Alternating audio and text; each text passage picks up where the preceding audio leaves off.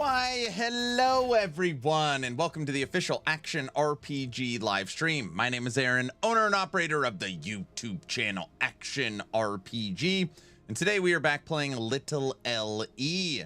I was looking through my builds, what I need to update on actionrpg.com, and there was one build that was like half done. This is my Echo Rive Void Knight. So I thought for today we would work on this. So I can get this updated on the site because it's practically done. I just need to do some testing. Hello. I was also thinking it's Friday night and the feeling's right. Today we've got dev stream. Maybe we play we do Polka King tonight. Does it really? Why does it keep saying Dwarven Realms? Blah. I don't know why it keeps saying that. And cheating probably at the bazaar too. During high school, I played junior hockey and still hold 2 league records. Most time spent in a penalty box, and I was the only guy to ever take off his skate and try to stab somebody. Who's already trying to stab people? I was thinking tonight we could watch the Polka King. It's Friday night. It's Friday night. Hey, Mr. Aaron, question on the LE hat. Would an XL fit a big head? Just get the flex fit ones. They just... Yes, they'll fit your head, I think. Play what you want, just not Elden Ring. Dude, I was watching some people play Elden Ring last night. I was watching Frosty LaRue. I was like, this looks kind of fun. Let's try... Lagon with its Harbinger at 500 corruption. Trent, what's up? Hello. No, I'm not cheating on you at the bazaar. I did that earlier. Wait, no. I meant...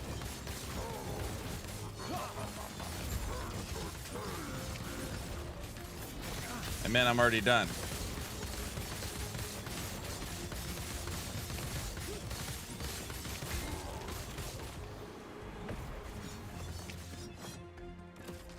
Exactly. Anyways, today should be a great stream. Work on Echo Rive Void Knight. And then we're going to watch senior developer, co-founder VHG Mike on the Friday dev stream.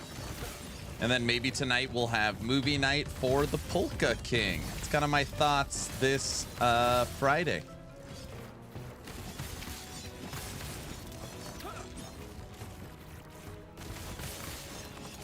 Flex fits are comfortable, but trucker hat is cool in hot weather. It's a good way to look at it. Hunter, thanks for the resub 1 month, sir.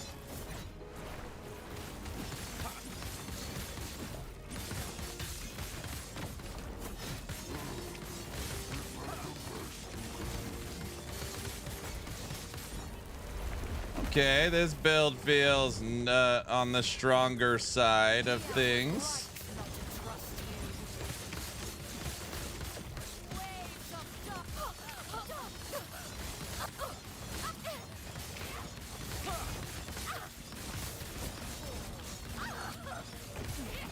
Okay. We are definitely in the we could kill everything category time.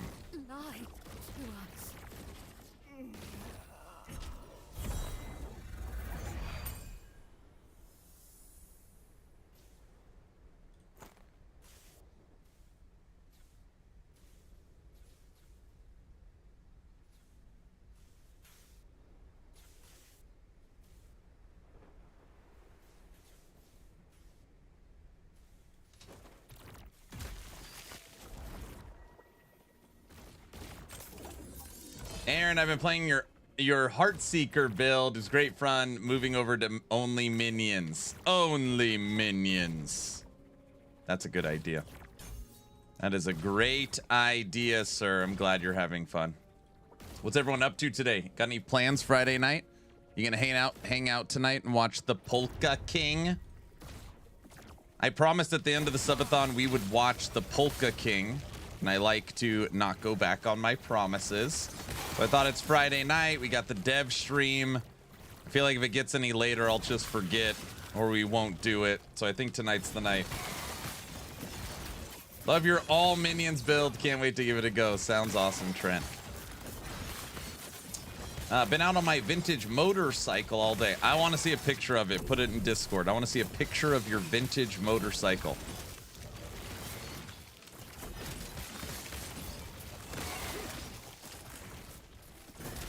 I'll even throw it on stream.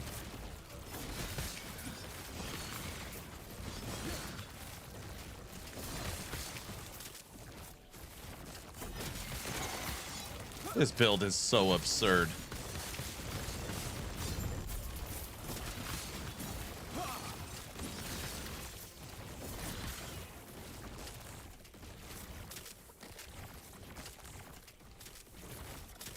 Wonder how different this would be to echo spin to win.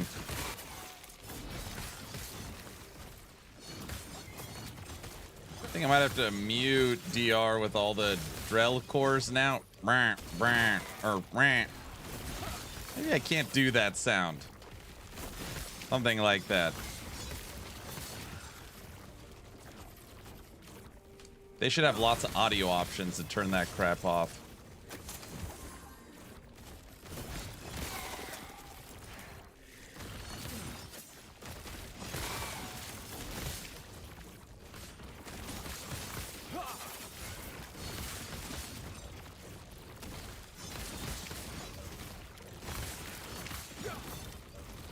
My in real life build is an unnerfable Judgment Pally. I see. Just judgment everywhere, is that what it is?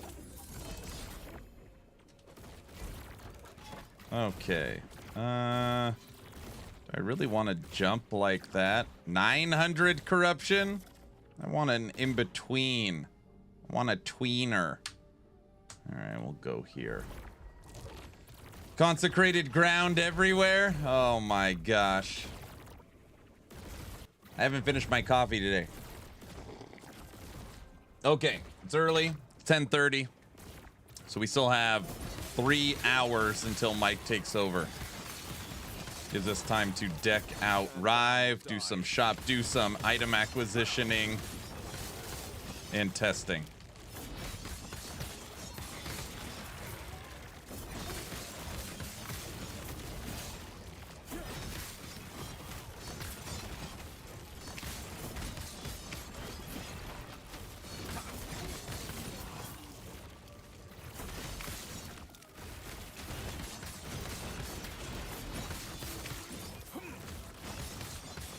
Somebody asked, how does it feel after subathon? I'm finally getting back in routine a little bit.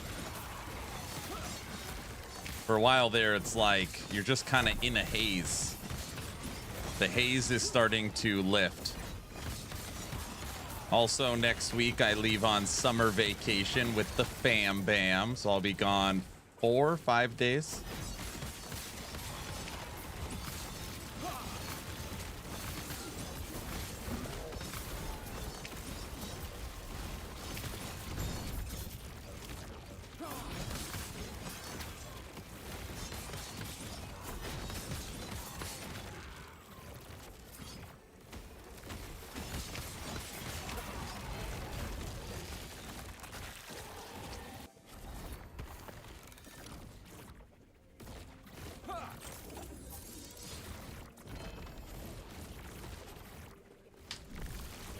What is in our Weaver tree?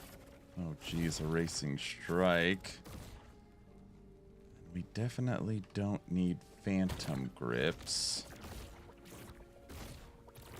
3LP cleaver solution would be great.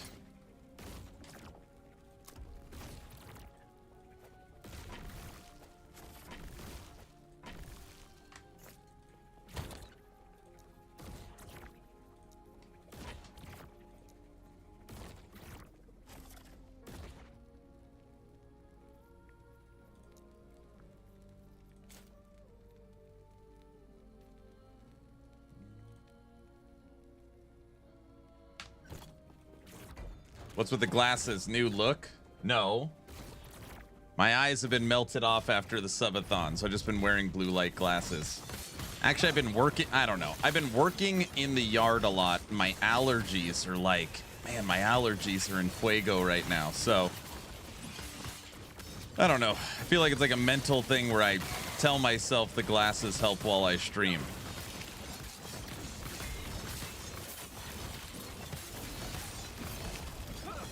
A yard stream? You want me to stream me pulling weeds in my yard? Old man hits us all? Exactly. That's what it is.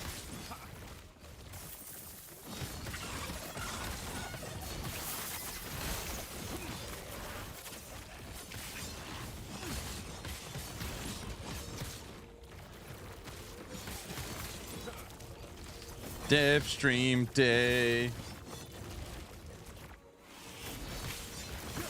I'm using the needle. I was very fortunate to item acquisition this needle. I feel like it's pretty good for this build. It's got a T7 void damage with a T7 crit strike multiplier. So it's only 14 tiers, but they're both they're the affixes you want. Health is wealth. I always forget that Mike streams on Friday. Yep. Used to dream of wealth, now I dream of health. I see. Ellie had an update. Yeah, I already did it. Yeah, Ray, this is what I'm using. Planning on participating in a max roll race. Yeah, I'm gonna race the max roll guy. I don't even know what you're talking about. A max roll race.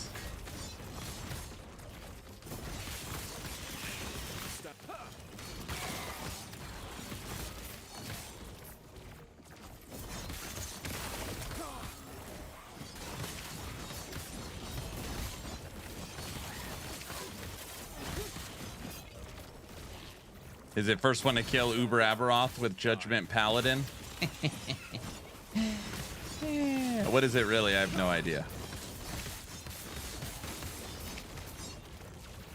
They're doing a community event, Forge Guard Arena Race. A Forge Guard Arena Race, huh?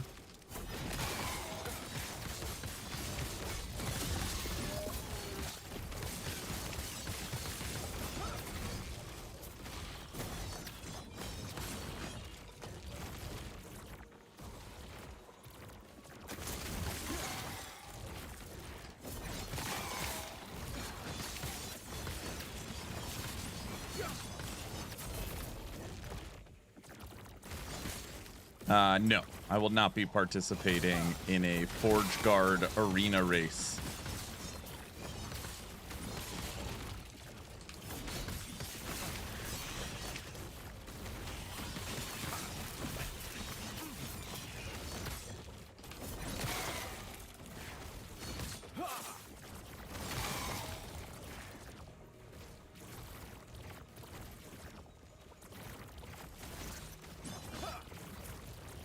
So you have to play a Forge Guard and who could push the farthest in the arena? Is that it?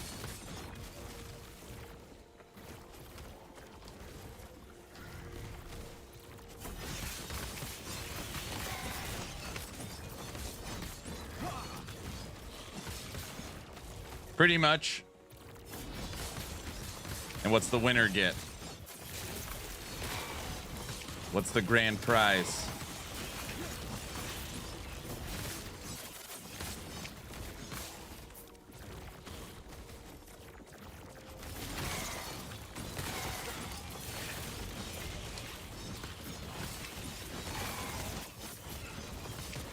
Thousand corruption. You do have to be a little careful here.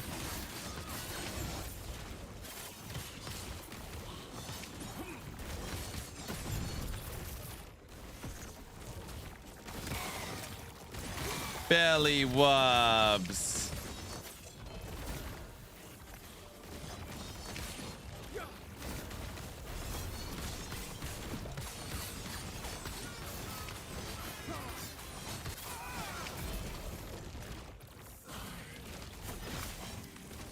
Aw, we should take a moment to appreciate. Should I rub it all over my belly?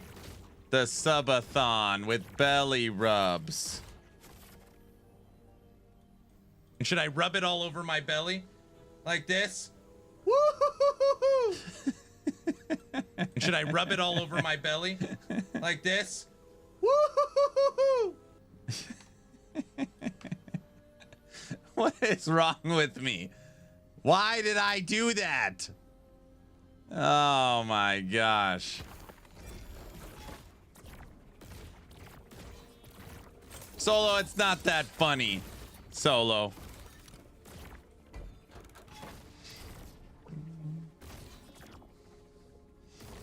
I got glasses last year using computer 16 hours a day, 6 days a week for 25 years is bad for you. Who knew?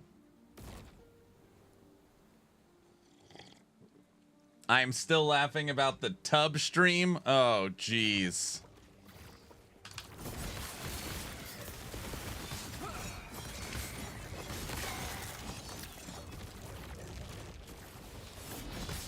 Why did you do that? Question mark. It's simple blurb content. Yeah, just blurb content. That's why I did it. Exactly. I did it for the blurb content.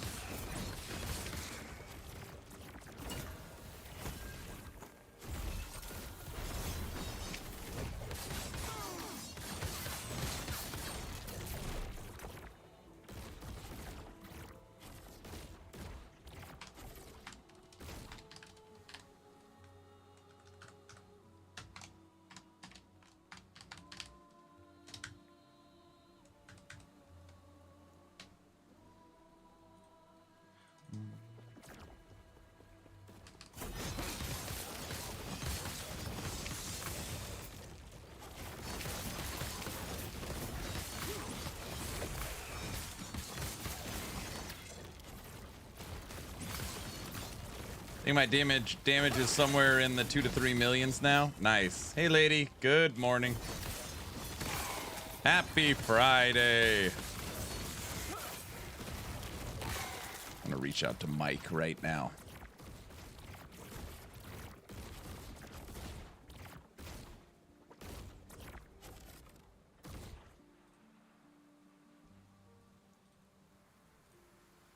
All right.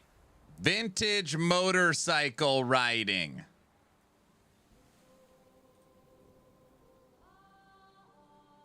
A 1975 Honda 404.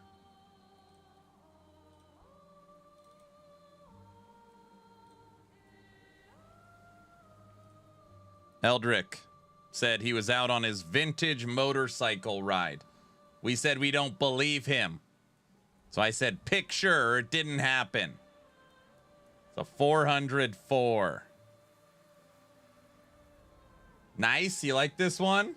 This thing looks clean. This looks clean. 1974 is vintage. Boy, I am old. Nice condition. 1975. Heavy. And yes, you're old. That thing looks clean, man. I got a feeling you take good care of it. Yeah, that's cool. When someone say vintage, I think of the 50s. That's 100 years ago. All right, it's not 100 years ago, but you know.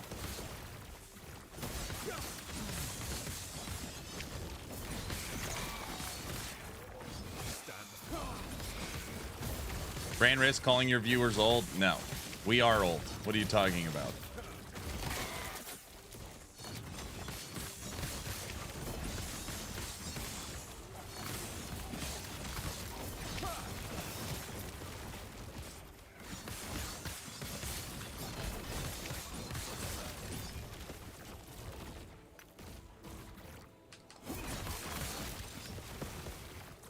I wonder what would actually be classified as old, right? Like, I just turned 40. 40's midlife, right? Average age, average life expectancy is what, 78? I think it fell, 78. So midlife. Almost 49 here is old. I would guess old is classified. I'm retired, so dude, I want to be retired. I'm 32 and feel old. Nah, man, those are some of your best years right there. 32. 75 is old. I would say once you qualify for senior discounts, you know, you go to the buffet for dinner at 3:30 and you get like the senior buffet discount. I think then you are now old. I think that'll do it. Is it 62? Is it? I don't even know what age it is.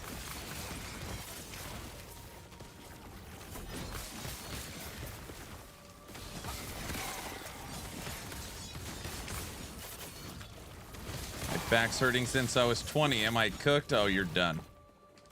You're done, bro. That's a wrap, man.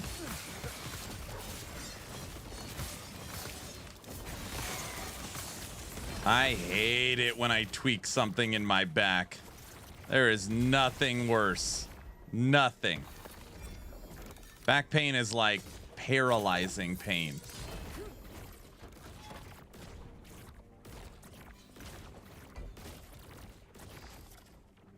'62, you start yelling at kids to get off your lawn. Oh, dude. I do that now. Nothing worse, tooth pain. But tooth pain, if you're not eating, is okay. Right? I mean, I guess tooth pain if it's like throbbing. Back pain, you physically can't move. But yes, tooth pain would be up there for sure.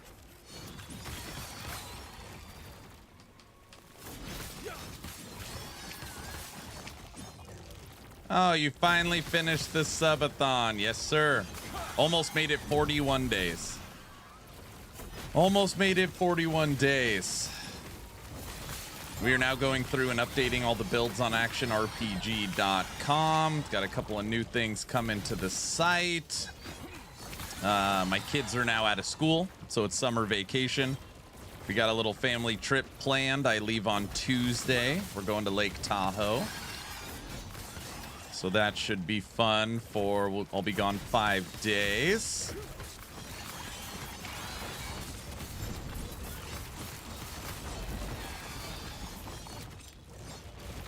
This is my Echo Rive Void Knight, which by the way was on actionrpg.com, and I've made multiple versions of prior to season 2. Thank you very much.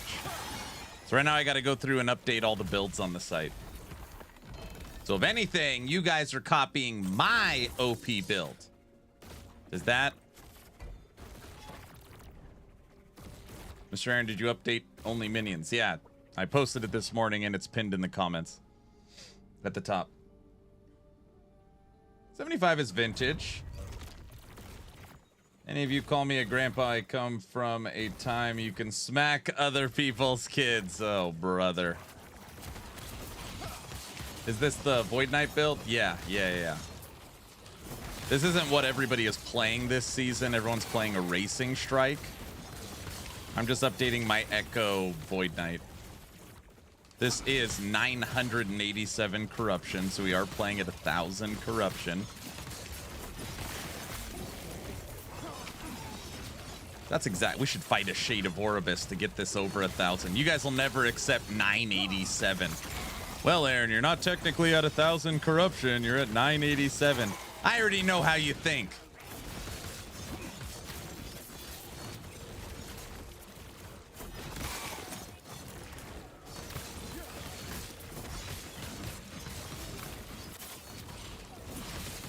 I won't accept anything less than 2,500.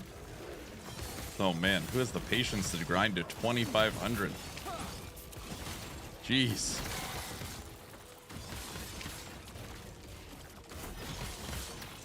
Echo Void Knight's pretty good.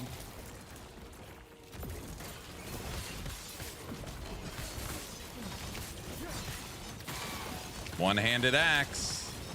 That is a cleaver solution that I'm hoping is not 2 LP but 3 LP. 3 LP.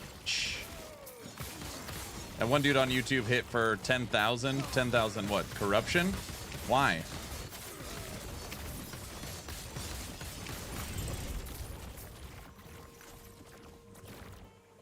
To LP. That's a good question.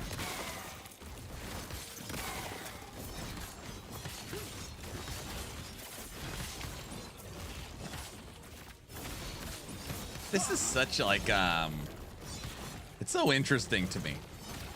If you took the bugged, broken S+ tier through the roof build and hit 10,000 corruption, okay? A lot of people will be like, dude, that's very impressive. If you took manual chucking acid flask and got to 500 of corruption, I would be more impressed with you. That's more impressive to me. I need a shade of Oribus. 6.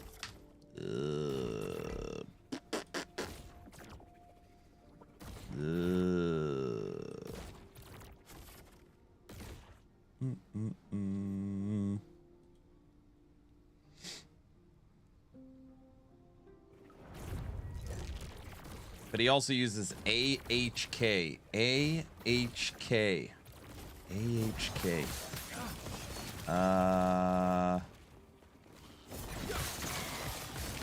Auto hotkey. Got it. Using numlock.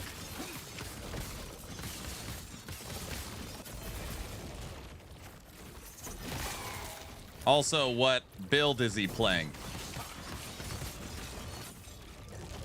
I'm gonna guess Falconer. Hello, good sir. What's up, Danny? Good morning, Falconer. I knew it.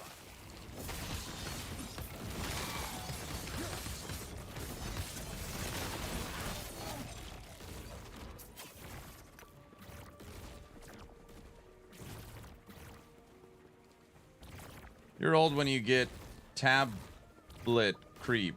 Doctor gives you one tablet, then needs to give you another to cure the side effects of the first one, and it snowballs. Oh my gosh. That's when you know you're in trouble, when you're just popping pills all the time.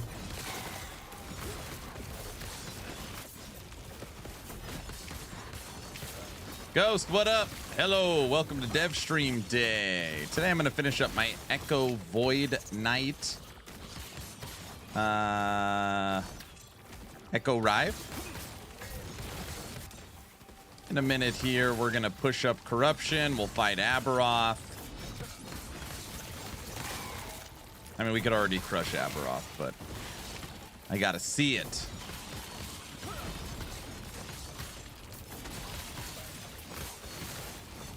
Some guy killed Uber Aberoth in 25 seconds with bugged stun idols. Didn't they fix those, though? Didn't they fix the bugged stun idols? Something like that? Stun idols are fixed. I congratulate you on your build, Beastmaster. It is excellent. I'm glad you like it. No snapshotting required, sir.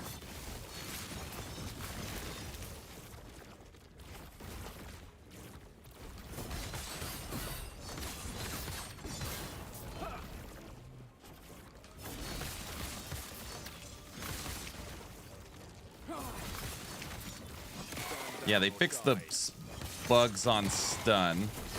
So what is here, somebody help me out. I don't watch other people's builds. What is pushing Falconer to 10,000 corruption? What is the item? What is the what's making it so powerful?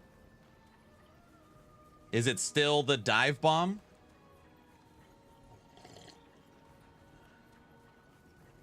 It's still dive bomb?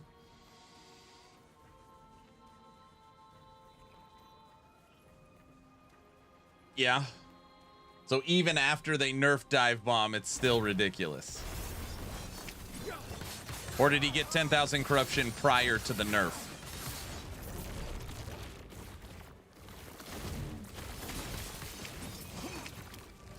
Me and a buddy have been getting beat up by Uber Abbey, so now we're beating Up on Pipsqueak Abbey. Nice.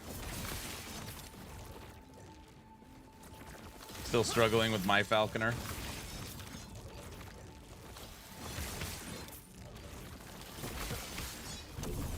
Okay, so the guy at 10,000 corruption on Falconer was before they nerfed Falconer. All right, that makes a little more sense. That guy probably got the Falconer nerfed. Which is good. If it's really at 10,000 corruption.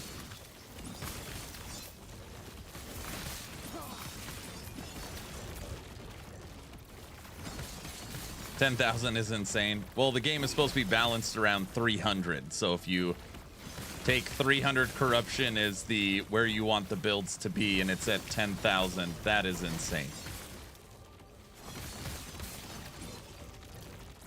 Any bazaar trips today yet? Nope. I have not gone to the bazaar on stream. Ha! What do you think of that? You just want to hear this song. Unbelievable. He wants me to go to the bazaar.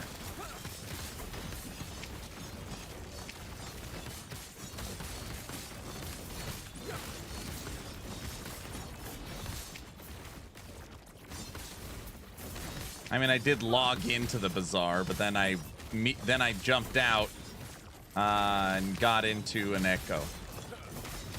370 corruption here.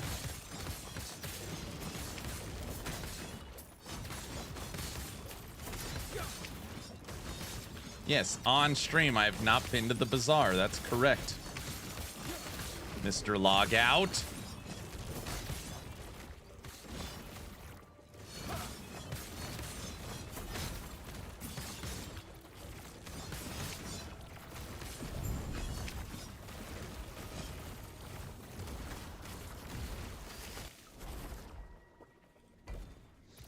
Alright, let's use some needles to build up the Gaze of Oribus.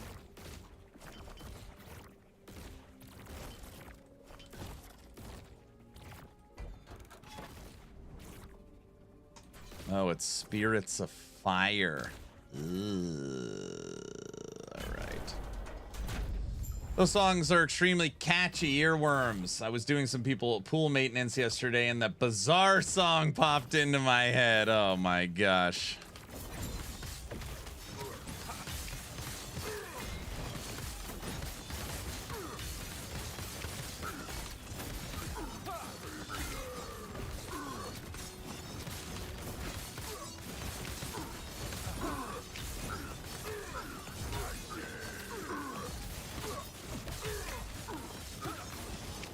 Get out of here, 1,000 corruption fire dudes.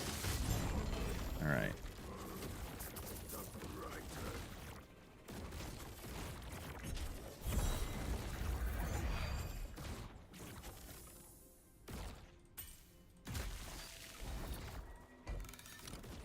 I was online window shopping and the song popped into my head.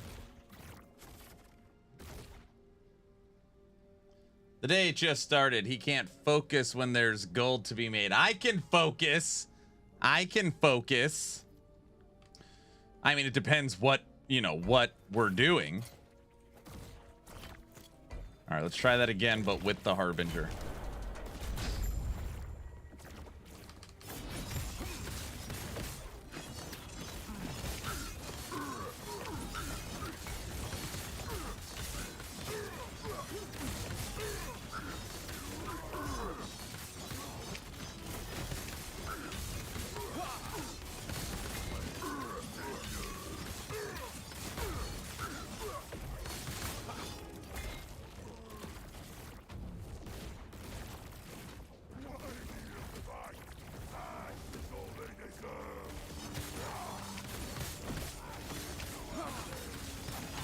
I don't know if we could face tank him.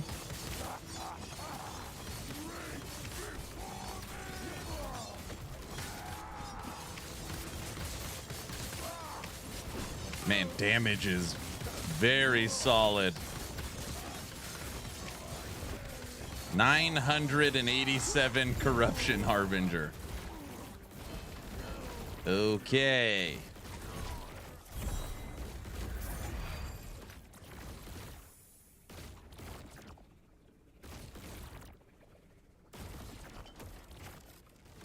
So is the minions only good, great, or awesome now? I would say it was average and now it's good. You got to remember that only minions is designed as an accessibility build. So, one, you need to play on controller, or you require a one-button build, or you're lazy. It used to be called my lazy build. It used to be called my lazy necro build. But it kind of morphed into an accessibility build because people are like, this is the only build I can use because, you know, it's hard for me to like hit multiple keys or something like that. So I finally updated my accessibility build. What's up, Cam? Would it be good in a hardcore build? Necro in general isn't great in hardcore because it doesn't have access to a ton of damage reduction. Aaron is playing the meta again. Well, if I'm playing the meta, then I created the meta because this is my Echo Rive from multiple seasons ago. All right. 987 corruption Shade of Orbis.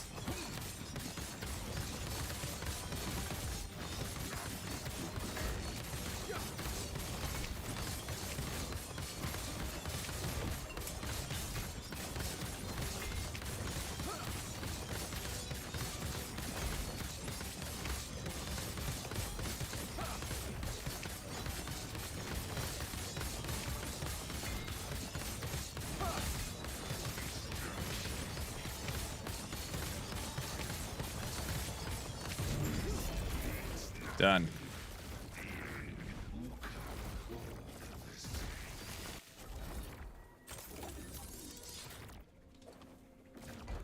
$1,045.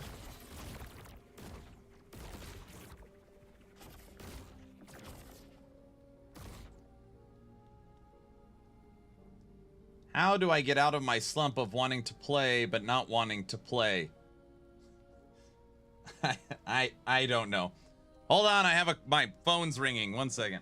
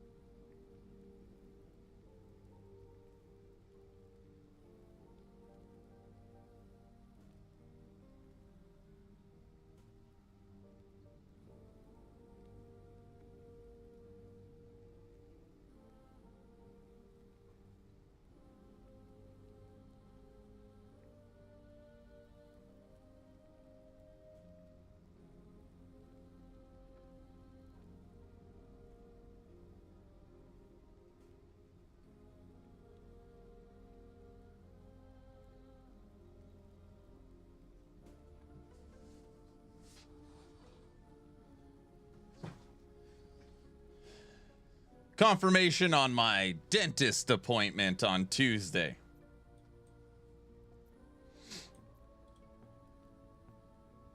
Yeah, and my extended car warranty is up too. Damn, you wasted him. We did waste him. You getting veneers? No.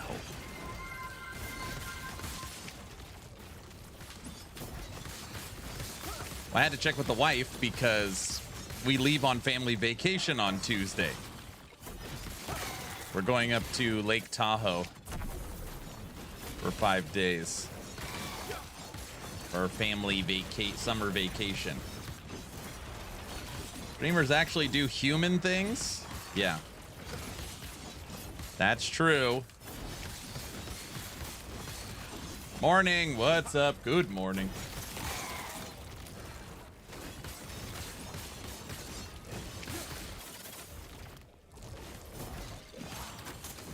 How do you get out of the slump of wanting to play but don't want to do anything?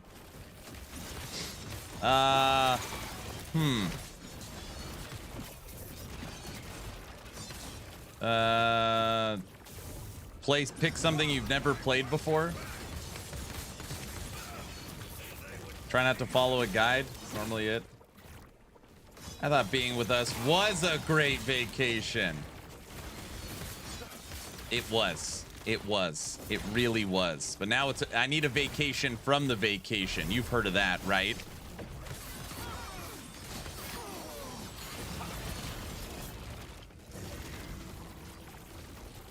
That's what this is.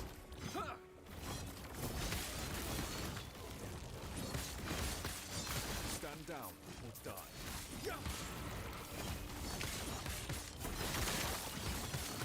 I've played 3 different classes so far. That's true. Luckily, there's 12 others for you, you know?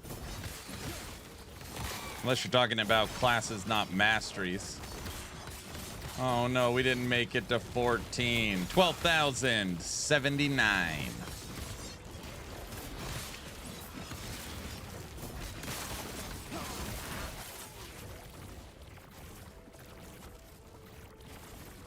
I mean, if there are any fathers in the room, you might know this. That when you go on a either flight, long drive style vacation with 4 children, almost regardless of where you go, you need a vacation from the vacation. So, as a family, we are going to Lake Tahoe for 5 days for our summer vacation.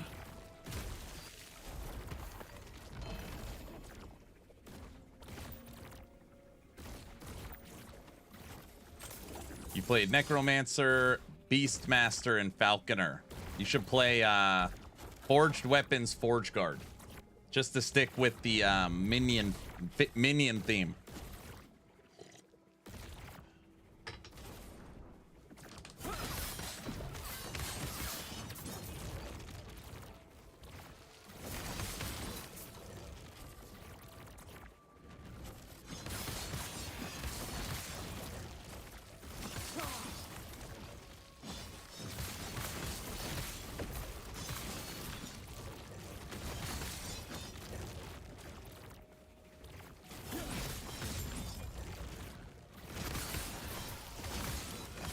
Yeah, Forged Weapons, Forge Guard.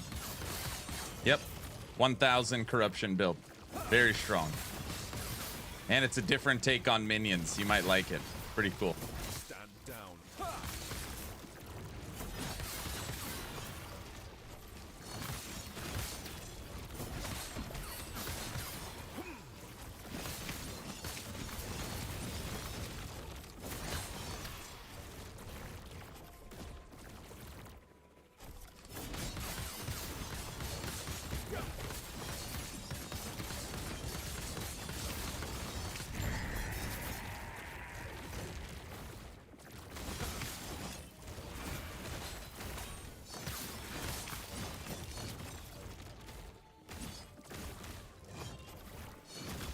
That's normally called work when you when you're on family vacation. Stop shooting me. I wonder how many deaths come from just wanting to put something in the egg, but enemies come and kill you.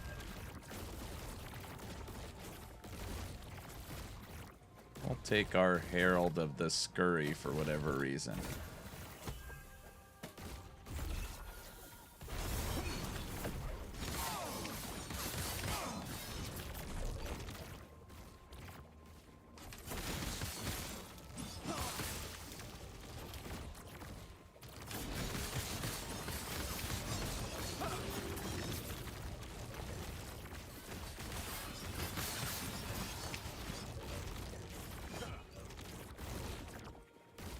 Preach it. It's a vacation for the kids, not the parents. Exactly. I mean, it'll still be fun just to get out of the house, get some sun, go lay by the lake. It'll still be fine. But, yeah. Family vacation is work, then what do I do for a living? I don't know. Not work? Brow? Brow, we gonna get season 3 leaks today? Dev stream. Dev stream.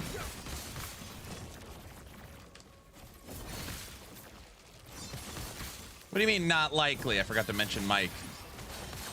I forgot to message Mike. Am I gonna die?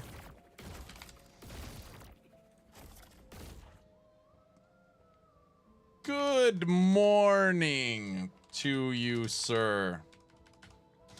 We are all excited for season 3 teasers today. Yeah.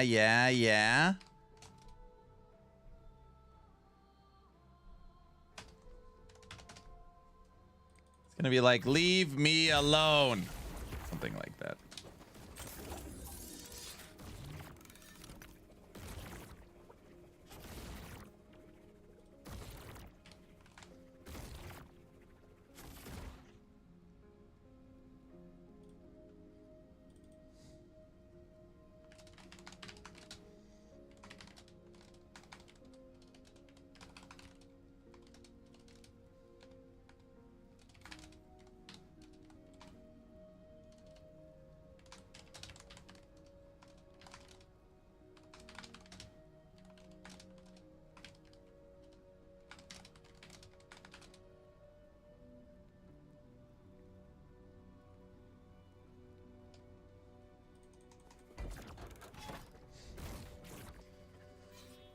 What Void Knight build are you grinding? I used to have a build called Unstoppable Paladin. Unstoppable Paladin got switched to Echo Rive Void Knight. Basically the same build, but you get more damage out of the Echo. I've updated it, I don't know, 3 or 4 times. And yeah, right now that the subathon's over, I'm kind of just systematically going through actionrpg.com and seeing what builds haven't been looked at yet. So I need to update Echo Rive and Echo Warpath. So today I was already working on this build, so I'm just working on Echo Rive Void Knight.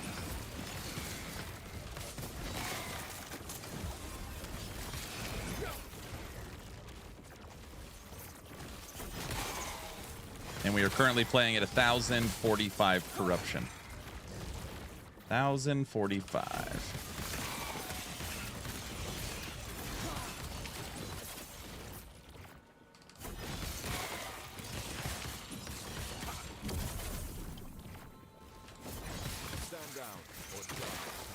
I should go fight Aberoth just to see what that looks like.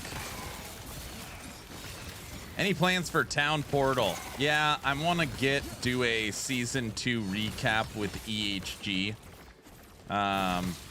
Frosty's pretty good to go now after having his baby, and now that the subathon's over, I can start planning it. Again, that'll all be after my family vacation. I leave on Tuesday, so I'll start planning the next Town Portal after. Also, I lost all the scenes, so I gotta like rebuild them all. I mean, it's not a ton. It's a little bit of work, but yeah, since we're now on OBS and not Streamlabs OBS, I lost all my old scenes, so I need to remake all the Town Portal stuff.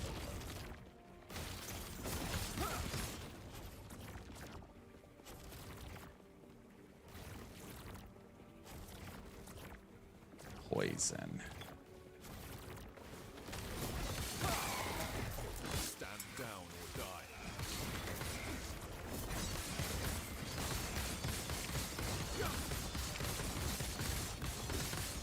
Don't die. Don't die!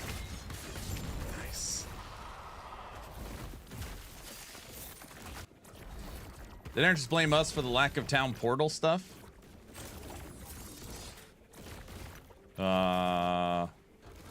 Is that what I said? We want leaks. I know. Me too.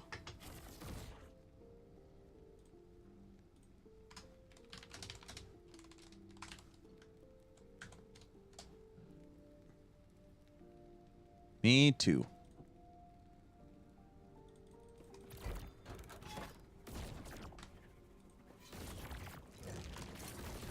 You want a potato with those leaks. We only have 4 Aberoth keys left. All right, let's see.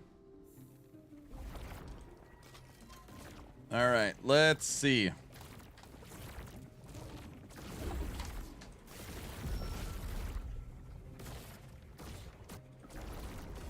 The altar of oblivion.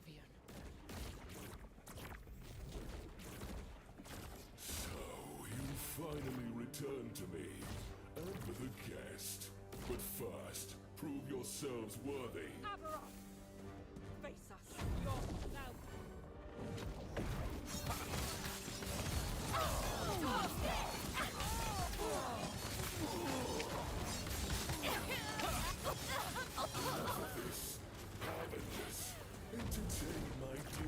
Holy moly.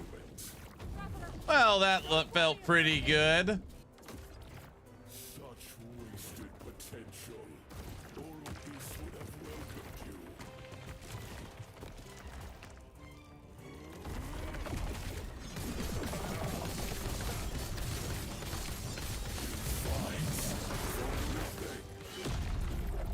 Every time that slam hits, I always think, could I face tank it?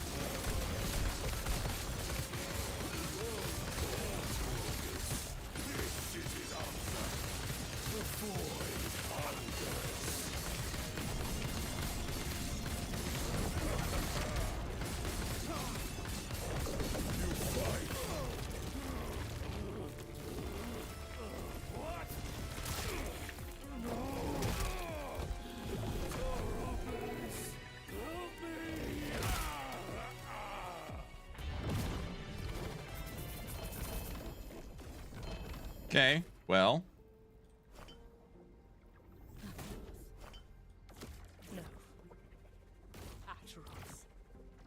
That makes what, 500 Aberoth kills? No, it is not 500. I've only killed him 62 times. Highest corruption, Harbinger, 1144. Harbinger kills 97. Aberoth killed 62. Are you done with Slormancer and DR this season? I really want to switch over to V Rising. It's kind of my plan. Switch over to V Rising.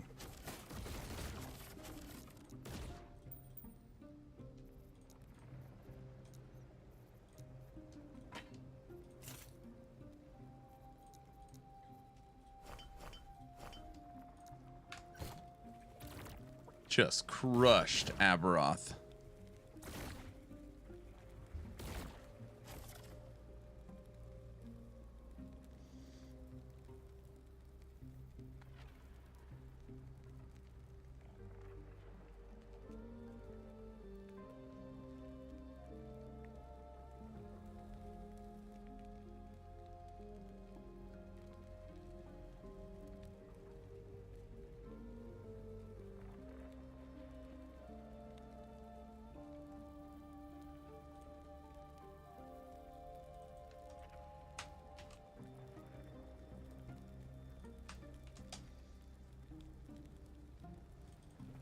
Flormancer gets very grindy near the end of mid game and end game.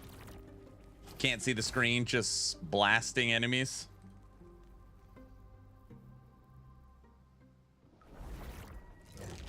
V-Rising PvP when?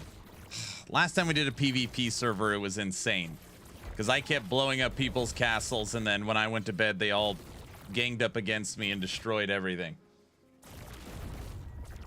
Is the one button Abomination guide live yet? No, I don't play Abomination, DC. I can't get behind a Necromancer that only has one minion. I don't know. Like, the farthest I will take that is Wraith Lord. But even Wraith Lord is very active, and it makes other minions around him. So I'm a little better with that. But I just... For me, if I want to play single minion, I play Beastmaster. Necromancer, for the majority of the time, I want an army. I want an army.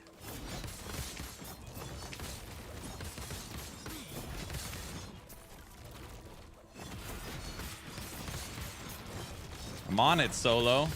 Well, trying to.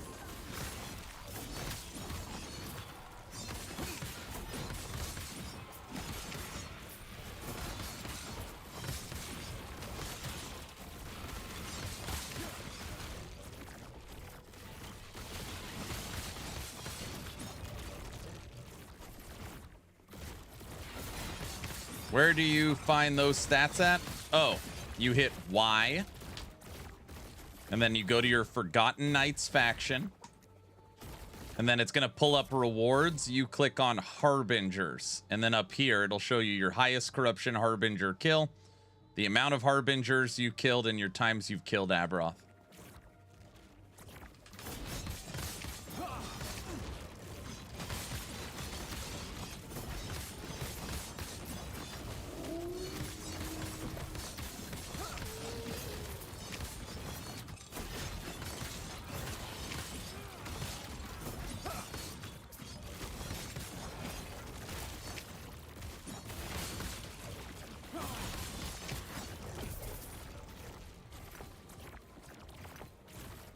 So now the question is, how much corruption can this build do?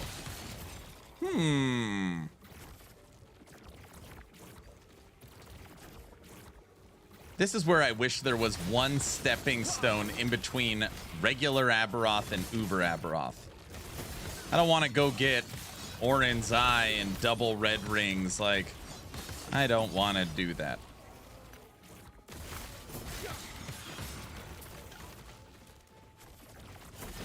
Might cap out around 1200. 1200 would be awesome. That'd be the best build.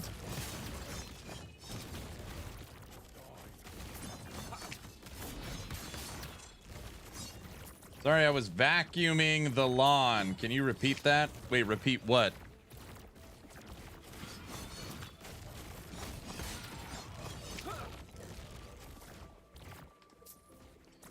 Chasing this idiot around in a circle.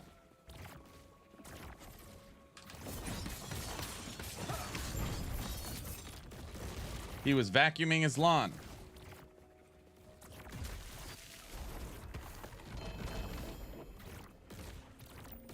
$1,000+ corruption is insane. Yes, it is. You are correct.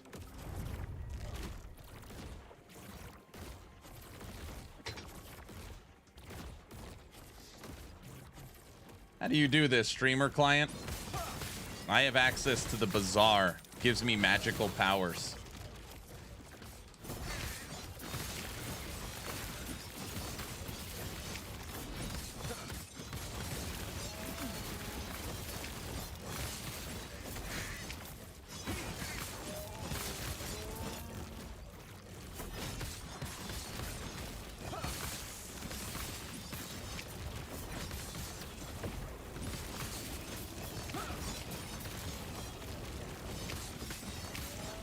No word on CT.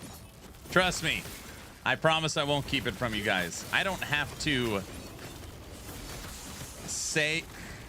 I don't have to... I'm not under NDA for when I get access to CT. Just everything inside of the CT. So as soon as I get access to it, you will know. I will literally have the biggest smile on my face during stream, being like, necromancer. That's what I'll say. No, I do not have access to anything season 3. My guess is we get season 3 in August, so it's probably still a month until anything pops off.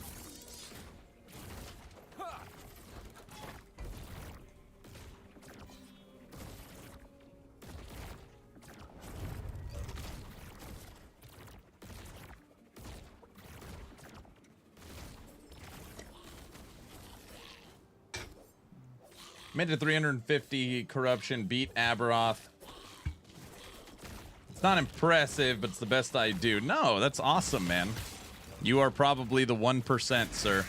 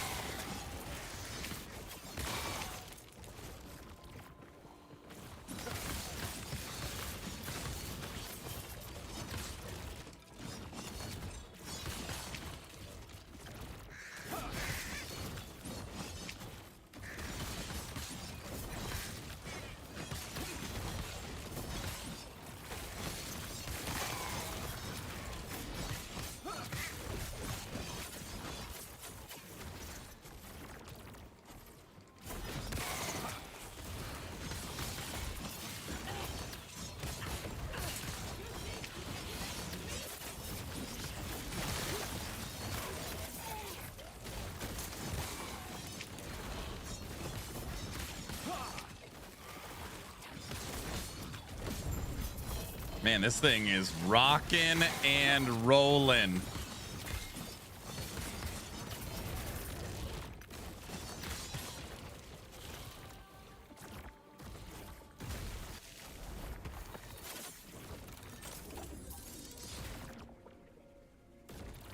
We were meant to hold you here until season 3. It's okay. That's okay. You guys did really good. You did really good. This build is unkillable. No, I've already died once, so.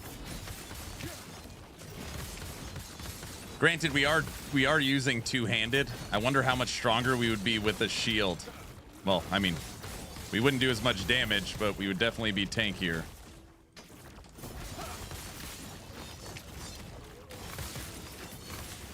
This build was strong last season, and then they buffed it. That they did. Oh, yeah, this is a huge buff. I mean, face tanking Aberoth, and we're currently at 1,045. So next shade will push us close to 1,100.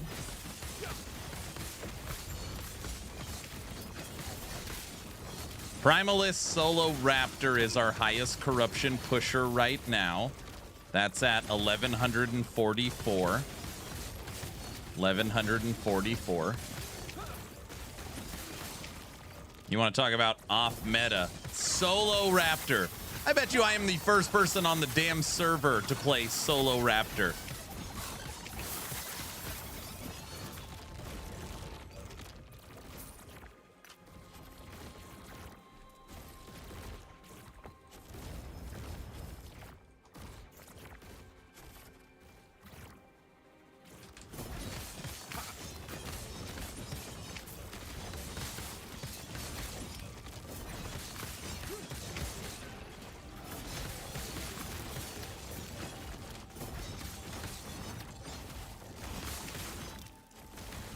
Man, it's still early too.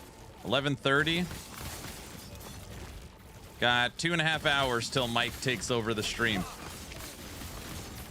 And then everybody, I made an announcement earlier. I'll make it again. I promised at the end of the subathon we would watch The Polka King as a community. So we will have Discord movie night tonight, watching The Polka King.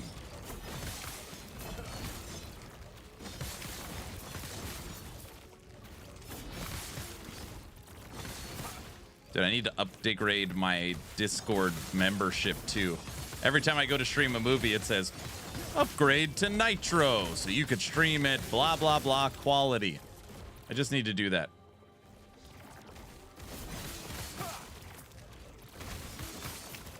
A promise is a promise. Yes. Friday night, movie night, The Polka King. Jurassic Park is frightening in the dark. All the dinosaurs are running wild. Yeah, Polka King's on Netflix, so I'm going to upgrade to Nitro, log into Netflix on my PC, and do a little test, see if it runs better. That is the plan.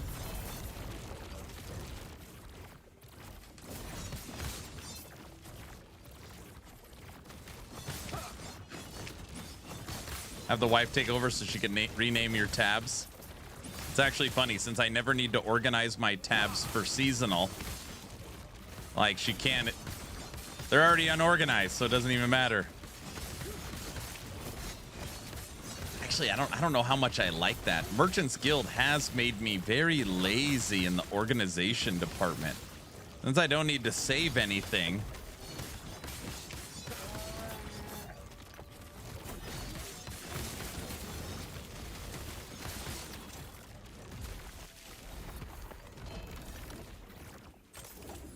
MG for the lazy win. I've spent a little bit of gold. I'm at 1-7. 1-7.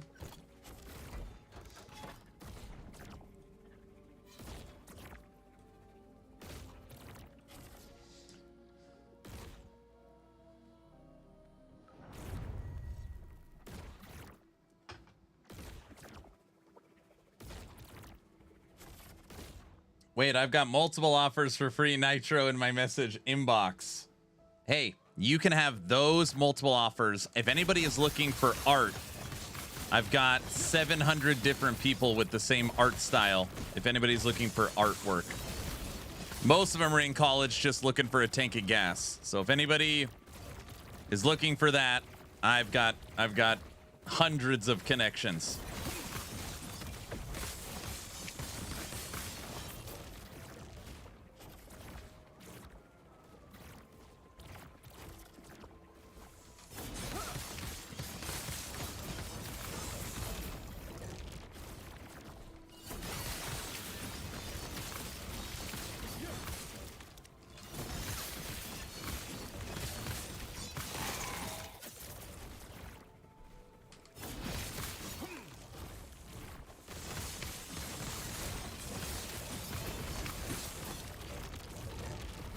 Ocean, give me that. Give me that. Right now we are on corruption pushing. We're gonna see what this sucker can do.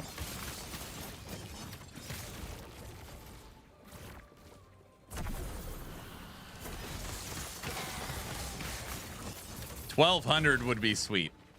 We haven't had a build hit 1,200 corruption yet. That would be sweet.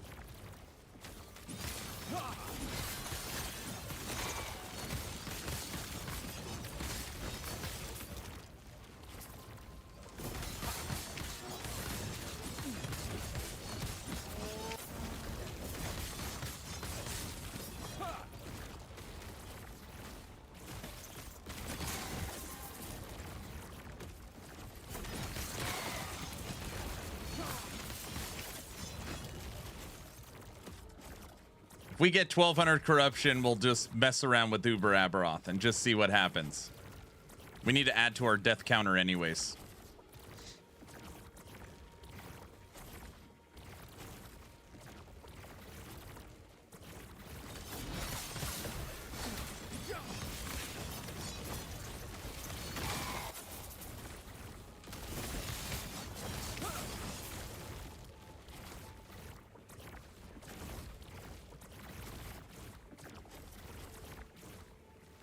What the hell am I going to do with all this gold? 1 LP red rings to complete the meta. Wes, thanks for the tier 2.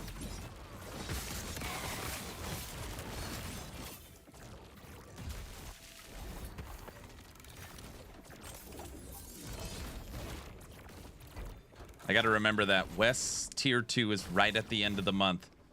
Next month is a very, very important month. I never put it on screen because it lasts for a year.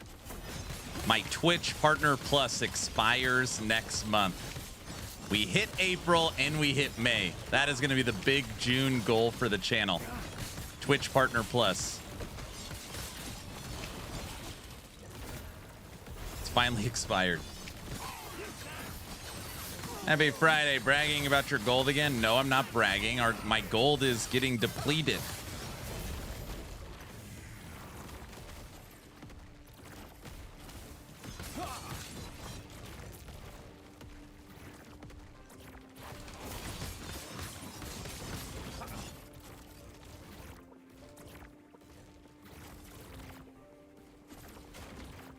Go full. Nobody goes full meta, dude. Come on. What do you want me to do? Get 2 red rings and a orange eye? Is that what you want? Is that what you want?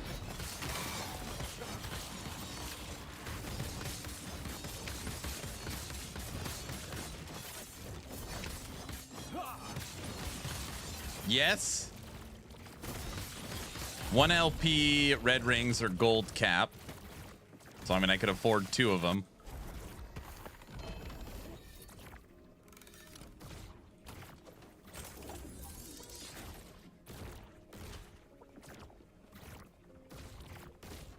Yeah, you should just build a Judgment Paladin so everyone can call you.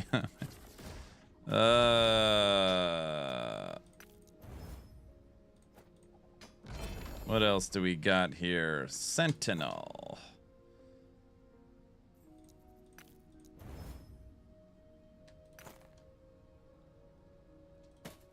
+4 to volatile reversal. With an open suffix.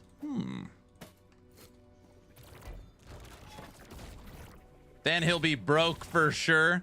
That would be it. Out of monies. If you're a good boy, Twitch will give you 70-30 instead of 60-40. I've been on 70-30. I've been on 70-30 for a whole year. That ends next month. You have to maintain Twitch Partner Plus for 3 straight months to unlock it for a year. And our year is up in June. So we need to hit June. If we hit June, we're good. We hit April and we hit May. So we just need to hit June. And obviously we absolutely crushed April and May with the subathon. We need 300 points in the month of June for 1 year of Twitch Partner Plus.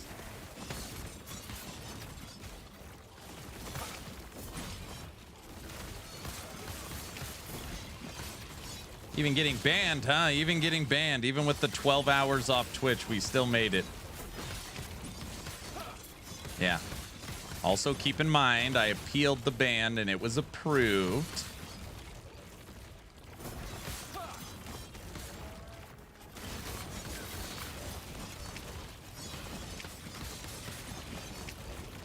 Fire items for this game are overpriced for Judgment Pally. Yeah, of course. If you are following meta progression, the items are going to be very costly because of supply and demand.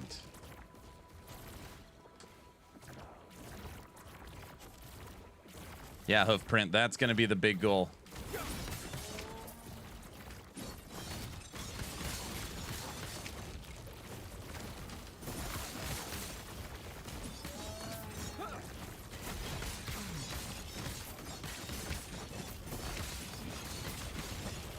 Judgment Paladin doesn't even look that fun. Who was that? Red Wolf was playing it when we were playing multiplayer together.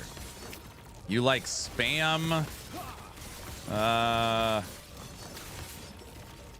You spam Vengeance and then spam Judgment and then spam Vengeance and then spam Judgment. Something like that. It's like double melee spam. Doesn't look very fun.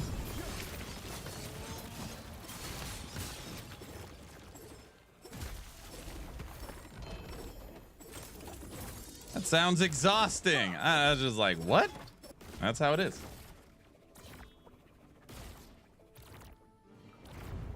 I wonder if you can get the ability to add stash categories inside of stash categories. You want subsets?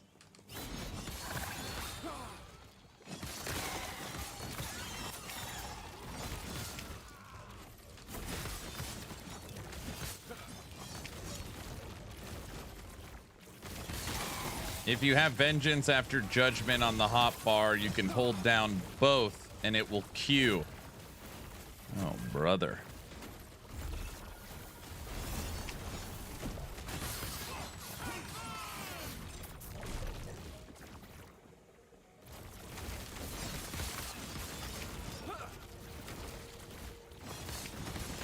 I was watching Frosty last night play the new Elden Ring. Looked all right. You know what it weirdly reminded me of? It reminded me of Witchfire a little bit. I don't know if anyone's seen the game Witchfire. This looks like Witchfire. Holy moly.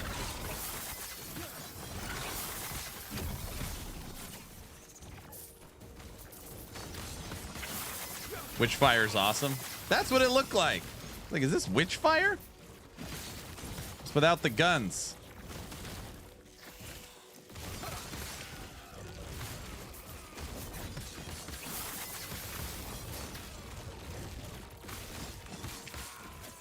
Can't wait for the Bears nerf announcements.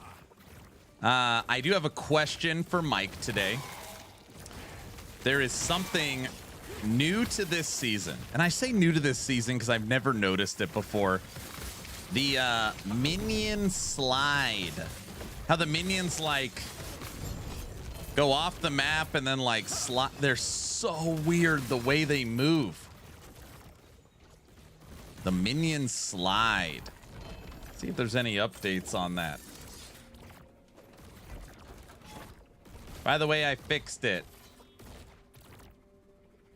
Brow has a song. We're bringing it back. We're bringing it back.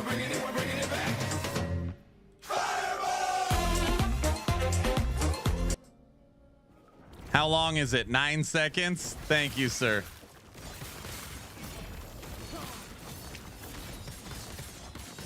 Yeah. Oh, 4,400 fireball. See, we're definitely not unkillable. Oh, we do have some shades of Oribus. Oh, we'll keep going up. Murdered. See, we're not ready for Uber Aberoth. We can't even beat a big old fireball.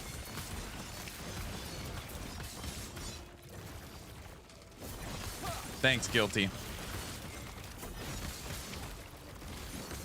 All right, so let's talk through it. We're going to play some Last Epoch and get actionrpg.com all up to date and ready to go for the likely new season coming in August. I want to jump over and play some V Rising with the community. Play some V Rising Oakvale.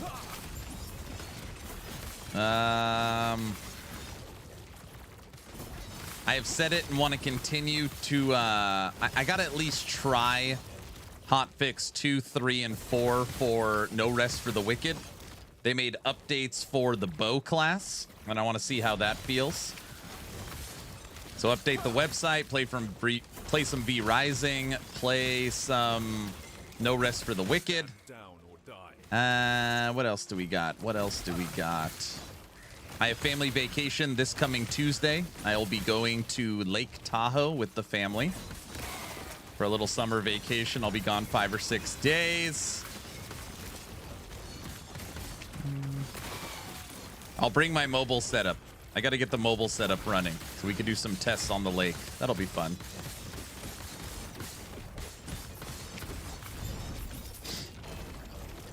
I don't know. I feel like it's going to kind of transfer into quiet season a little bit now that Ellie is, 45, 46 days since launch.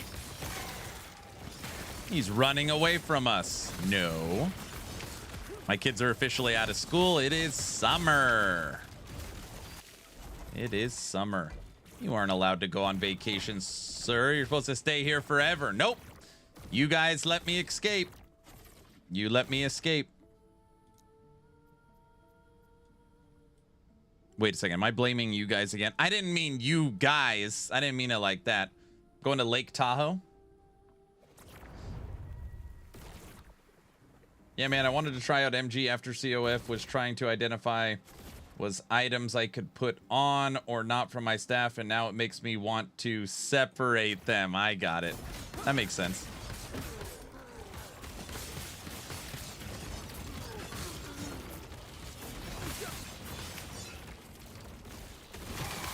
What do you mean, you guys? What do you mean, you people? What do you mean, you people? Guilty, if you didn't hear the announcement, tonight is movie night. I promised everybody that we would watch The Polka King for the end of the subathon. Obviously, the subathon ended late, like 10 p.m. or whatever, or 7 or 8 or 9. I don't know. It ended late, so we didn't actually do that. So I'm going to fulfill what I said tonight.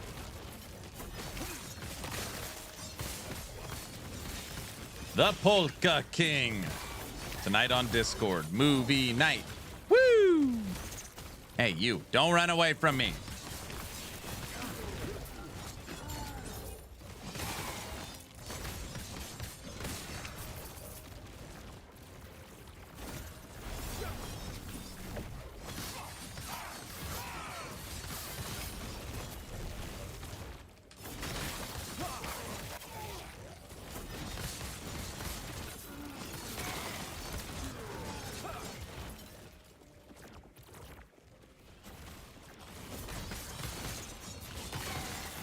We're on south side.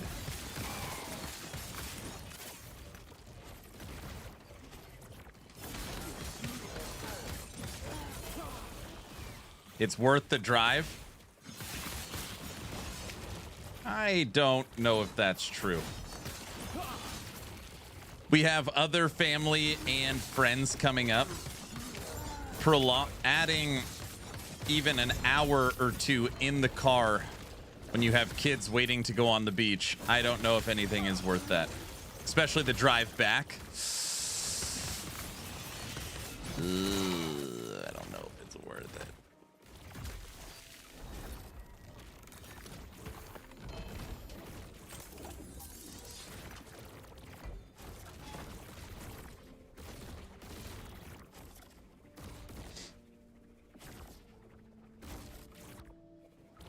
Oh, I should get V Rising for my birthday.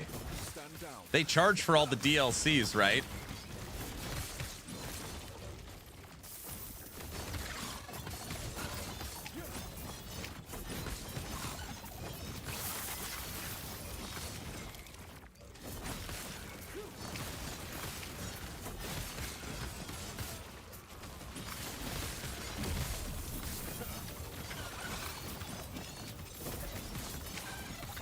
Lizards, don't run away.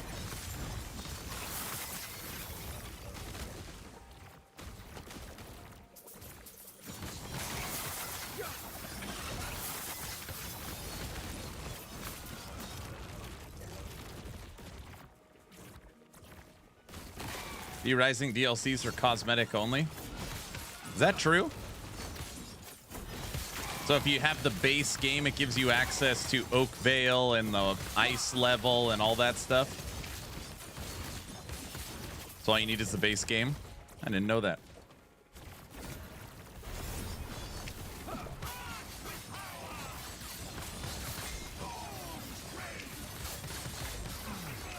I thought you needed them. Maybe not.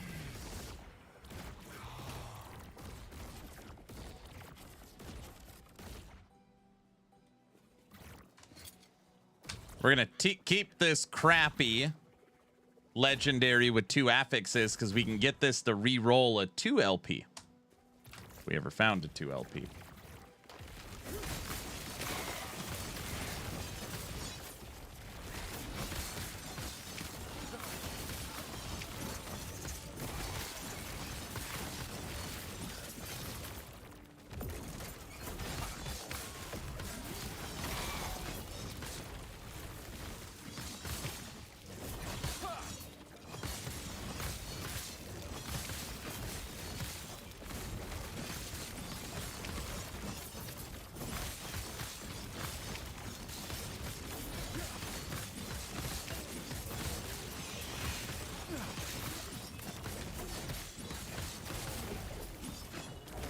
Aren't you an LE trillionaire? I'm not an LE trillionaire. My gold has been lacking. We're down to 1.7 billion. Mike continues to dwindle. Uh-huh. What do you mean, uh-huh? He's stingy. Trevor, that's not true.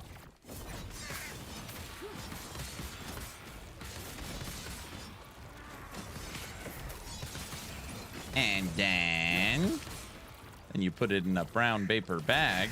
Sorry, I can't focus when there's gold to be made. Dude, you guilty. I don't know what you just got to turn off blurps, dude, until we fix it. I don't know why. It literally blasts my ears out. I don't know why it's like that.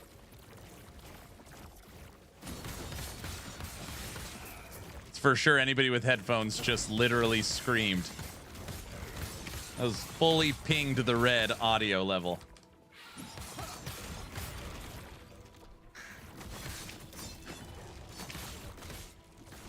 Yeah, guys, I don't want to hurt anybody's ears. Sorry.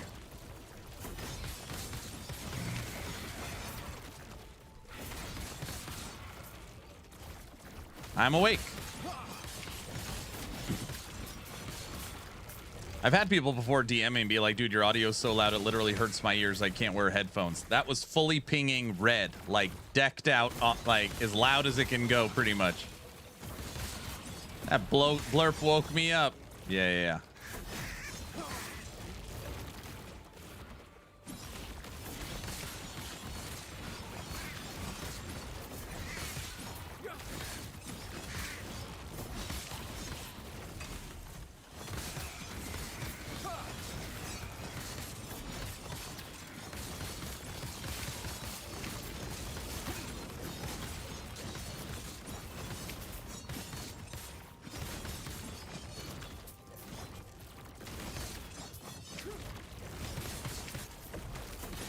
I want to say blurp is at 100% Twitch stream volume, regardless of what the streamer volume is set to. Probably a bug.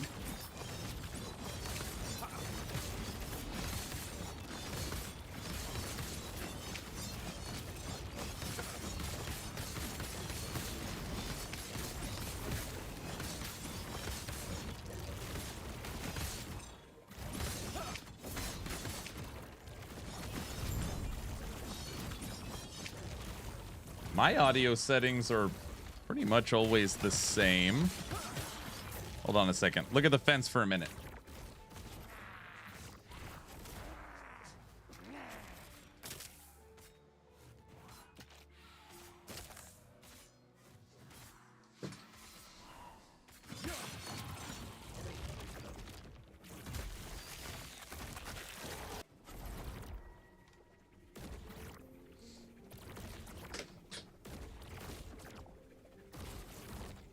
Light, so much light. So now you're blind and can't hear anything. Is that what's going on? All right, let's build up some Gaze of Oribus. Needles.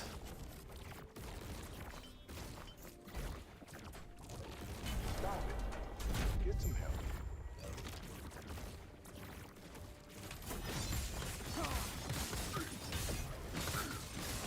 Hold on to your butts. So funny, my wife goes downstairs into my DVD collection, which she never does. She's like, oh, I picked a movie to watch tonight. I was like, that's so random. All right, what'd you pick? She turns it on, Jurassic Park 1. Last night we watched Jurassic Park 1 on DVD. Yeah, it's very loud.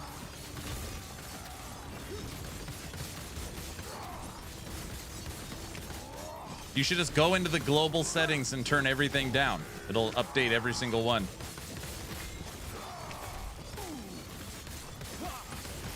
So good.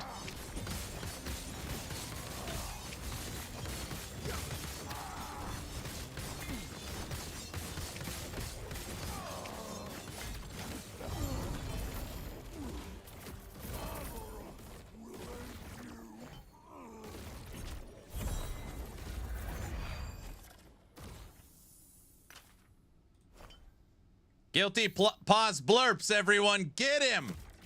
Get him.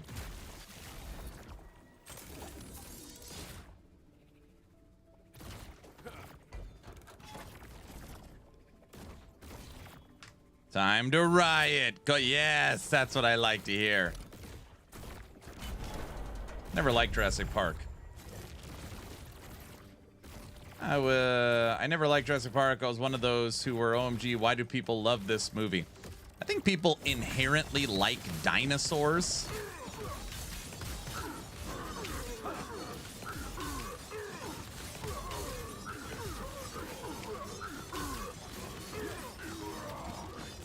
That was the fastest we've ever killed 1,045 corruption fire guys.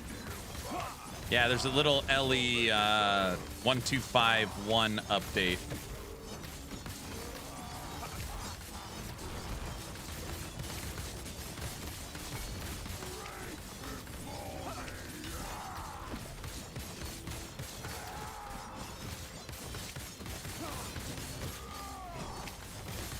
First Jurassic Park, genuinely a good movie. It's not just about dinosaurs. That is correct.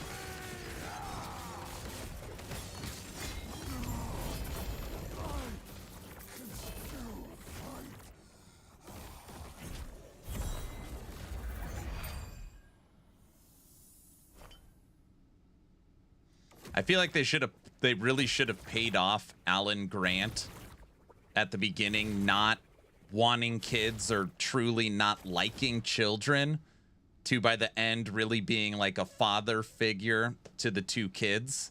They never paid that off. He literally doesn't get married, and his girlfriend gets married and has kids, and he's just like a grumpy guy in the low budget Jurassic Park 3.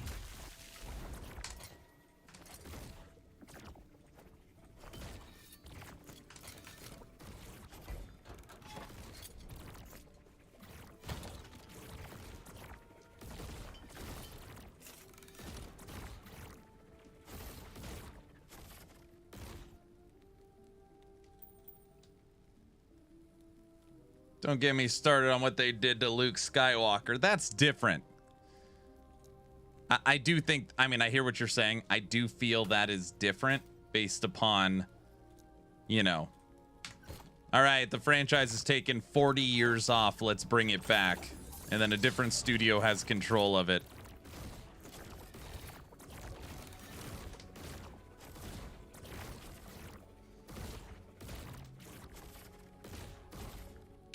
But yeah, the idea of like chaos theory, the idea of thinking you have control. Alan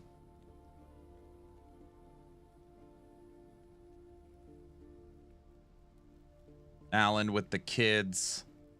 The old guy that made the park. Coming to the understanding that the vision is not there, and him coming to the realization that to shut down the park. There's a lot of good stuff. It's a good movie. What the hell are we doing? Shade of Oribus. This will put us to 1100 corruption. Left or right? Eeny, meeny, miny, mo. Catch a tiger by the toe. If it hollers, let him go. Eeny, meeny, miny, mo. My mom told me to pick the very best, and that is you.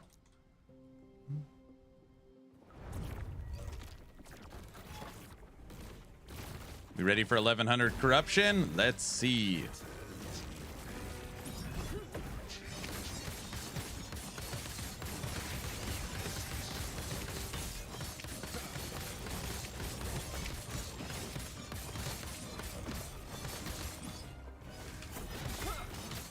Get away from me, blood bubbles.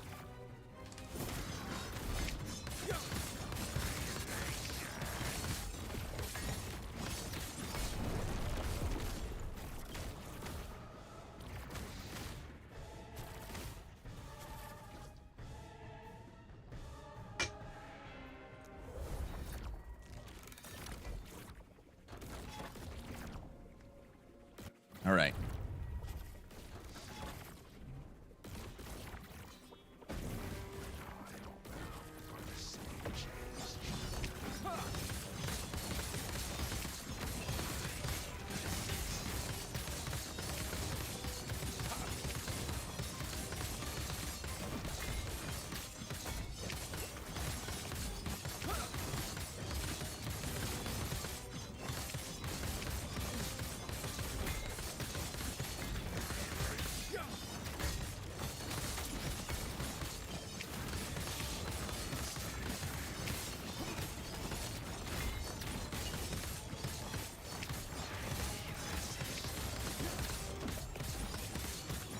Come on, final phase. All right, got him. Not bad, second try. 1103 corruption.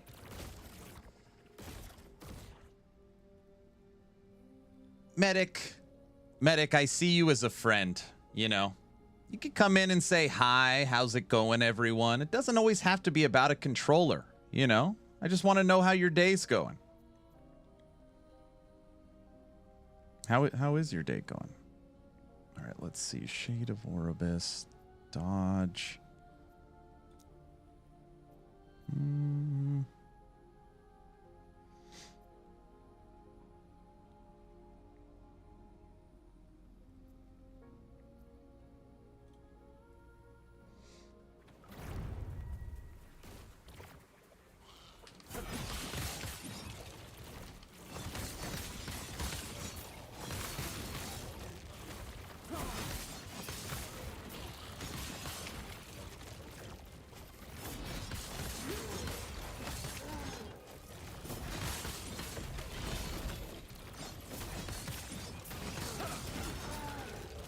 All right, corruption 1103. We are now 41 corruption away from our solo raptor.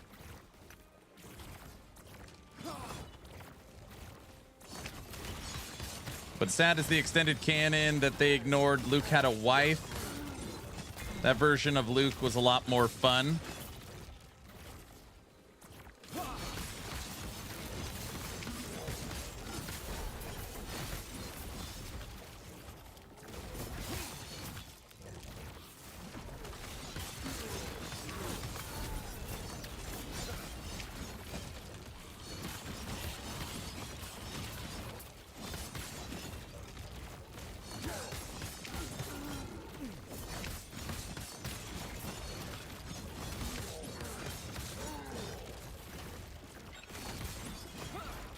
There's only 3 Star Wars movies.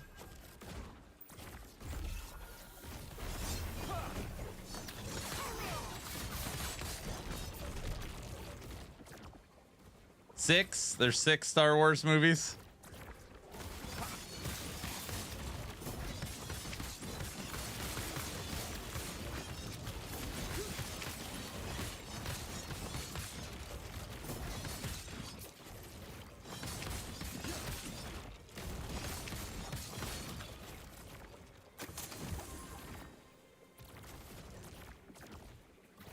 Only 2 good Star Wars movies? It keeps getting lower and lower. I'm a big Empire Strikes Back. I like that one.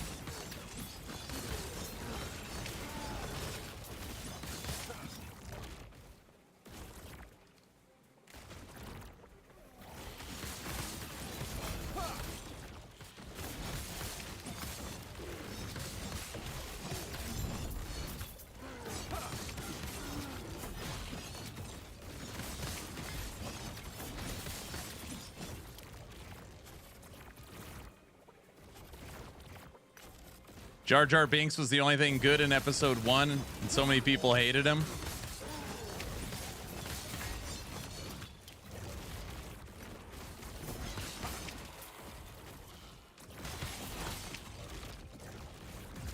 Lots of the miniseries have been good. Andor and Mandalorian. Star Wars wouldn't exist without... Now this is pod racing. Maximus, what up?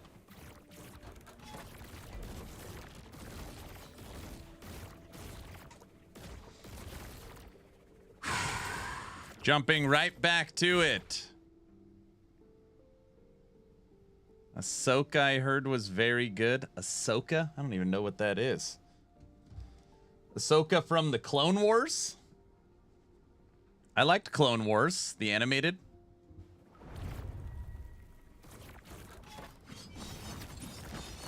They made that into a Disney show. I haven't heard of it. It must be bad. I don't know. I like Clone Wars a lot.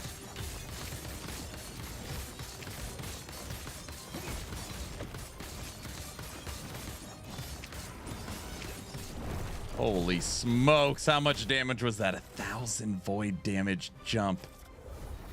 All right.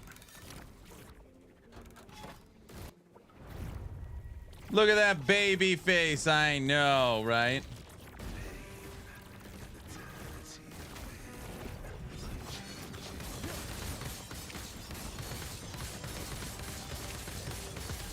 Damage is still solid. Shade of Orbis, just mean. Get away from me.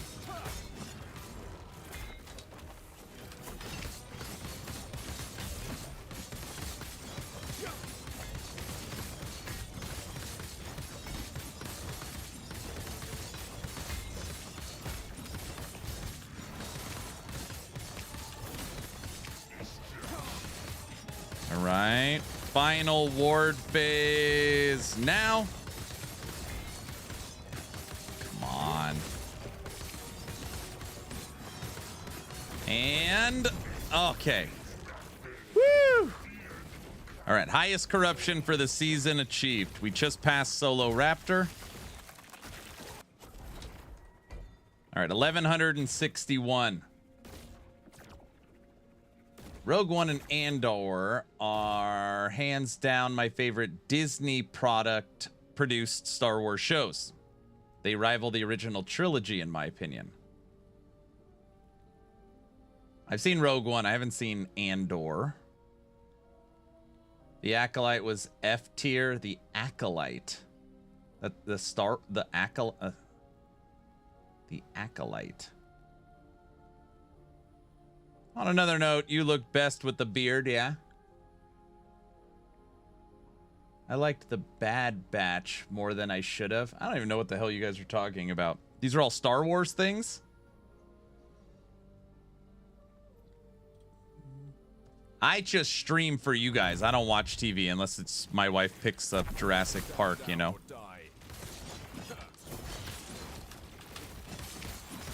Star Wars Disney stuff. I thought they abandoned their Star Wars section because all their stuff did bad.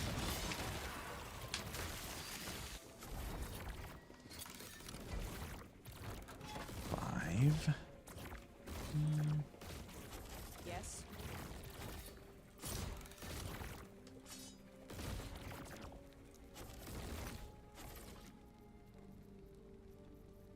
No, what are you doing?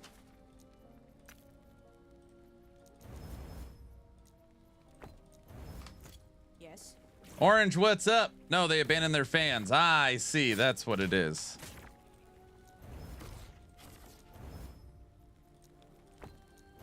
Take care. Let's face it, they can make another 3 Star Wars movies and still make money. Did they? I have literally no idea. Star Wars movies. Disney Star Wars movies box office.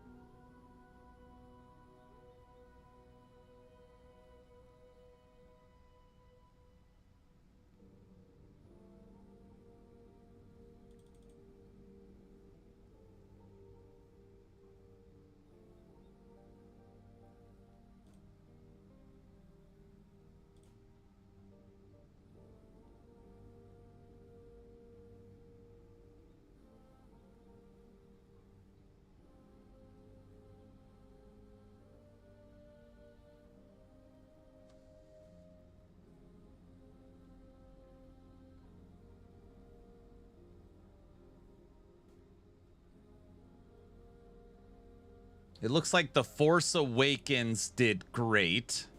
Solo bombed. The Last Jedi bombed.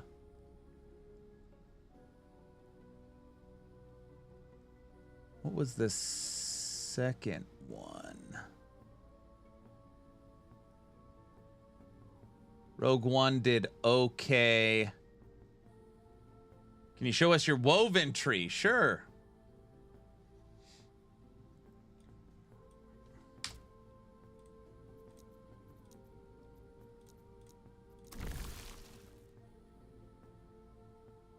Oh man, this woven tree is so old.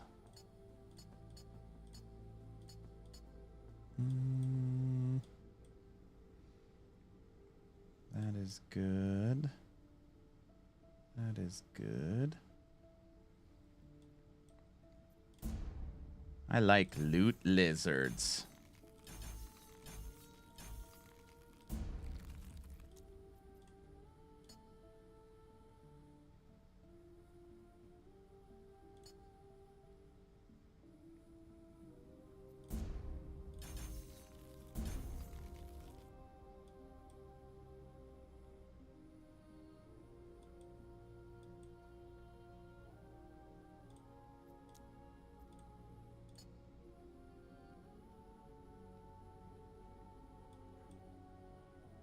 One.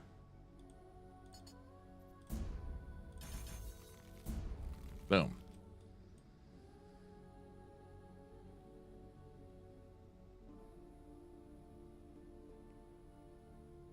I like how easy it is to configure how you want your end game to be. Exactly. I was going to say, where are the lizards? I was still spec'd into leveling, getting experience. I never look at the woven tree. Normally they're set almost identical. Wings check. Oh, gosh.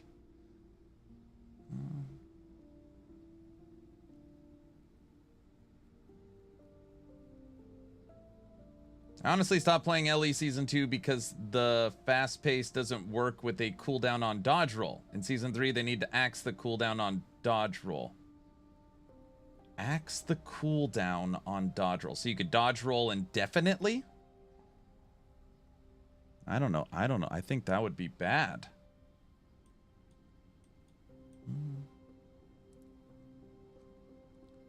Okay, just popped in to say hello. Have fun, everyone. Hi, Luz. Luz, what do you got going on today?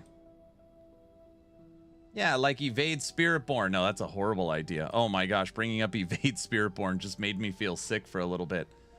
All right. Guilty put in wings check because he's a monster. If you guys don't know, I hate wings. What wings do you want me to use, sir?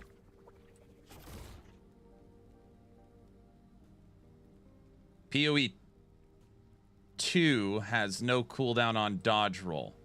Oh, so it's like people want like a PoE thing? The shiny electric one? These? Oh, brother. Ugh, I don't want those. Yes.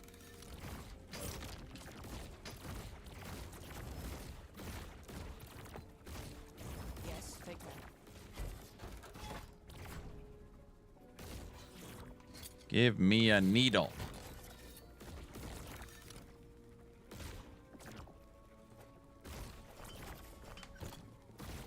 I feel sorry. Those are the main questions for Mike every single Friday, and I just sit here and stew a little bit. It's always the same questions. Hey, combat feels better in PoE 2. Can we get something like that? Hey, Diablo has a Paragon board. Can we get that? Basically, it's like, can you just make Last Epoch, Path of Exile, and Diablo? No. No. We cannot. All right. 1161 corruption fire bosses. We are getting into, like, for sure the one-shot territory,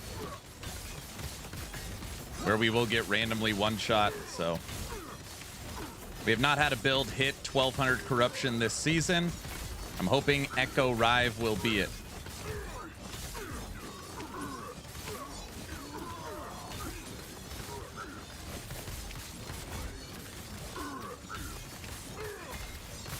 All right, fire boss is down.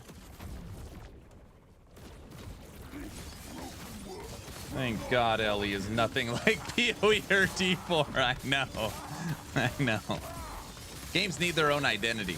Could you imagine if they're like, hey, we're adding in a Paragon system, and now you get all this progression after level 100 where you get to put in these nodes? I'd be so sad. Like, no! Visuals, what up? All right. Highest Corruption Harbinger, dead.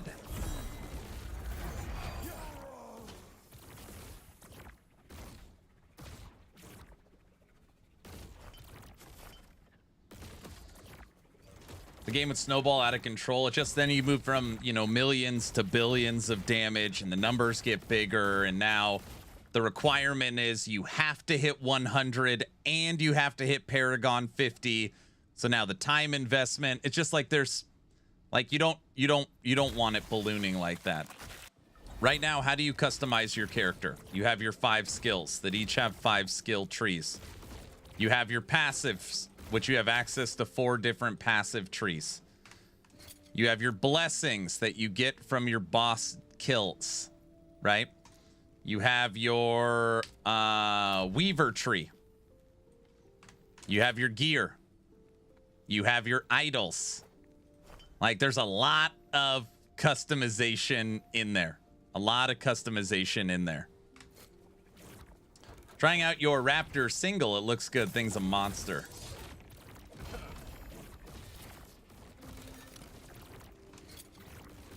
Thing is a monster. Okay. That gives us 10 Gaze of Orbis. Rage at half-life. These have elemental resistance. We'll take this.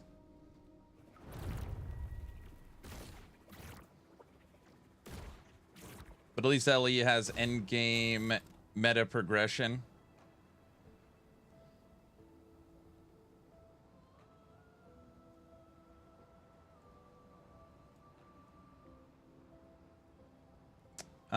A Paragon system that didn't give you power wouldn't be too bad if they gave titles and cosmetics and hideout system changes. Sure.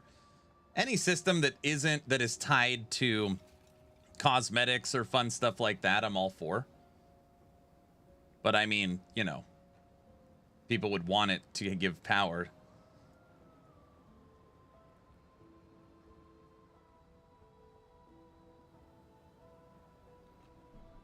Ellie is cooking us something good for season 3 that will once again wow us. Okay, if I was guessing, and so far my guesses have been perfect, chapter 10 of the campaign is coming. This is going to take us to the Ancient Era. So the chapter 10 of the campaign is finally launching with the Ancient Era. Chapter 10 will also bring Primordial Hunts, which I don't know what they are, which will also bring us Primordial Uniques, which are probably items that only drop when you kill one of these hunts that you go on. I'm guessing maybe some kind of like bestiary or something like that. We're getting the update for Lich, the update for Necromancer, a brand new Lich skill, and they've already said a new creator unique for Lich. So Necro passive tree, Lich passive tree, new Lich skill, new Lich creator unique. Mike potentially said there's a new minion coming, which I would guess is tied to a unique item. Ancient Era, Chapter 10 of the campaign, Primordial Hunts, Primordial Uniques. That is my guess. I have no idea, and I do not have access to Season 3 CT. If I did know, I could say I know, but I can't tell you.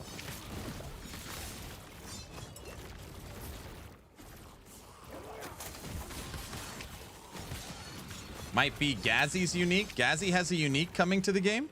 Oh, I didn't know that. That'd be cool. I didn't know Gazzy was working on a unique. For sure it'll be Minion.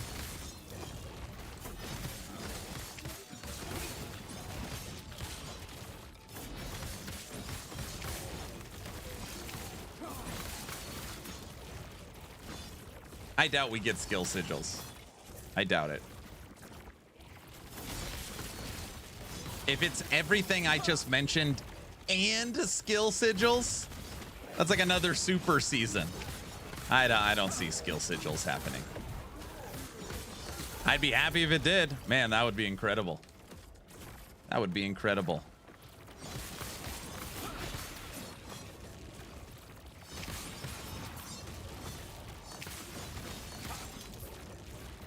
Though I dropped LE relatively quickly, I can't wait to see the Necro changes. Yeah. Why'd you drop it so quickly? Did you follow some build guide that was like super broken and then you got bored? Ellie is nothing but super seasons from here on out.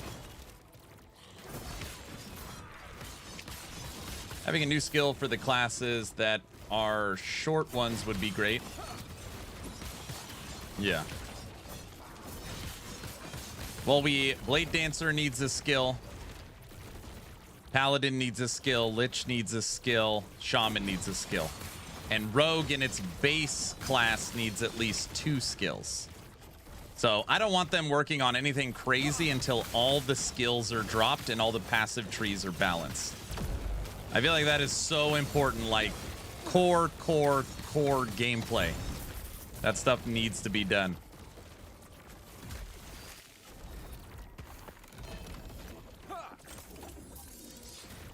Lack of time, yeah.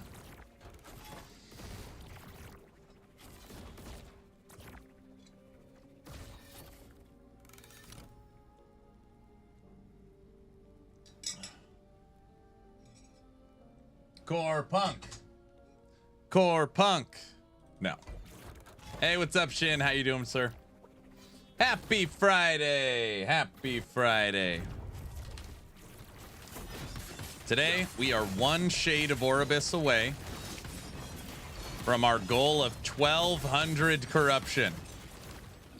We got Solo Raptor to 1144. I currently have my Echo Rive build to 1161.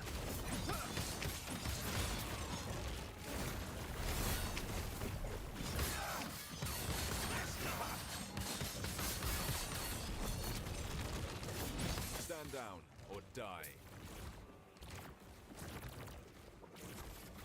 Fences core, fences core, fences bright.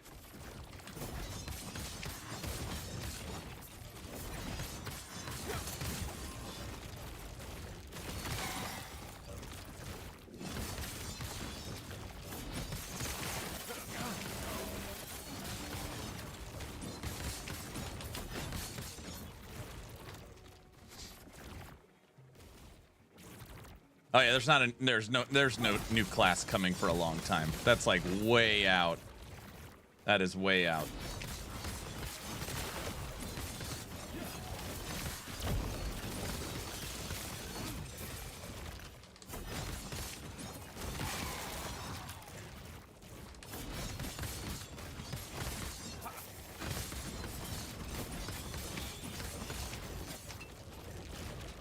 We're approaching 7 years of development, and they do not have the 15 masteries done. They're not even close to done with the 15 masteries.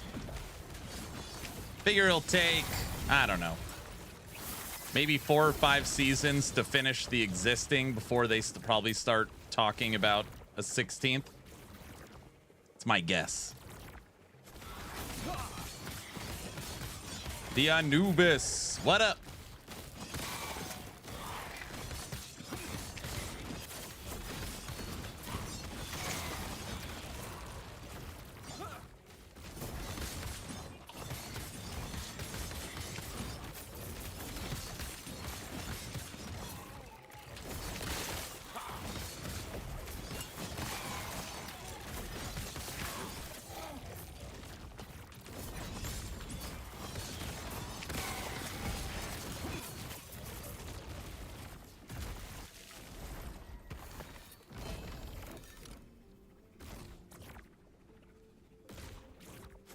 Hope the up-and-coming season is not going to clash with anything and any other releases close to it.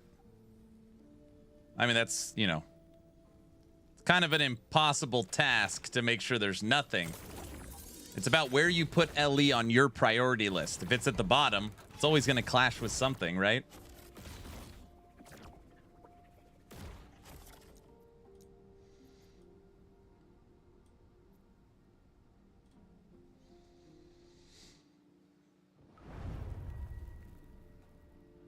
Okay, I think the game is rigged. I killed T4 Jewelra 10 times, not a single Vessel of Strife. Mike, I want to be clear, and I don't say this to make you mad. I killed T4 Jewelra twice today. Both kills dropped a 1 LP Vessel. Both of them. Wait, I shouldn't have said that. I wasn't on a streamer client or anything. No, I was not. I told you that to let you know that it will drop. You probably just have your loot filters on, so you can't see it. Mike? Oh, there we go. I just dropped one. The problem is I left both of mine on the ground. Because if it's not, you know, 36, 37, 38, 39, 40, it's got to be, you got to get a good one. That one, it matters a lot. What percentage did you get?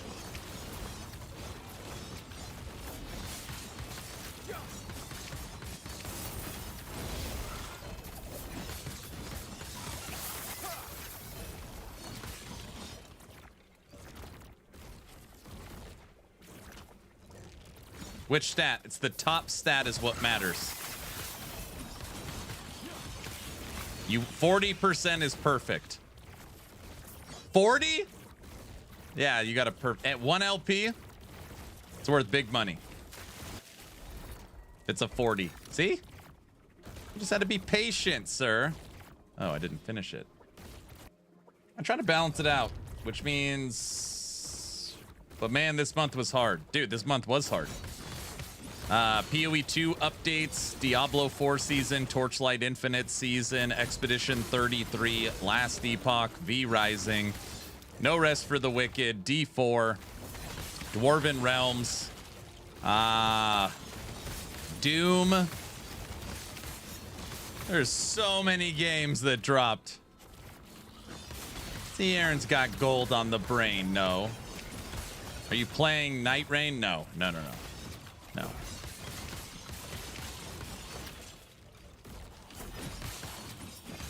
I watched the Rax Moxie DAT mods play last night. Like, it looks all right. I mean,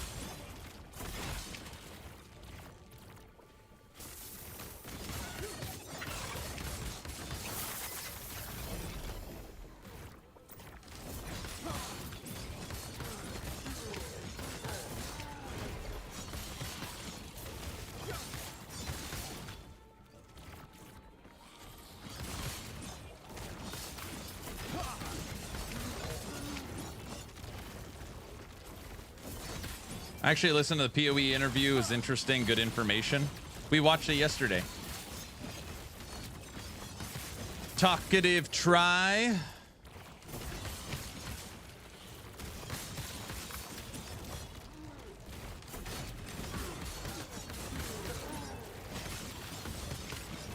At some point, we'll jump back to PoE 2. Maybe their next update.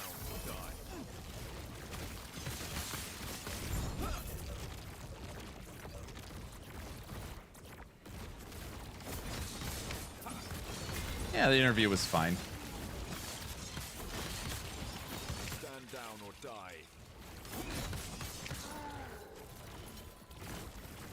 I know one of those games should have just delayed and pushed it to this month where there's like nothing going on.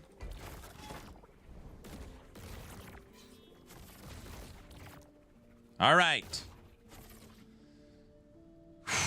1200 corruption.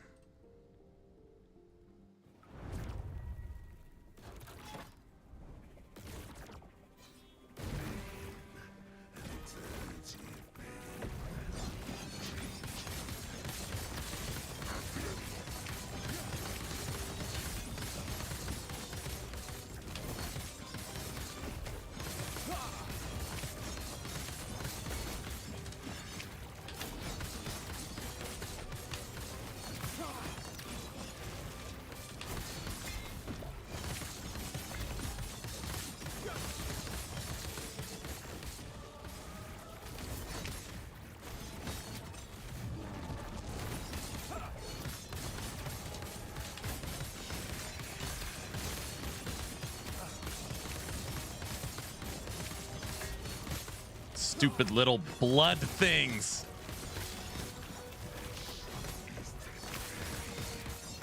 Final ward phase. Go for it.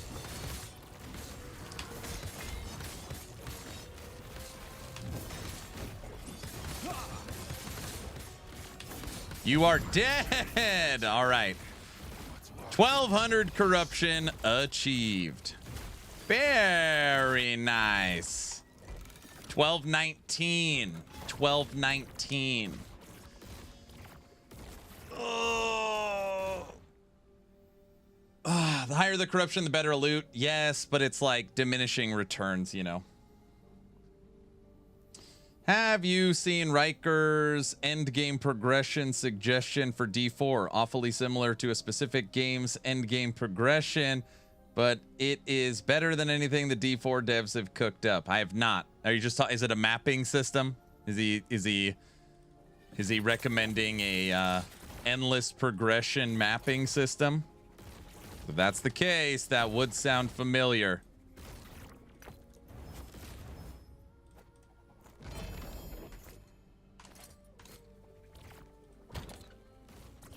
Basically, I mean, I've been saying now for a long time, they need two things. You want to make D4 good, it literally needs two things. It needs a complete overhaul of the skill trees, so the skill trees have meaningful choices. And two, it needs to have an endgame mapping system of some variety. It needs a Torchlight Infinite Netherrealm. It needs a Last Epoch Monolith. It needs a PoE Atlas. It needs some kind of endgame system that is not surface level, something that you could actually chew on and progress through.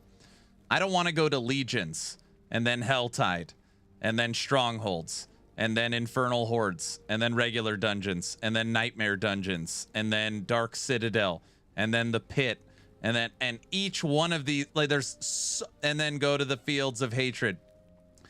And all these end world bosses, like each end game serves a singular purpose. And then the real end game is just bossing to find purples. That's really like, if you want to, you boss to find purples, and then those purples take you farther in the pit. That is the end game progression of Diablo 4. Oh. They have a skill tree rework coming in the future. The question is, what type? Like, what does skill tree rework mean? Have they actually disclosed anything? That's my question. Like new skill trees or like another layer? This ring we found is worth mucho dinero. It's a 224 perfectly rolled 93% effectiveness phantom grip. It's a good one. Is a good one. That's got to be what we have in there. Yep. No, it's better. Ours is better than that one. Can't wait for swords in PoE 2 coming in 2035. Sith Knight, what's up? D4 has no endgame since you start an endgame at level 1. There needs to be build variety. I played a lot of Diablo 4. I know you guys don't believe me, but when I was writing for Icy Veins as their barbarian and druid writer, I played every season a lot, right? And for me, and I'm just speaking for myself, the worst thing is being able to tinker and come up with fun and unique builds. The fact that we were able to get the Pinnacle boss Aberoth to the final phase with Spell Bear Beastmaster, this stupid casting bear, is so much fun. Like, that's what, you know, keeps me engaged with Last Epoch, is trying stupid and fun meme-worthy builds. And D4 just doesn't have that. I mean, I don't feel like it has that. You unlock builds through items. It's always through items. So they just release new items, and the new items give you a bigger Hydra, and now there's a new build unlocked, bigger Hydra.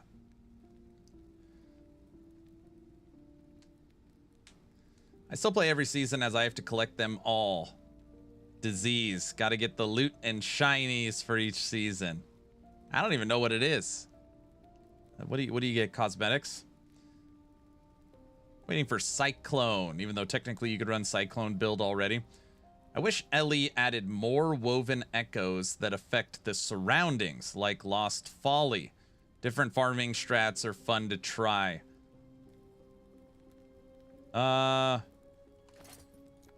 We've literally, so funny. We've literally never even used the like Foundry Folly strategy. I don't do any of that stuff. Any of the juicing. I just play the way I think is fun. The juicing strategies. I'm sure they'll add more of that kind of stuff. 12-19. 12-19. All right.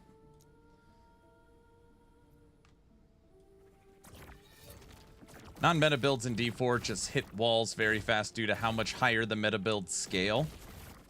Somebody told me too, like D4, like you're required to snapshot as well.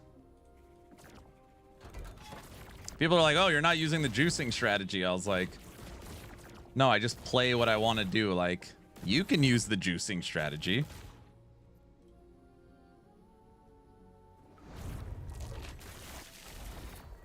Yes. Yes. I want to do this. All right, I guess we're not done. I said we'll hit 1200 and then we'll, I don't know, be done. But the fact that we killed that last Shade of Orbis on the first try makes me think, normally once I hit a wall, it'll be like this Shade of Orbis has killed me 30 times. All right, we're, you know, that we've hit our wall.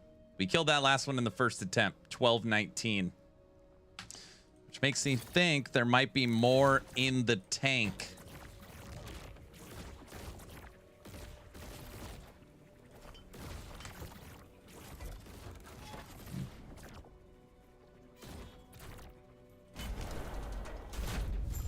Yeah, non-meta builds are fun in D4, but they are weak as wet noodles.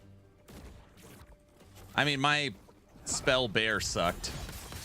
And when I say sucked, you know, like, I mean, you could play it. Sure as hell wasn't good. Look at this. You guys are what we like to call dead. Gone.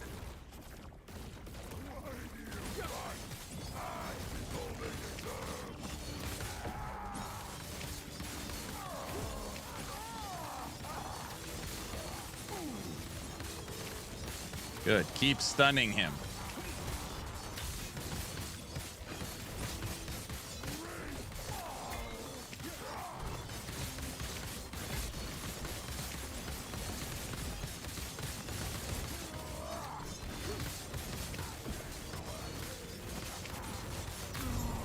Rushed.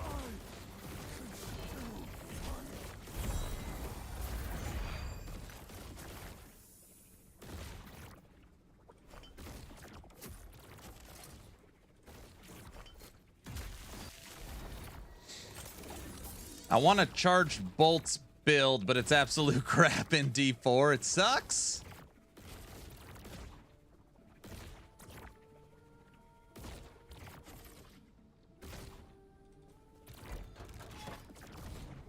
I did say 1200. You did say 1200. That is true. You did absolutely say that. Enemies movement speed. We'll go this route.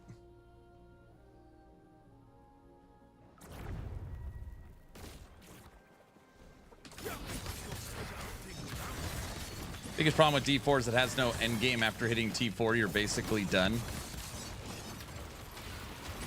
So, I mean, this season is different because this season we only played a little under 3 hours because chat was going crazy. Normally, once I get to, okay, it is time to farm the pit and nightmare dungeons, it's almost impossible for me to play. Aaron, that's like an hour in. I know. Once it's like, okay, I need my masterworking materials and I need to level my glyphs, I just want to rip my eyes out. Like, I don't know, and I don't even know why. It's like, all right, here's the checklist. Checklist 1, level glyphs. So you go here. Oh, gosh.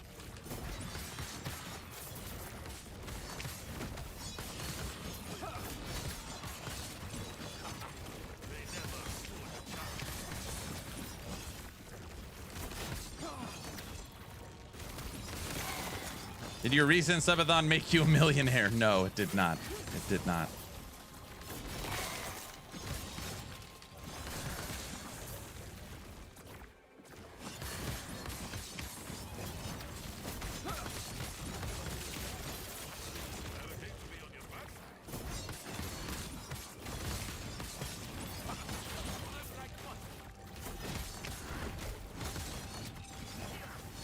there going to be public invitation testing? No. They do closed CT testers. They've had the same testers for years.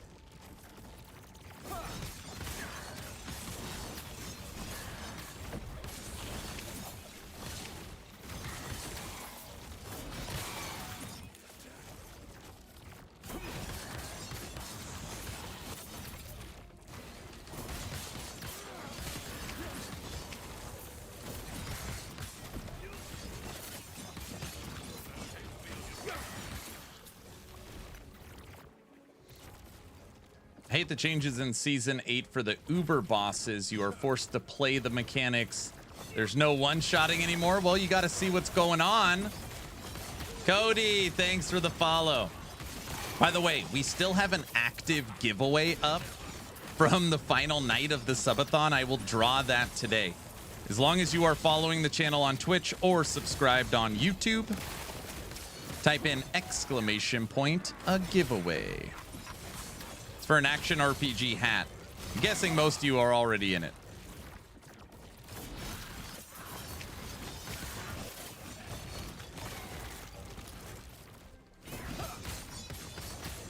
But there's going to be a CT for season 3. Yeah, there's always a CT. Yeah.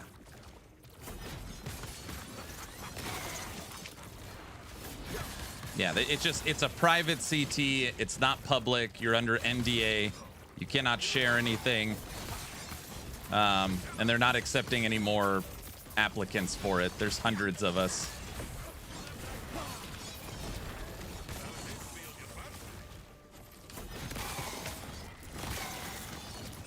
I hope Woody remembers to decline. I think he left. I think he left it. I don't know.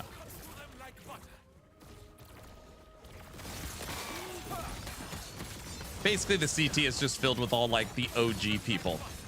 I mean, we've been in the CT program for literally years.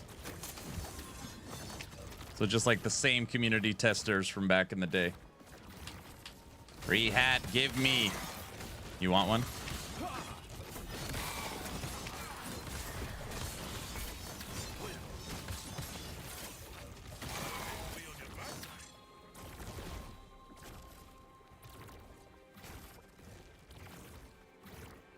Chasing this guy around in a circle.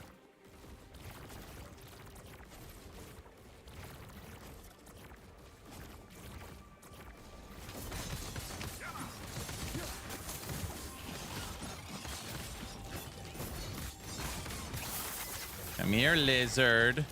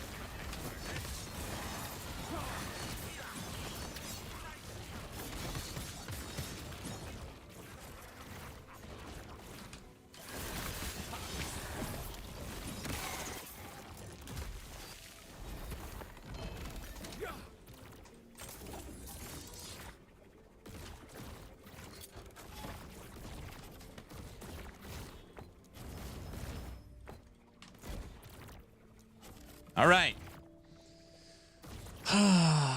Corruption 1219. Corruption 1219.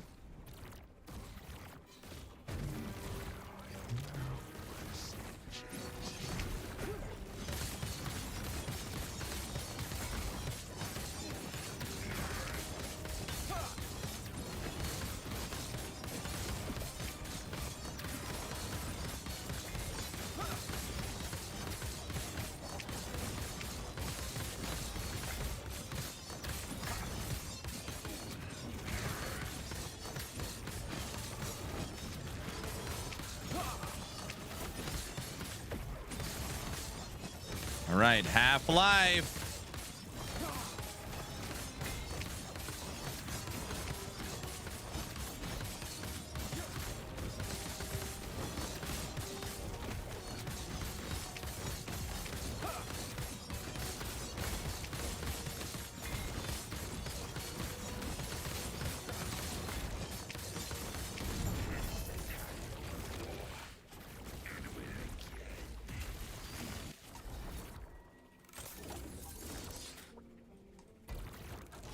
1,277. What can you tell us about season 3? I don't know anything. All I know is chapter 10 of the campaign is coming. Necro passive trees getting updated. Lich's passive trees getting updated. Lich is getting a new skill. Lich is getting a new creator unique. That's all I know. And all that has been confirmed by EHG. It wasn't like they told only me. That's just the stuff they have publicly disclosed. I am so excited about Necro. Me too. Me too. No, the CT has not started for season 3. No. No. No. Aaron, when do you think season 3 will drop? My guess is August. August. We get it in August. Oh, do you, Agent Franks, this is my null.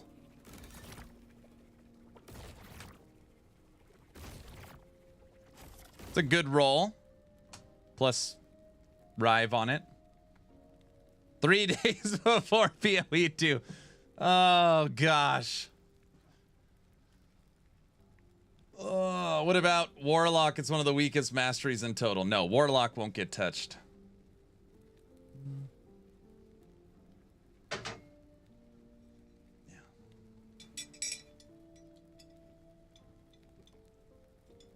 I mean, I don't know.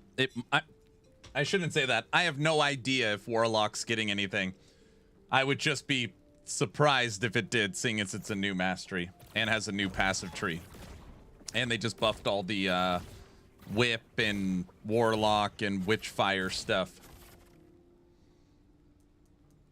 Can we expect the same meta hate on Necro as we got with Sentinel?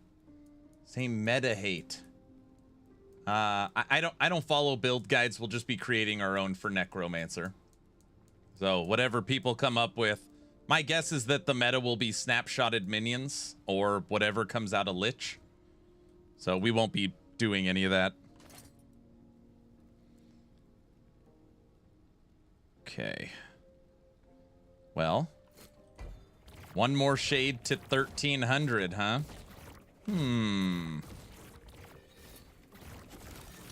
I could see Warlock getting maybe a new unique or a slight buff. Yeah, maybe. I don't know.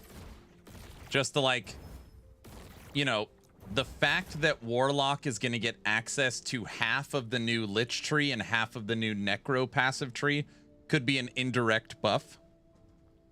You know?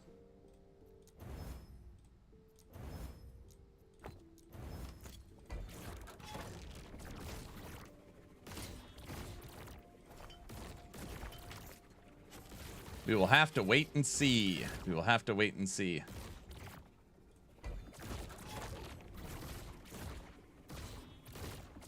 It just needs a single target, right?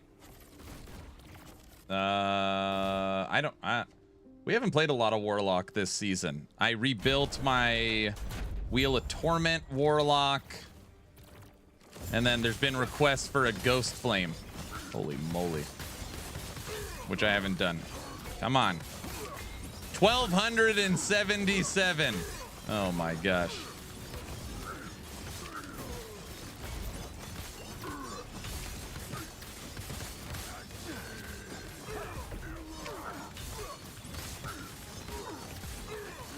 Are we ready for Uber Aberoth? 1,277.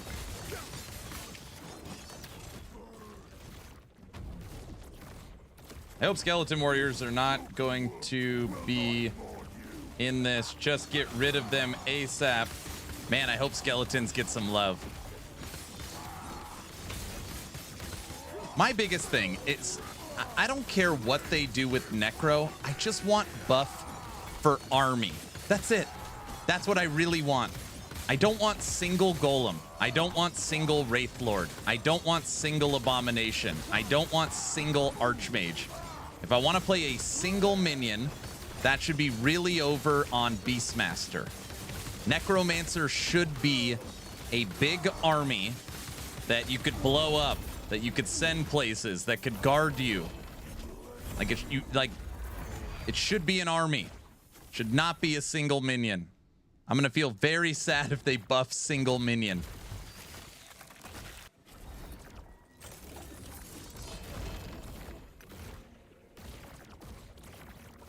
That question was actually asked to Mike last week, and the answer was nothing I can divulge, but yes, Necro Army is on the agenda or on the plan or something like that.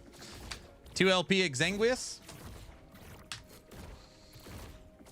Rise of the Necromancer Army. Yes, yes.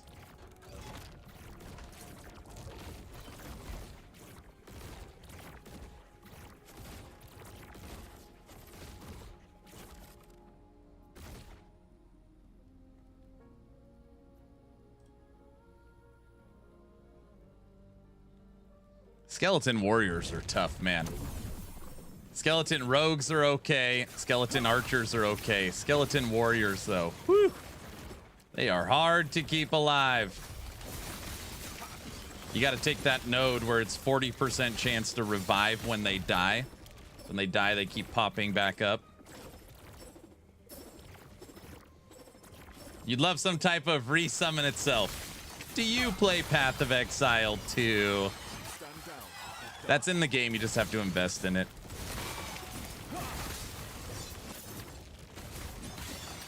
It is definitely convenient in PoE 2.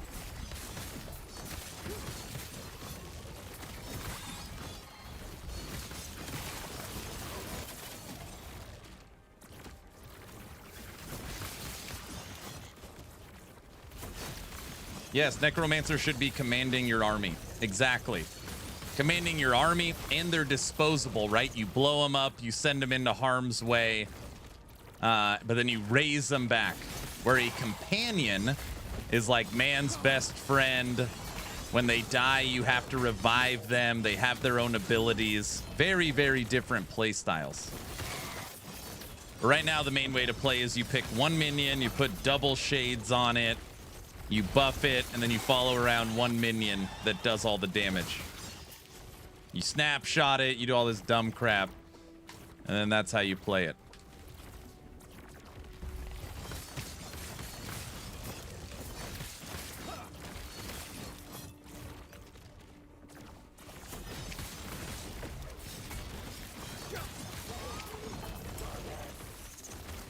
Man, doesn't that make you nervous, though? I mean, I know it sounds stupid. It makes me nervous knowing that we're going to get a big Necro update and snapshotting still in the game. Give me access to CT. I test it.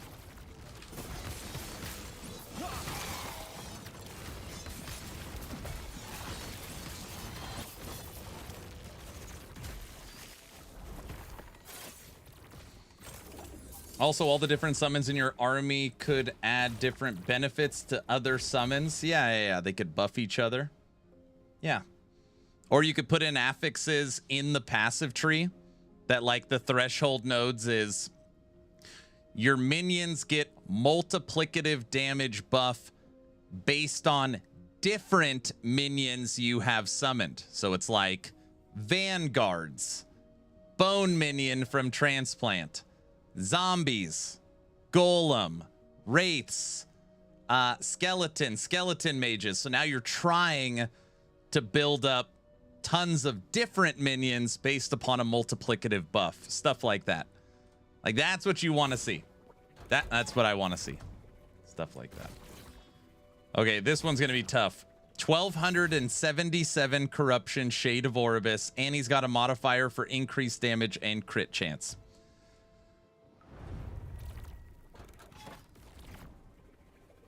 $1277.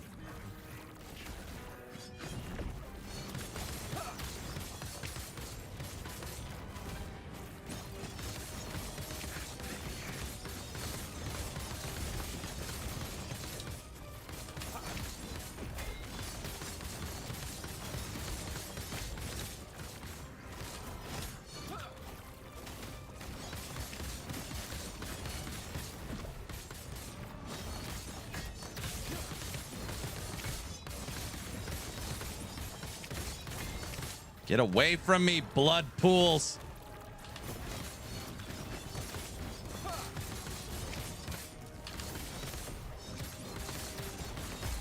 No.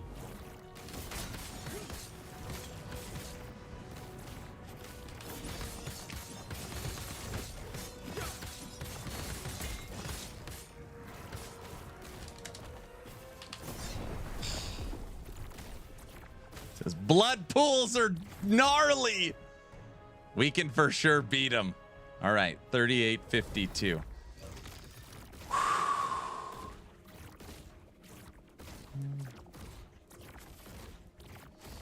Oh yeah, like one of the things in D4 is good is the passive that more summons you have, the more damage they deal. Strength in numbers. Ooh, I like that.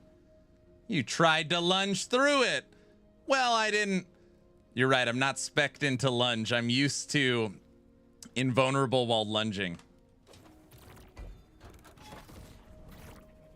You're right, I did try to lunge through it. All right. For 1300 corruption.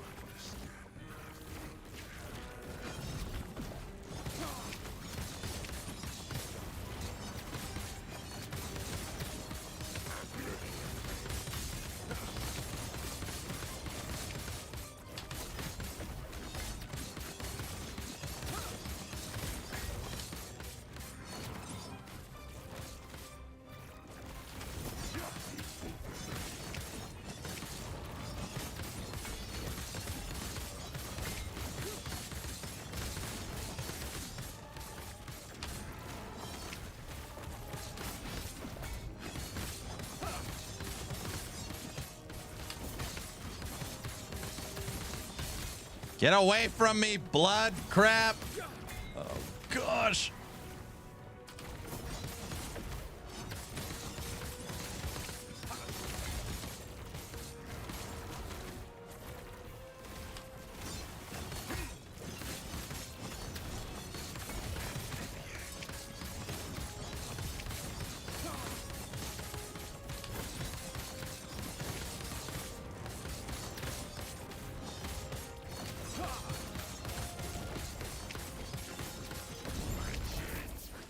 All right.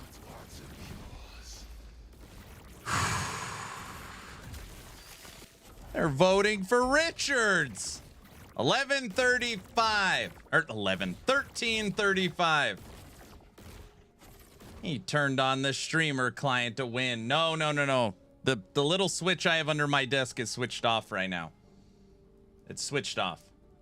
1335. 1335. Dev Day, woohoo! Mike takes over the stream in 1 hour and 1 minute. 1 hour and 1 minute. 1335? Jeez. What is this? Some kind of meta progression? Guys?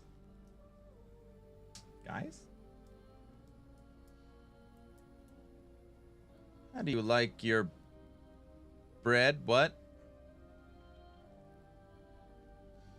That switch just arms and disarms the ejection seat from your chair. That's true. He's just farming the meta. Are you typing out the blurps right now? Is that what you're doing? I see what you're doing.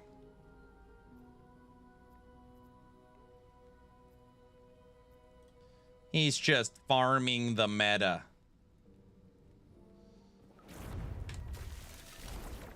Yes.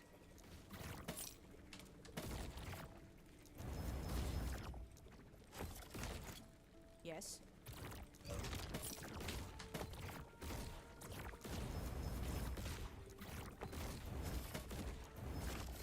Take that. I'm not cheating. I'm just bending the rules. That's right. A lot of builds are getting into the 1,000 corruption in Season 2. A lot of Sentinel builds are getting into the 1,000 corruption.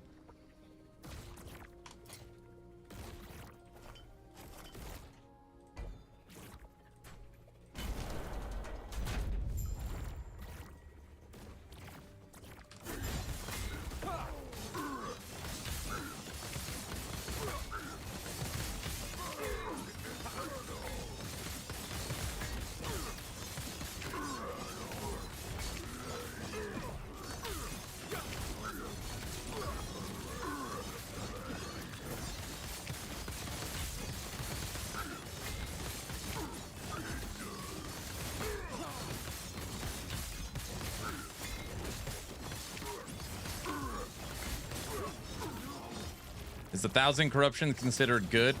The game is balanced at 300 corruption. 1,000 corruption is insane.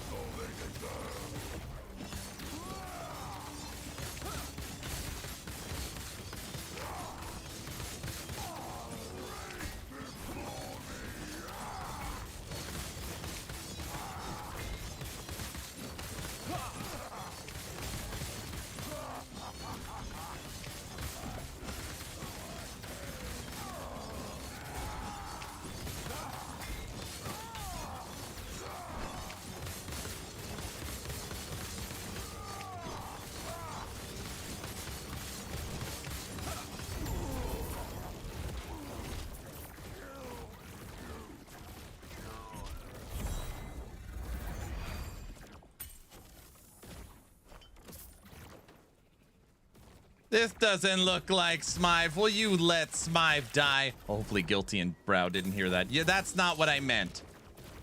That's not what I meant.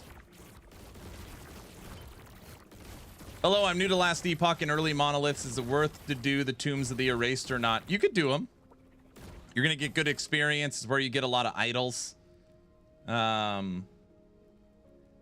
I mean, as long as you're not dying, there's nothing wrong with running them.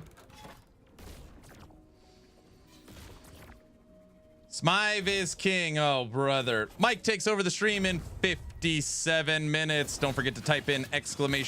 giveaway as long as you are following the channel on Twitch or subscribed on YouTube. Dev stream day. Woo!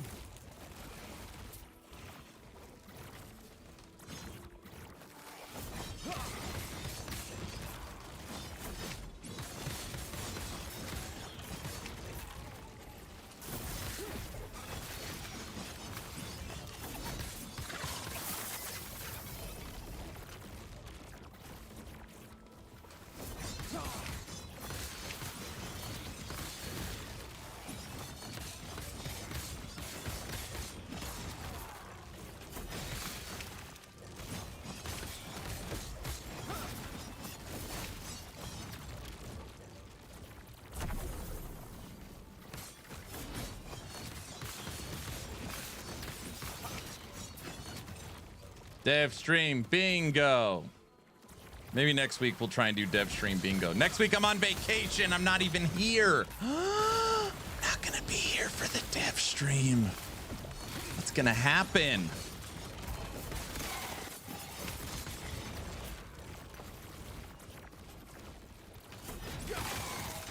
Bad Aaron. What?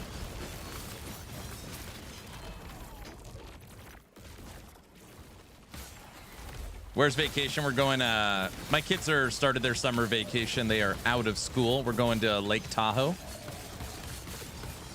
Nevada. Stream from the laptop on my summer vacation. Boot up the dev stream.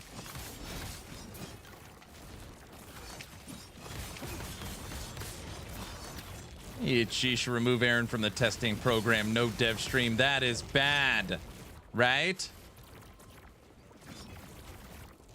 On the plus side, devs won't raid Aaron on Friday. That's true.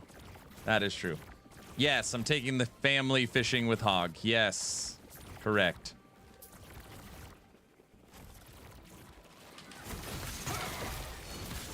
Season 3 will be announced. That's probably true.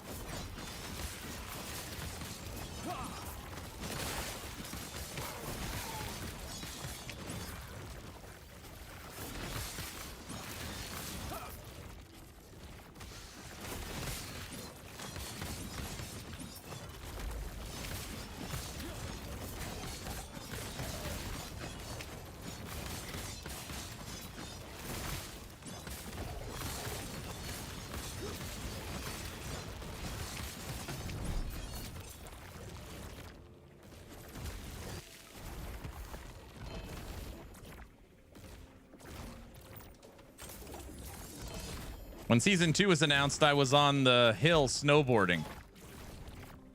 Unbelievable. Oh man, do we jump right into it? 58. That would put us to almost 1,400. How could you? Me?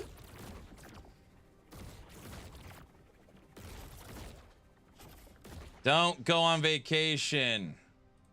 I'm gonna miss the PoE 1 announcement for the season of the Atlas. And it's the season of pause too. Oh, this shade has Here It Comes.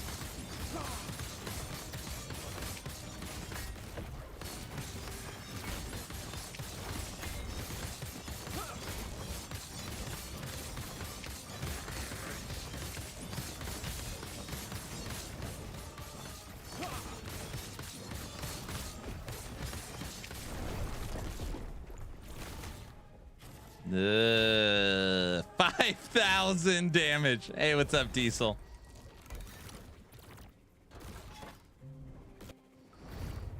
Cardio sucks. Yes, yes, it does.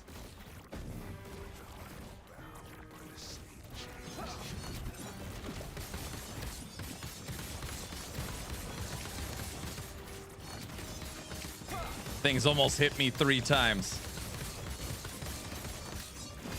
That little fire shot is what killed us last time. Diesel, the goal was 1,200 corruption. Now we're trying to get 1,400.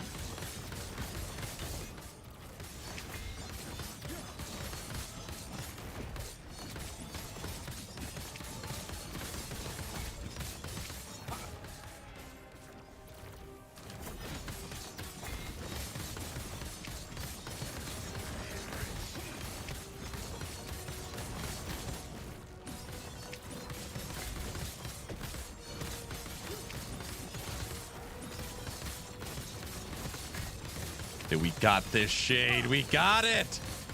Don't screw up.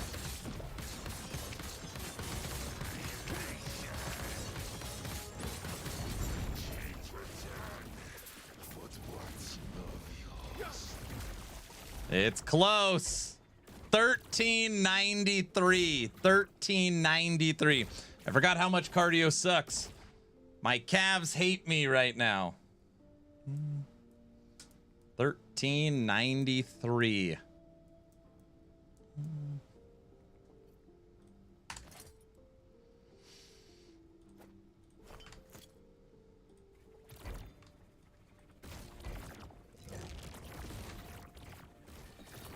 Yes.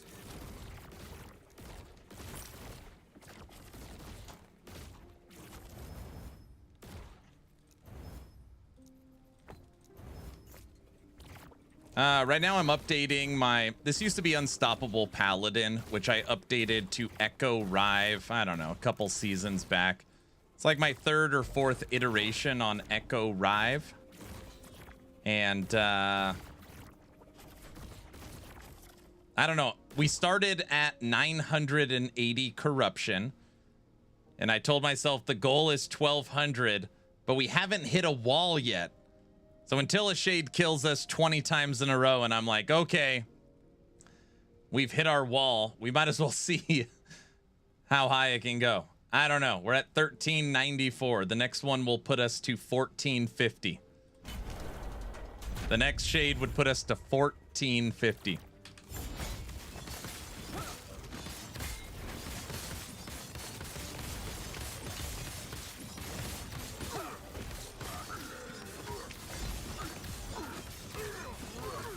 It is definitely slowing down. I mean, we haven't had one upgrade or one change from 980 to 1400.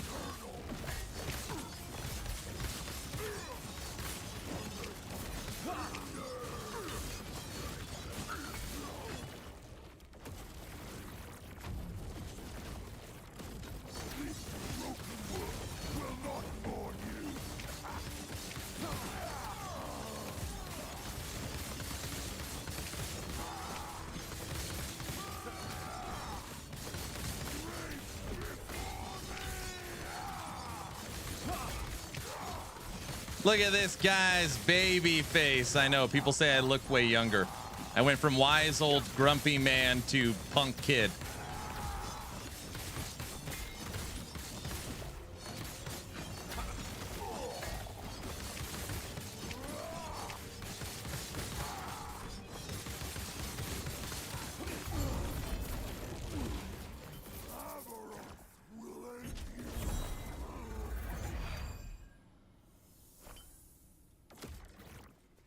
You look at least 45 now. What's up, Nash?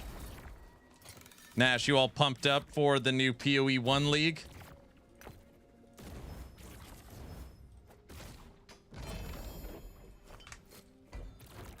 Going good, sir. Going pretty good. Yeah, Xana is coming back. Woo! Xana. Everybody's been waiting for this. I don't know. Is everyone waiting for this? How's Freedom treating you? I know it sounds stupid. It's taken me a few days to kind of get back into a normal routine. Everything from Subathon is kind of a haze.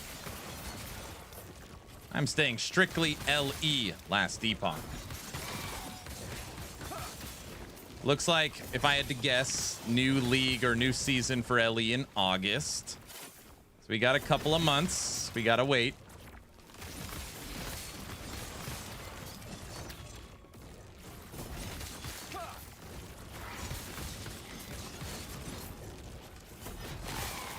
Someone say Subathon. Guys, Subathon is a banned word, effective immediately on this stream. So let's just reel in the Subathon talk. Guys.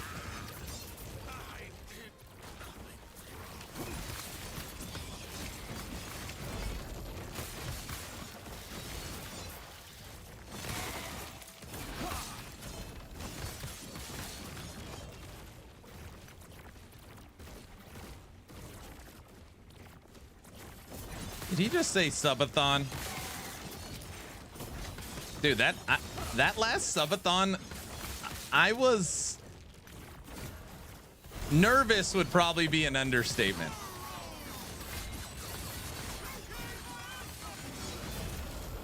For a minute there, I was like, this could legitimately never end.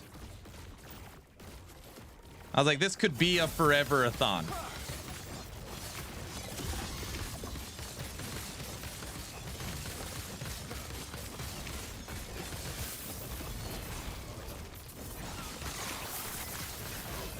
This is not a dress rehearsal for a subathon. No, it is not. New goal, a forever-a-thon. Oh, brother.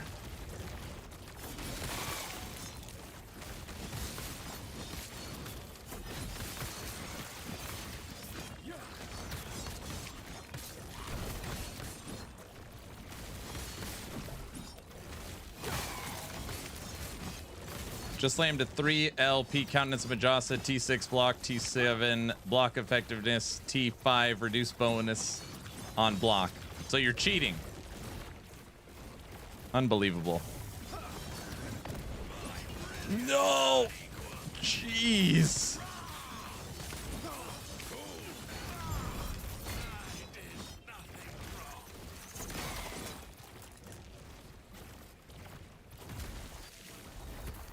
Takes a cheater to know one. No.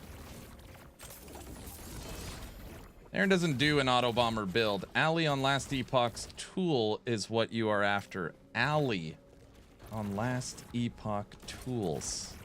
Alley. Yeah, that.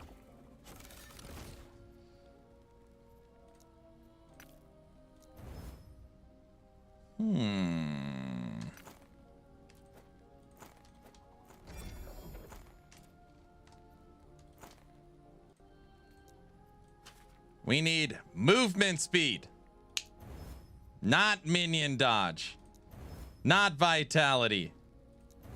Movement speed. You're being a very good listener today. T7 attunement, T5 movement, armor, health, poison. T28. Streamer client. No, it's not the streamer. It's not a Tuma. Not a Tuma.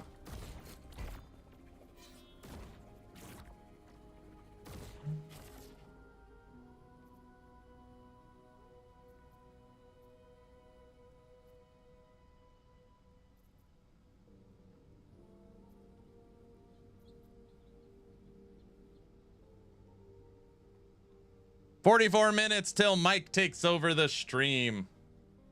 We check in with the wife.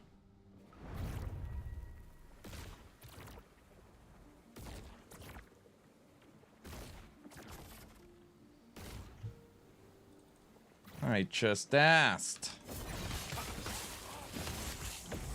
Auto bomber. No, after this is Echo Warpath.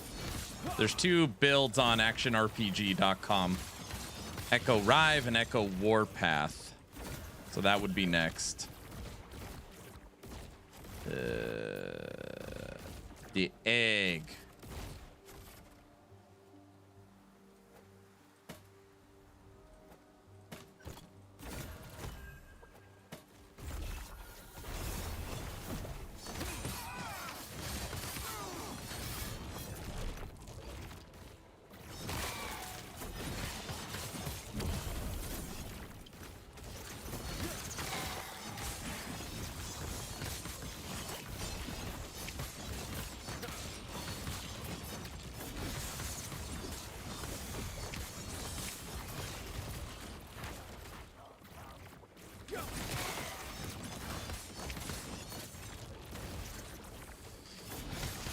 Next Shade of Orbis fight will get us to 1450 if we could beat him. 1450.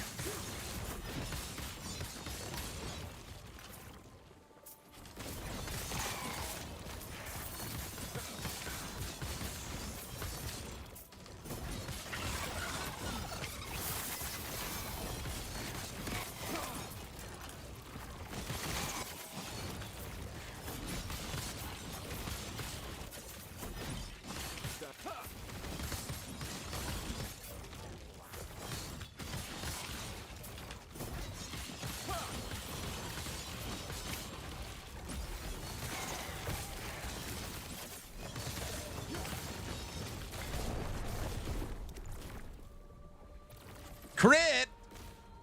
10 damage! Oh, brother. No, I'm not playing on the streamer client. I'm not. There's not many options. I knew we were going to get movement speed on those boots. Most people would have. Guys.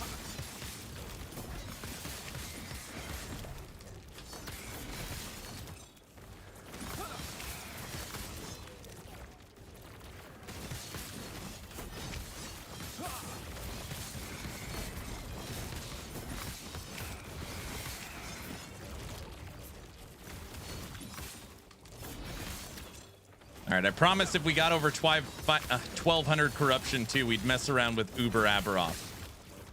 So maybe after we attempt this 1450 shade, I'll go bring that up.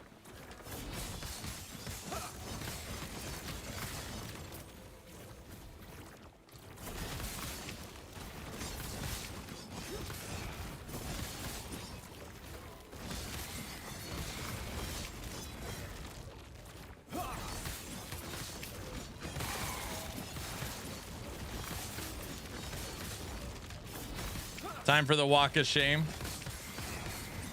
He'll come down, we'll hit him. We'll die, I don't know, halfway through phase 1. I'll say that was fun, and then go back to what we were doing.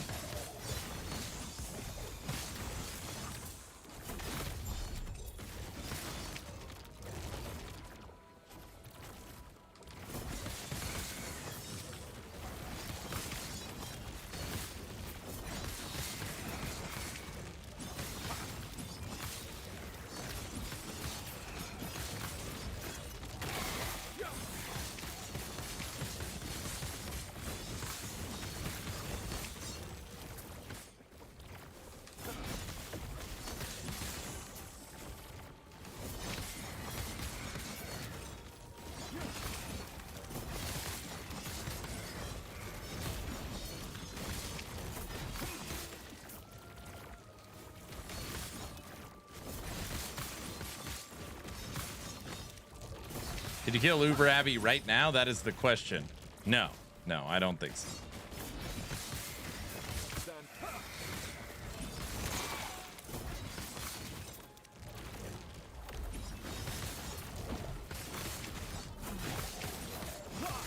We do not have, or we're not spec'd into Orin's Eye Amulet, and we are not using double red ring.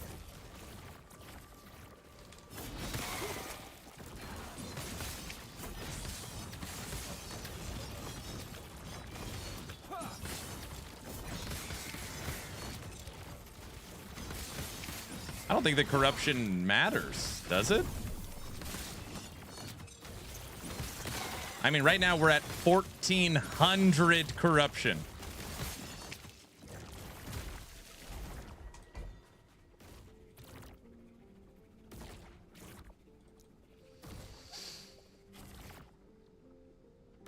Spin to win, Dragonkin, spin to win, ruined it for me, but then DR gave me back my spin to win. We were both playing spin to win when we were playing Dragonkin?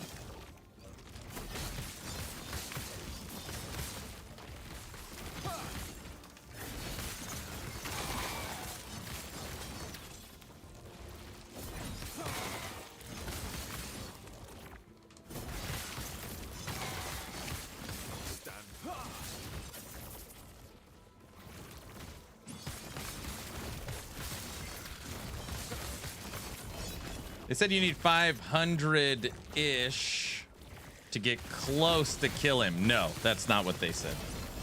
They said you need 500 corruption to unlock him, but you're gonna have to be well over that to be able to fight him.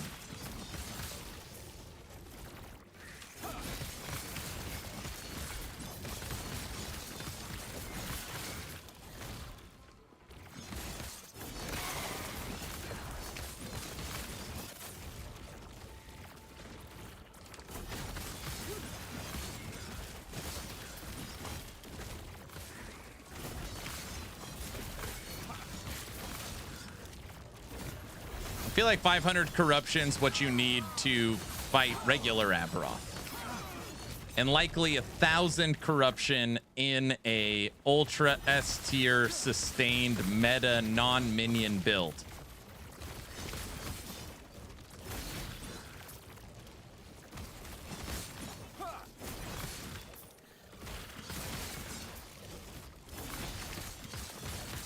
I mean, again, solo Raptors at 1144. We can't beat Uber Aberoth.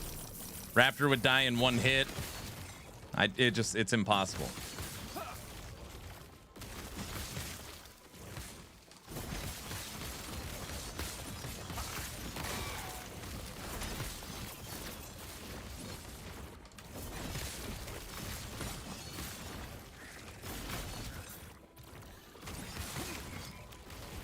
"35 minutes.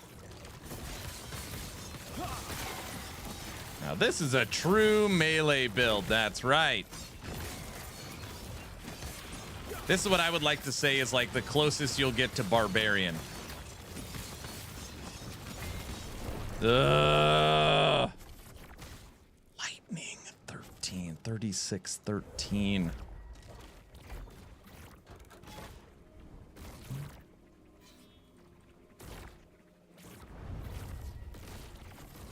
Yeah, there's an LE stream today. We'll be watching the dev stream in 35 minutes. Oh, it's squishy, is it? This? No, no. It is not squishy. You should look at the little purple text on the right side of the screen. It is not squishy.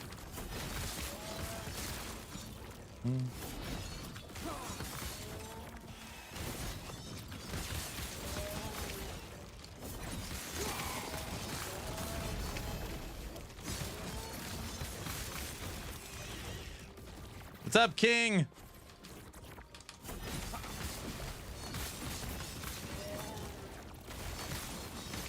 Today we will draw a giveaway for an Action RPG hat.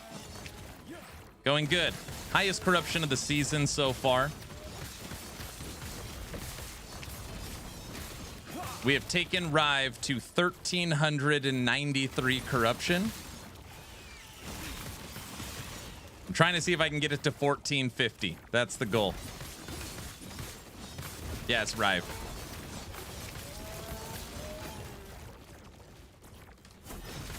I know. 1,393.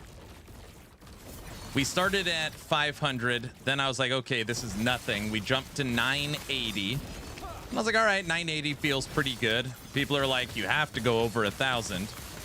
So then we went over 1,000, then we went over 11, then we went over 12, then we went over 13. And now we're at 13.9. I was like, all right, I feel like we have to get over 1,400 now. By the way, no red rings. We're not using red rings or sun seal either.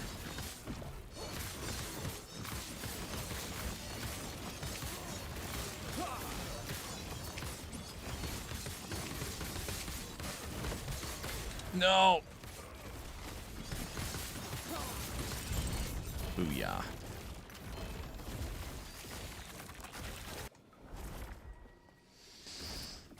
Oh. Oh. Oh. Do you have a video on this build? Yeah. This is my Echo Rive build. Obviously, I'm updating it right now. I'm updating this right now. This is the build on actionrpg.com. This is the video, but again, I am updating this. So this is the old version, but this would get you started. It's very close to this.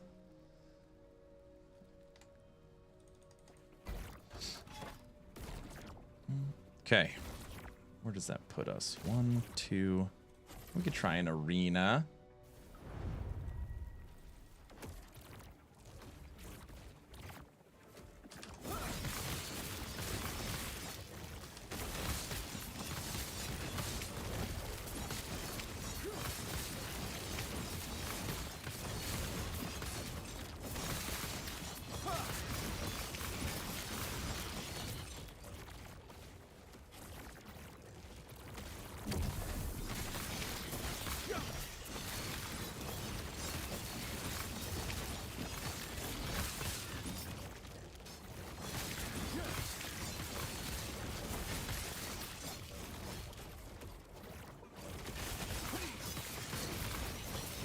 Down or die.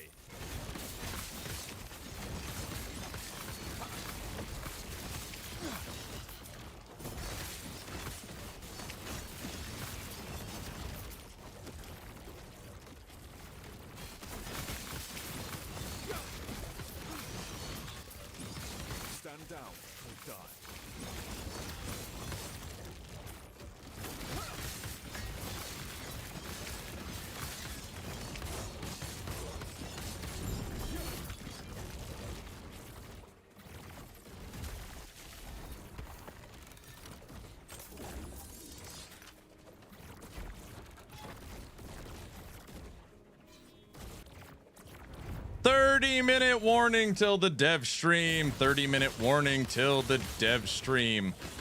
This is our last echo, and then we will attempt the 1450 corruption Shade of Oribus.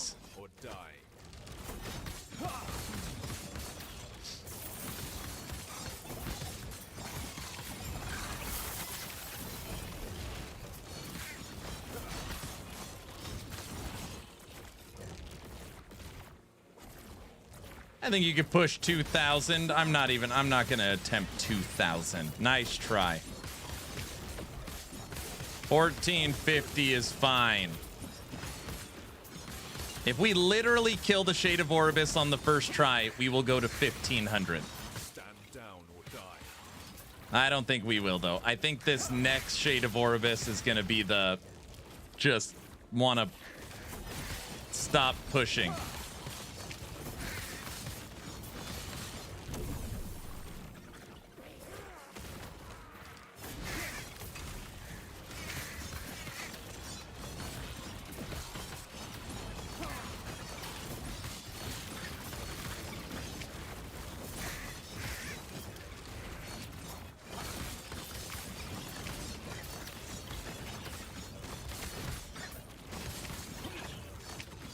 They killed our squirrels.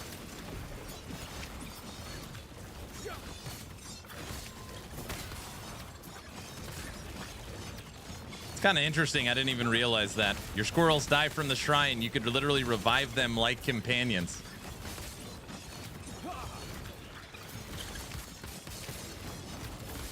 Stand down or die.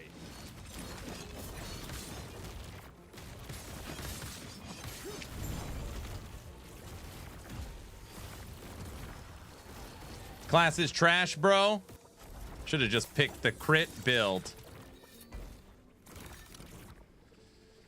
Okay.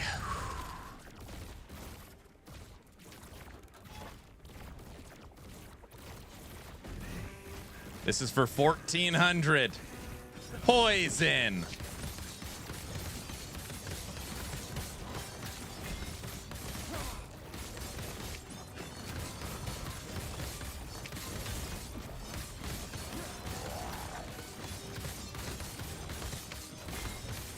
We can beat this.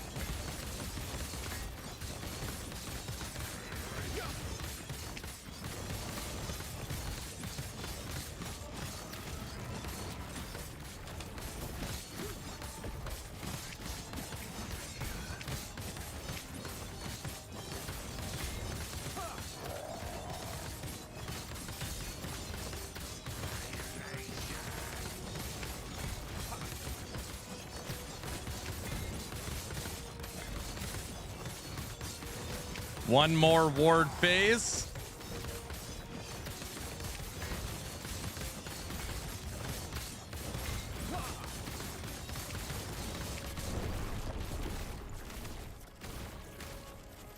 Oh my gosh. I legit probably needed 2 seconds. Maybe because we have kill threshold and all the ward was gone. I probably needed 2 seconds. Woo! Oh man.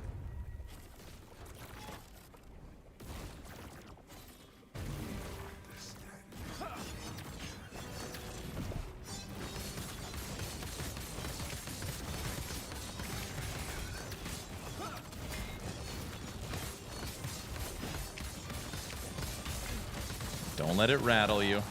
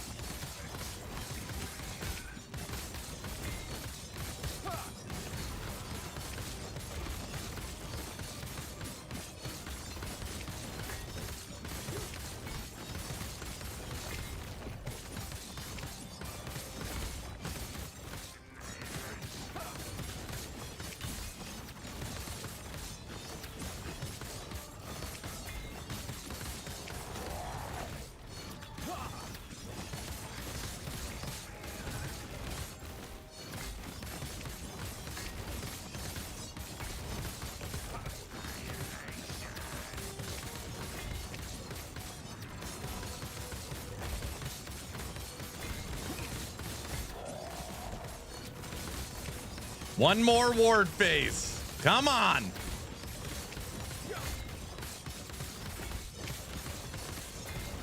Take him down.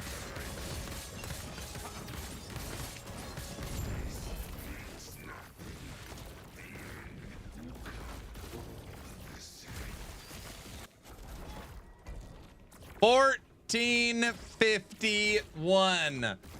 $14.51.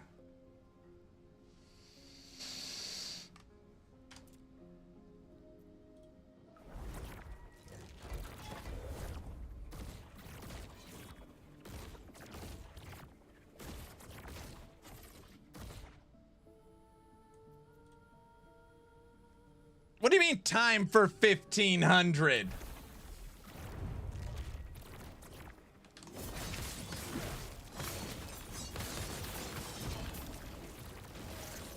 Stand down. Die.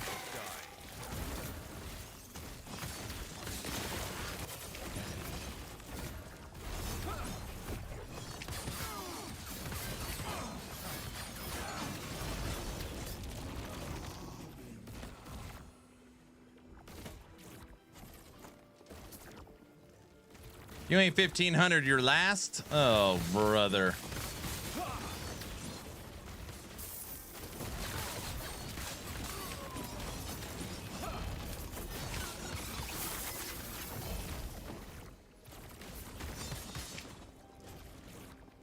We are going into a cemetery so we can trigger a Uber Aberoth.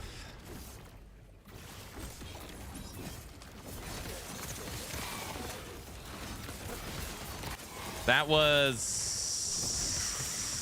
3 deaths to beat that shade. So 4 tries.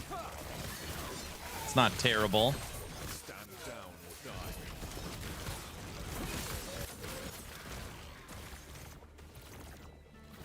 That means one more shade really is 1,500. 1,500.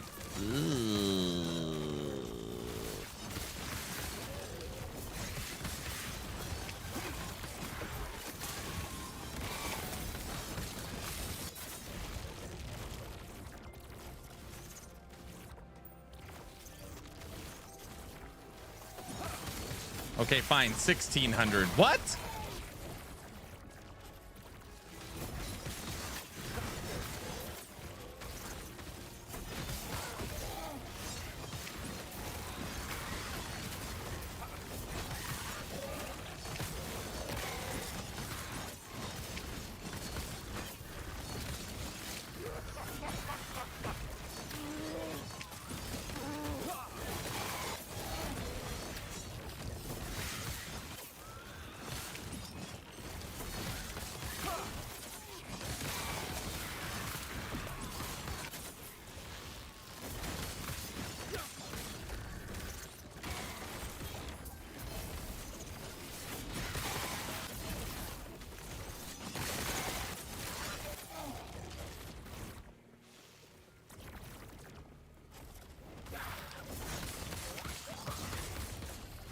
Watching the dev stream from the bathroom floor today, I've been blessed enough to get the norovirus on Friday. Oh no, I am sorry, sir. That is terrible. See you 2,000 and raise you to 2,250. Are you nuts?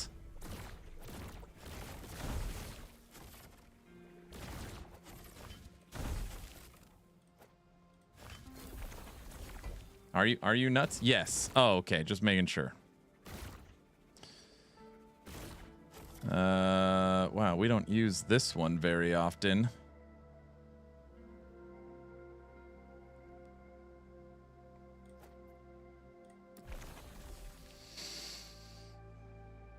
Why do we have 58 Uber Aberoths? Oh, brother.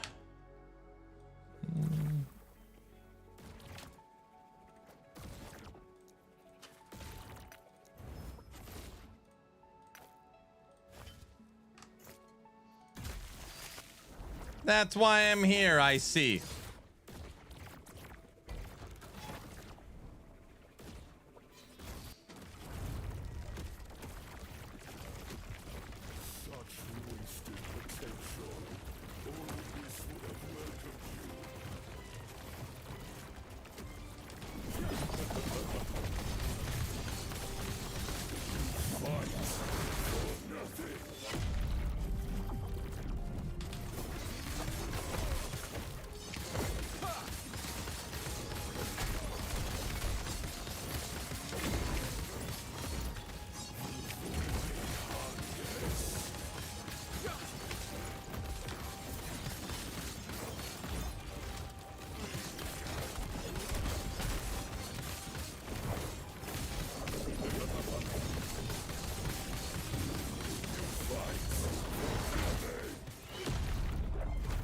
Oh, brother.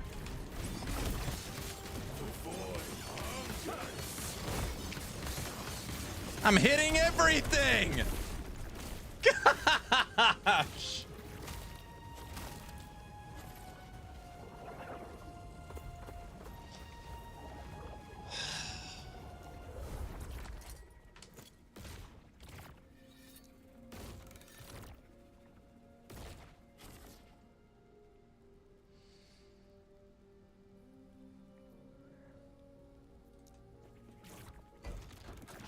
How do you dodge all that crap?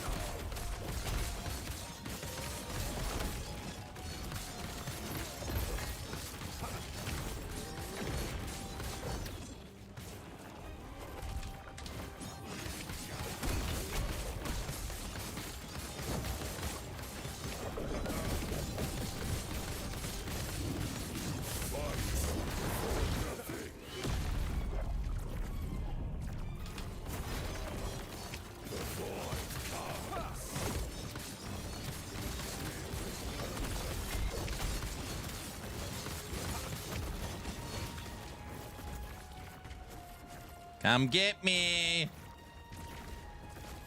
Uh-oh.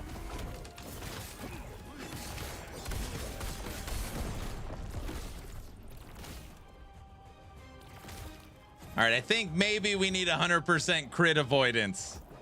Damn.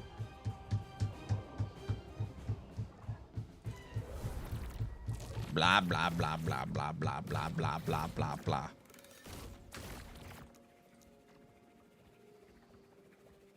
Blah, blah, blah, blah, blah.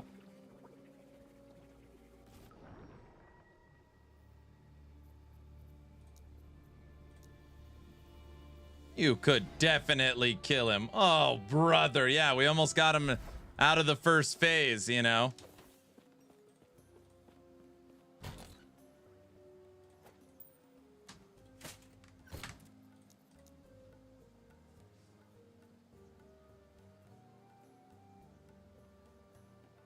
So close. Yeah.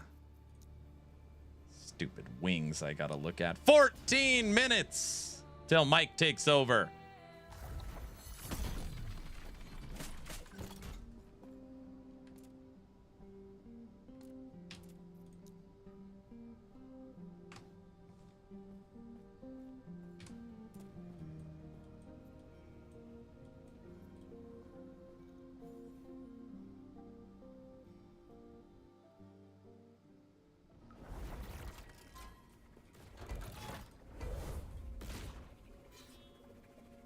$14 minutes to kill Uber Aberoth. I believe in you.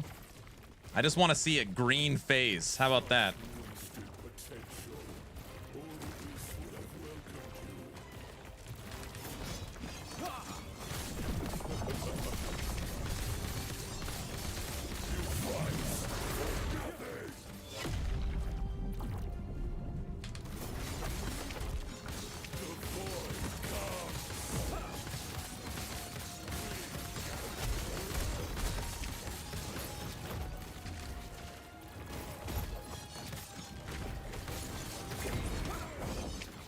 Come on.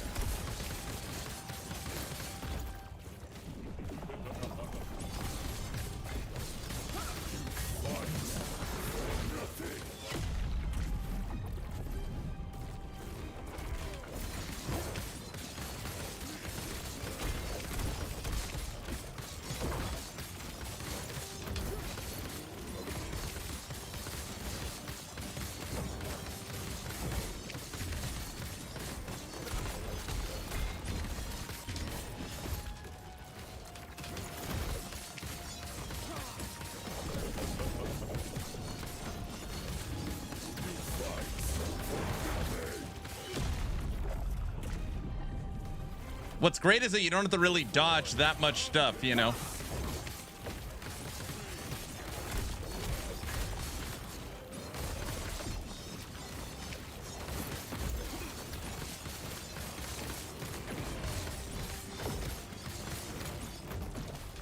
No! We almost had him to phase 2!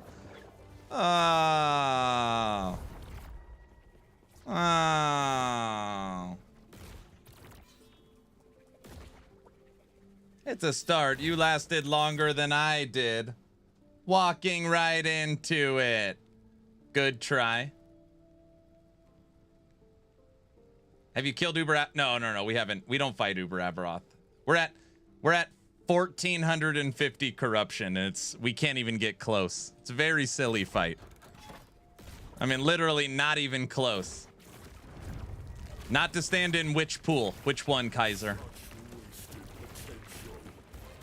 No, it's not the same as regular Aberoth.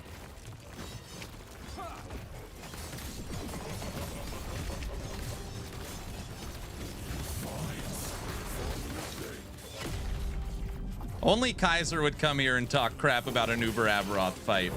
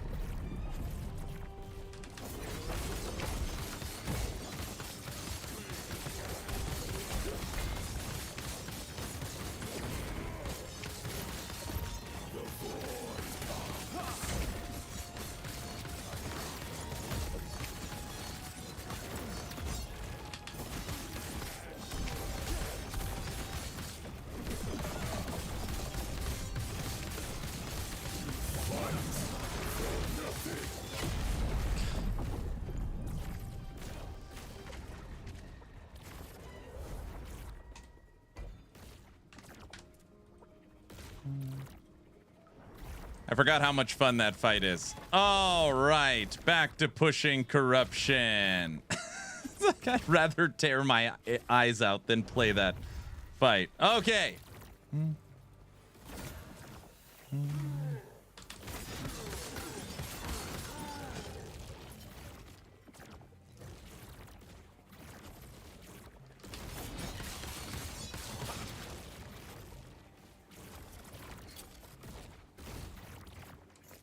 Okay.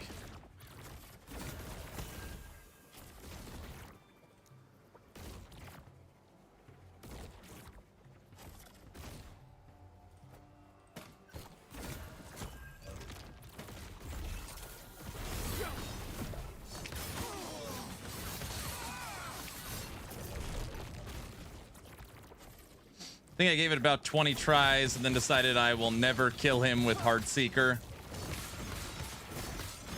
I mean, they wanted it to be nearly impossible, right? That's why people play it on bugged builds or, you know, stun idols or something crazy. Like, we're just playing like a regular Echo Rive. Like, we're not going to beat him. What's highest corruption? Someone's gone? I don't know.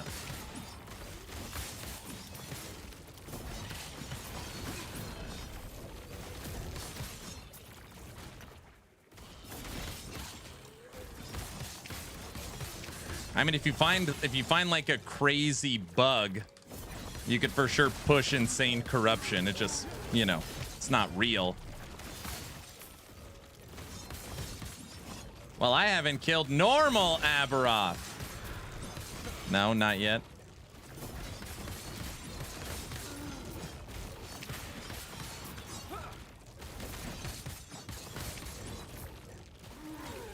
Isn't it great?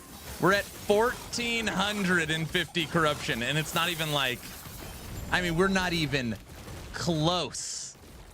We're not even in the ballpark.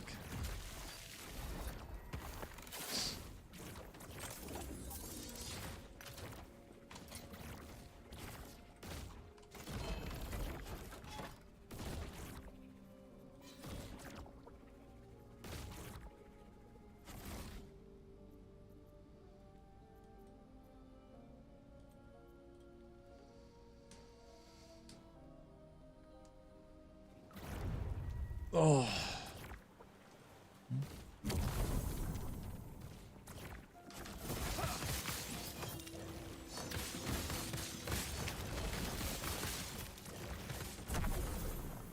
That stream starts in 8 minutes. 8 minutes.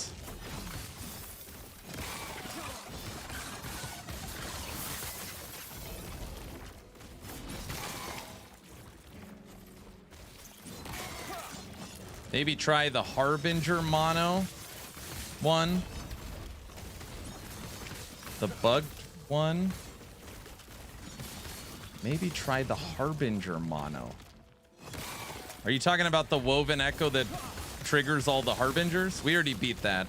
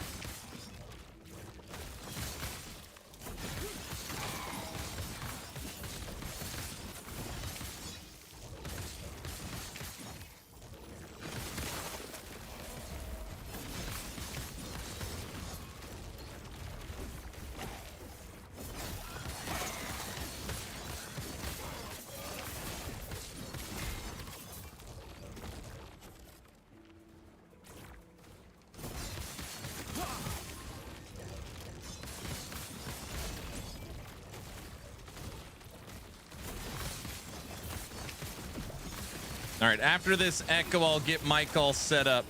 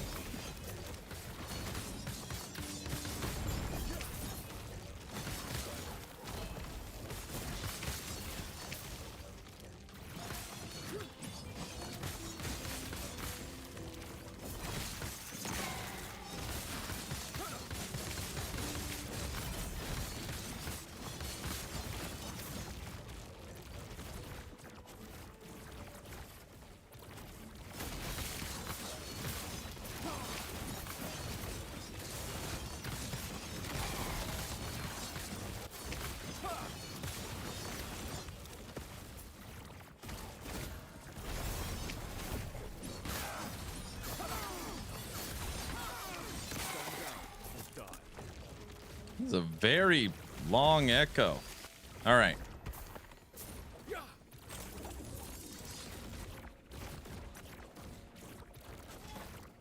All right, let's see what Mike's got going on. Let me snag this. Last Epoch tools if I need that. Twitch.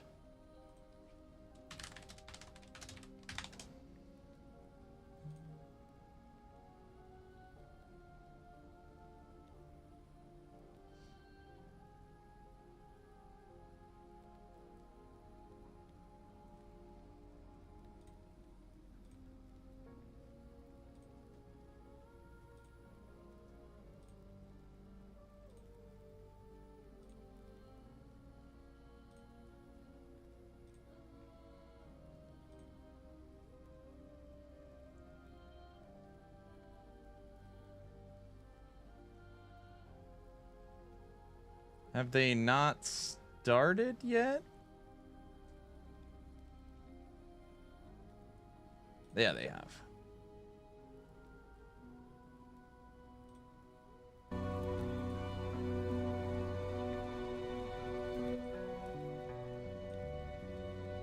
Oh, finally the timer's gone. Dang, I missed that. Yeah, Ocean Ring's good. Ocean Ring is good. Multiplicative damage and DR for shock. It's great. All right, let's switch scenes really quick. And I'm going to throw myself top right corner.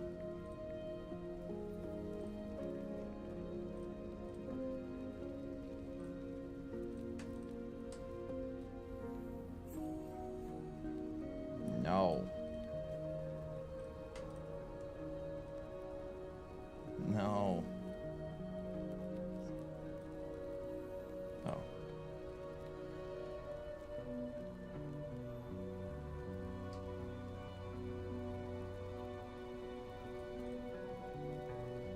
Perfect. What's up? How's it going, buddy? Going good. Today is the last Epoch developer stream. It is Friday. Thanks for the Prime sub. Thank you. Thank you. So we're going to see what's cooking up for last Epoch, and hopefully we get some Season 3 reveals. That is what we are hoping for. Season 3 reveals. Yep. You and me both. You and me both. You read my mind, I did.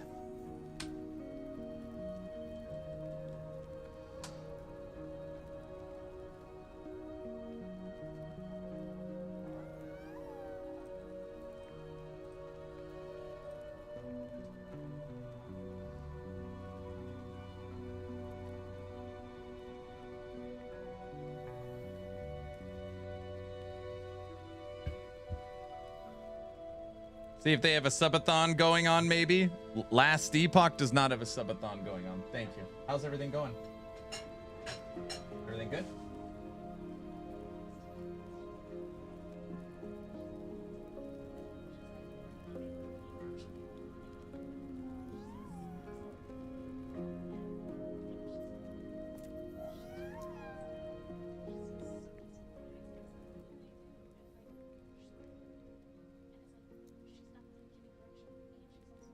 Good afternoon, everybody, and welcome back to another Last Epoch Dev Stream. As usual, I'm your host, Mike. Hello. How's it going, everybody? Yeah, we're playing some Last Epoch. We're having some fun. We're answering some questions. Welcome. Glad to have you with us. If this is your first time here, hi, I'm Mike. I work on Last Epoch. I have for 6 years now? 7 years now? It's been a long time. Love it.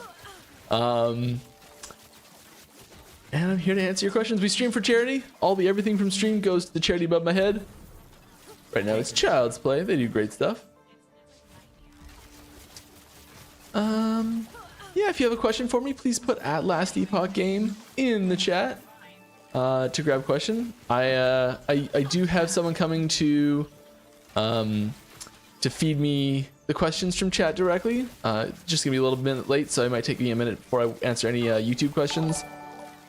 I'll see if I can switch over to that chat. I don't know how, but welcome from YouTube too. And we've got a raiding party to start things off with, and a sub medic. I'm not playing controller today, sorry. We are working on upgrading our. Oh, let's get these. We are working on switching over to fire build, and like a fool, I burned my 2LP dragon song that I found last stream because I kinda forgot that you had to be tier 2 in the prophecies or in the dungeons to get the guaranteed selection of which one, and I was just going too fast. I was trying to I'm like, oh, I got 5 minutes before stream, I can do this, and I just bricked it like just minutes ago, so I'm still reeling from that. It's entirely my fault, just going too fast. Yeah, that's all the housekeeping here. Get some questions. I hope season 2's going well for everyone. I'm very excited for season 3 already. It's oh, come on.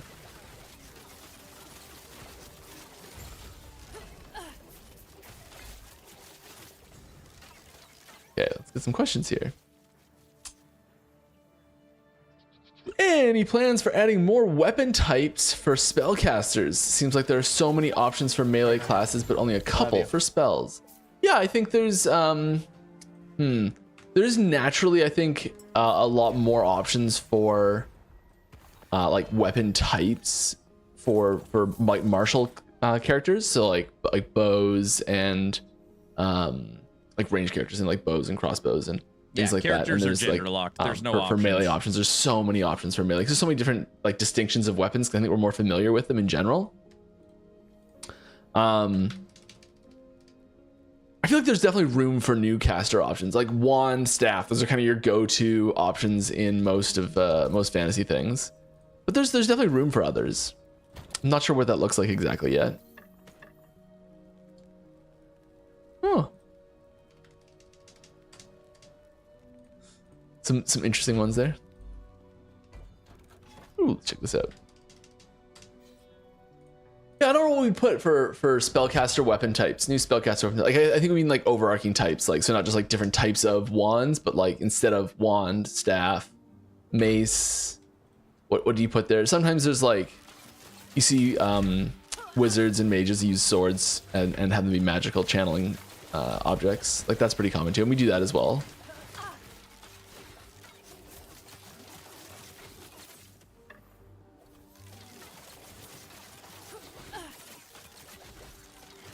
I don't know what you'd put in there from like a weapon slot, because so many other magical channeling things, like you put in like a catalyst slot or a relic slot or a ring slot, but like what else goes in a weapon slot really? Does chat know?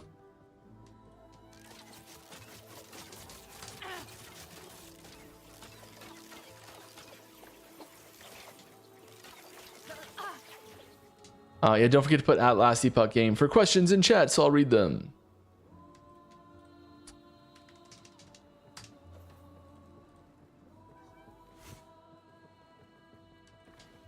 Have you guys thought about adding an infinite push mode like D3 Greater Rifts? I mean, we kind of do have that with Corruption, right? And arenas. It wouldn't have to be super rewarding, just something to push leaderboards with friends or alone. I mean, or the arena, the endless arena. There's literally two of every level those. could be static. For example, level 42 would be the Dreadnought Eternal Mobs. I see what you're saying. We don't have a static system for it, but we do have like a couple different dynamic ones.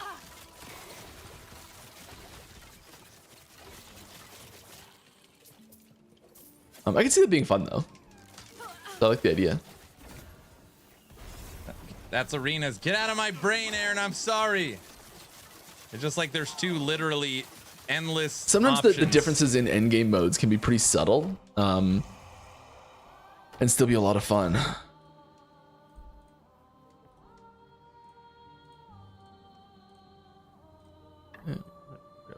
Right. I gotta change my loot filter to be more about fire than physical, because right now it's like I don't care about fire. Should have done that before. Are we going to see skill sigils in season 3? I have no information about skill sigils at all. It is a I can't say anything about other than the fact that it has been revealed on a roadmap. The name has been on a roadmap. That's basically all I can say about it. All right, with the success of the open source game Beyond All Reason, I have not read anything about this. What are your thoughts on games being open source with a studio backing it? Well, I mean, in general. So I think that there's no context at all. I would love to. It sounds very interesting. I will definitely be reading up on this though. Oh, I got a message from someone. Yeah, sorry. Why's my desktop background?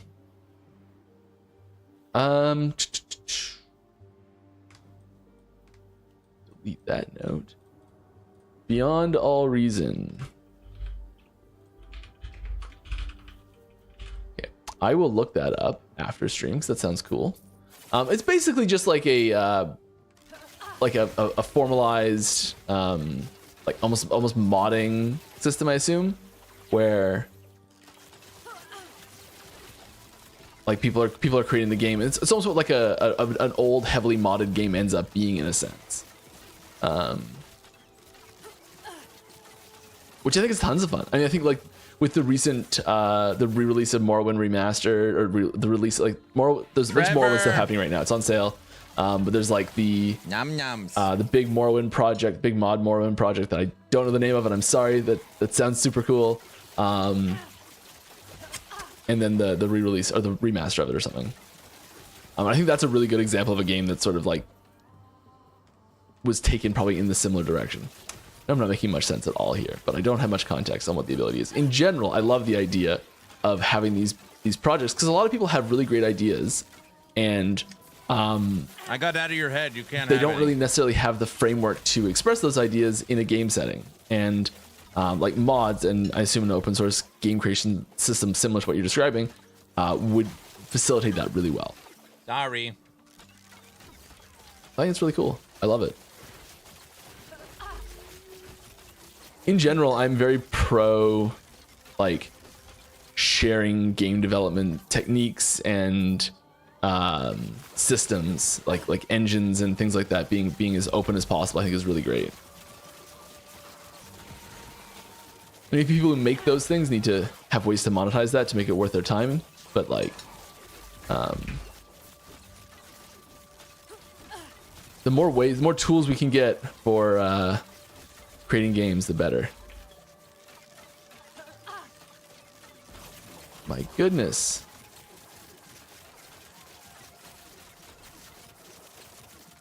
What? Okay. Just pick all these up. We'll deal with it later.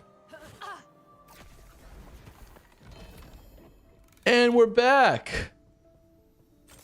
We've got questions being funneled in now. Wonderful. Guns win. I'd say guns in Last Epoch are extremely unlikely. Just the structure of how like the universe is made and how like the world building is all set up. I'd say it's very, very unlikely to happen in Last Epoch. I don't want to say impossible, but No guns. I wouldn't expect it. If you're like, I need to have guns. Yeah, it's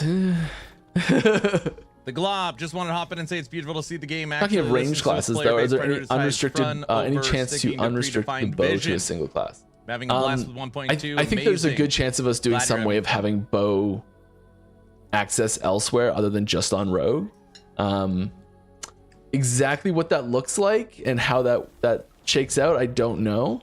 There's a couple different ways we could do that. There's like the big restriction is that you need abilities to go with the weapon type. So if a class didn't have any ability to dual wield and had a dual wielding ability go with it, would be kind of bad, right? Yes. It's kind of the inverse of that, where if you have access to bows but no bow abilities, it's kind of useless, right? So I think we need to have either a bow that gives a bow ability to someone, or like make new abilities at the same time.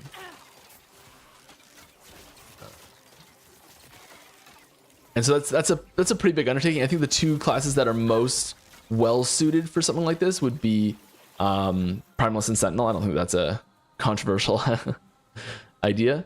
I'd really like to see it in Sentinel personally, but I think Primalist is the more popular option. Sentinel bow.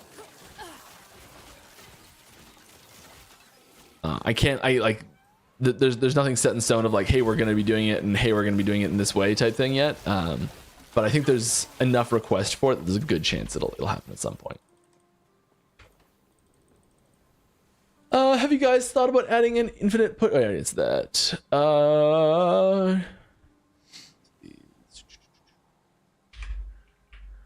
With this six, oh, answer this. What am I doing here? I feel like maybe adding more bosses like Aberoth with different loot drops would be nice. Is that something we could see? I mean, yeah, we're always looking at adding new bosses. Like Aberoth is a fixed difficulty content boss, which is We need a really good for 4 landmarking boss progress, and we added a few of those in season 2. I think there's definitely room, especially with Woven Echo's system, to add in more fairly easily, or just having them be part of like new chapter content and having them appear in the end game after that sort of thing, or possibly like in specific monolith expansions. And there's definitely different ways to add in new, like through dungeons as well. And we are always looking at adding new bosses. Boss design's a lot of fun, and we tend to gravitate towards adding the things that are fun to work on. I think that's natural. We do work hard to have a balanced approach and design things that are so it's best for the game, but I think naturally people are like, they come up with ideas for things that they like designing the most. The judges will find you. Nope. We've kind of got to look at these right now. I don't even know why I'm grabbing these or not. We are in a cemetery. I should go in here instead of wandering around. As for weapons for mages, how about stones? Kind of like magical bullets. I think this, yeah. So I think that kind of bleeds into the realm of an ability, right? Like, is the stone the thing that is creating the attack? Or is the ability the thing that's creating the attack? And you just need like a bag of stones to make it work. I feel like that feels kind of relic-y to me.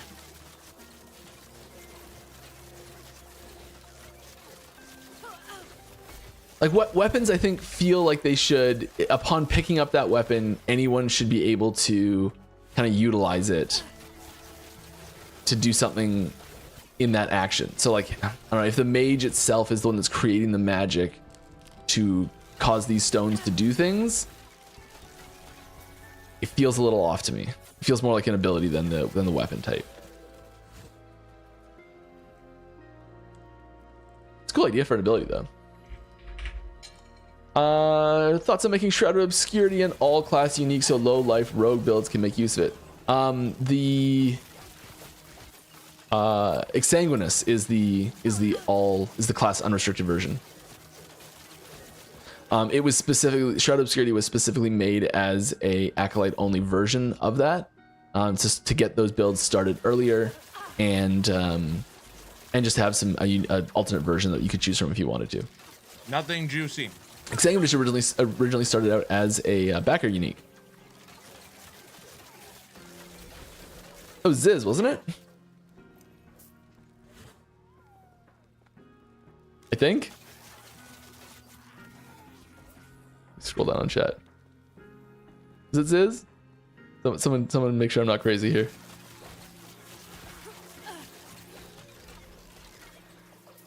He made the squirrel helm, yeah, but didn't he make Exsanguinous too? It was someone like that.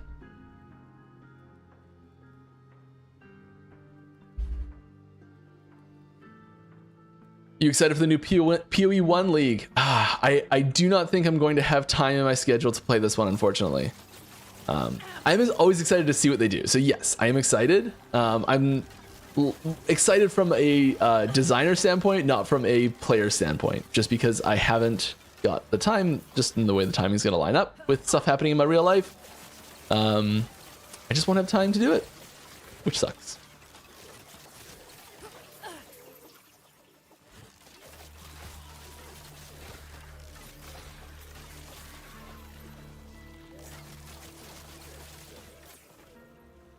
Ziggy D. It was Ziggy D that did it. Content creator, Zed name. I was close. Sorry for mixing you guys up. Yes, Exsanguinous is Ziggy D. Exsanguinous is Ziggy, yeah. Confirmation there, thank you.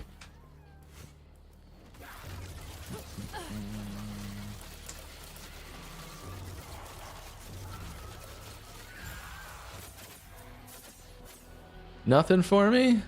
Ugh, gross. Ugh, ugh, ugh. All right, we'll be getting any Necromancer minion leaks today.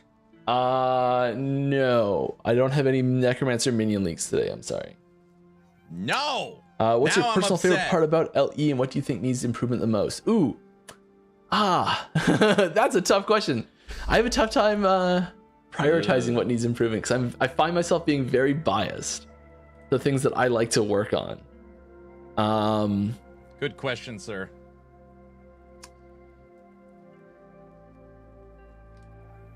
My favorite part is the my favorite part is the skill system. Skill build crafting, I think is the favorite part about my LE for me. Just getting to dig into all the options, that sort of stuff. What are we gonna put down here? Where is, yeah, let's do one of these. And Forged weapons that attack like bows. do some of these. So they're bow one. and arrows that just sit That back there. and shoot. I would love that. Sure, let's do one of these. Why not, right? And let's do one of those.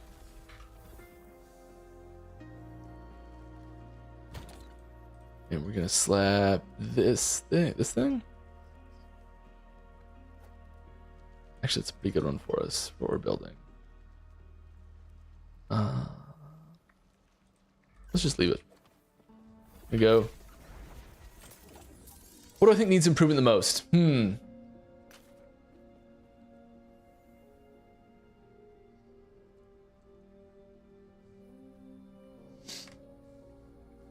I think it's a lot in the balancing, the end game balancing. That's probably where we can put the most work in for improvement at this point,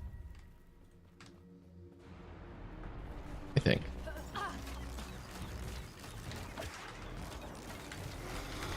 Dark Quiver needs to scale off of attack speed. The use speed for Dark Quiver needs to scale off attack speed. So bad. So bad.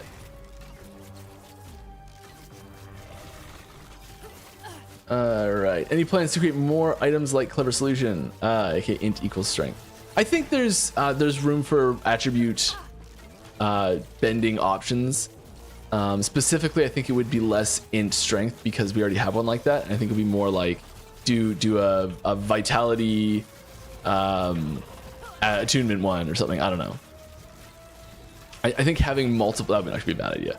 I think having multiple of them with different pairs would be interesting. But I doubt we'd do more of the same pair, really.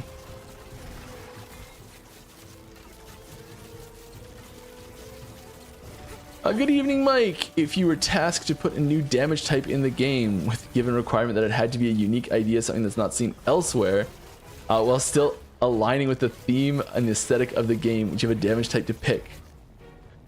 Oh. For myself, it would be some type of mind rot or life agony based theme. Like a damage type. So we're talking, wow, my phone thinks I'm talking to it right now. We're talking like one of these things, right? Well, I can tell you the damage type that we left out and had the most like this would follow almost made it in type thing, which was holy damage. As sort of the antithesis for void damage. Kind of and necrotic damage too at the same time. So I think that would, right now we do holy theming through fire and lightning.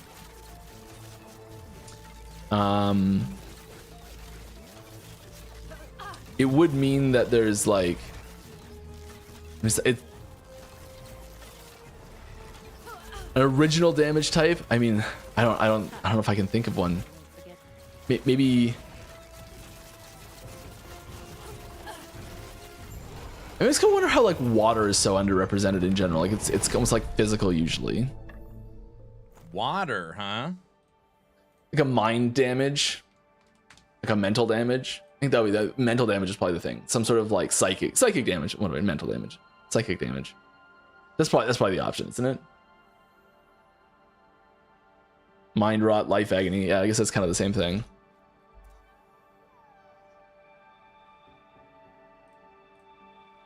I don't know that. Yeah, I think psychic damage would be the thing.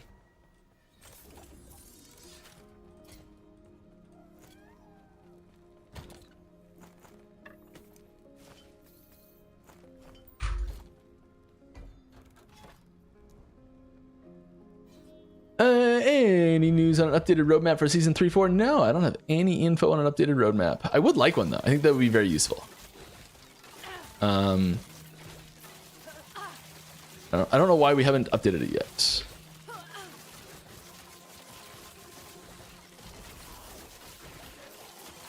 Maybe because the timing between season 2 and season 3 is actually going to be pretty reasonable, so it's less necessary. I would still assume we would do a roadmap update though. Is the new lich skill finished? No, it's not finished. Any information on what it kind of does? I can't really share much about it yet. I'm sure we'll be doing a full deep dive on it once it's a little bit more finished. the base functionality's in, and the tree's designed, and it's being implemented right now. The tree is being worked on. When do I get to play it? I'm sorry for yelling. I don't know why. I'm just juiced.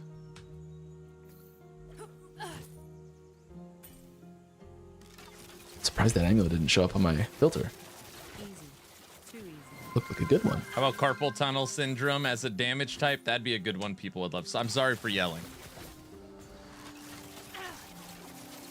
All right, yo, is there going to be a mid-season patch? I mean, like a content update mid-season? No, we're just, I think we've got probably a couple more hotfixes maybe. No. Any like little bug fixes, stuff like that. There was one this morning, I think. And that's about it, but no content. All the new content will be coming in season 3.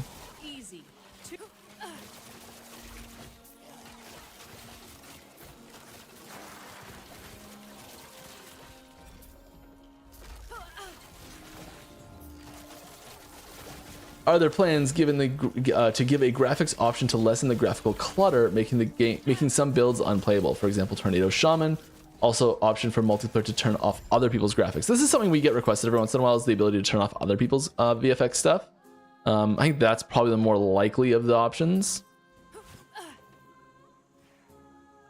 But yeah, this is a concern, and we do sometimes like make design decisions on like how things are going to function based on how much screen clutter it's going to create and things like that. So this is something that we do take into account quite frequently.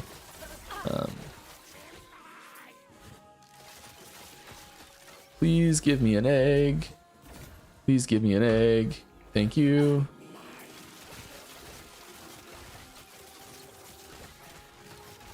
I need my foot of the mountain to be awesome. You know what I want is a way to tag one of these to be the thing that opens when you click on an egg. Be like, this is my egg tab, and it always goes, so you can like pick no matter where it's going to default to. You can have a default the egg tab something different. Have like the ability to pick like default normal open, default egg open. Yeah. I know you all want it too. Ooh, what's this? Yeah, piece of candy.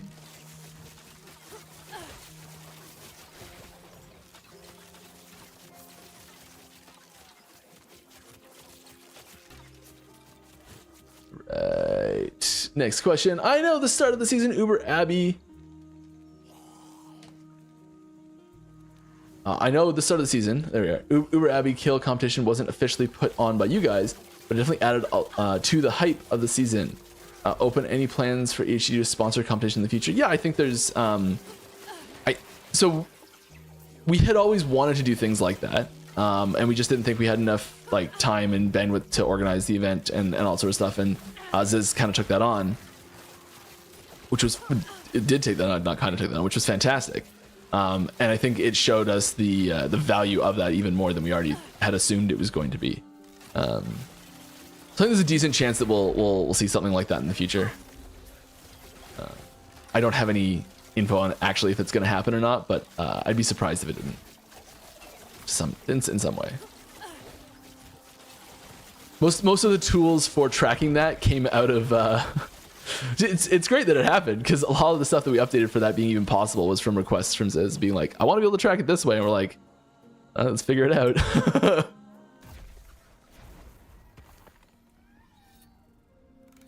Where are we? This button.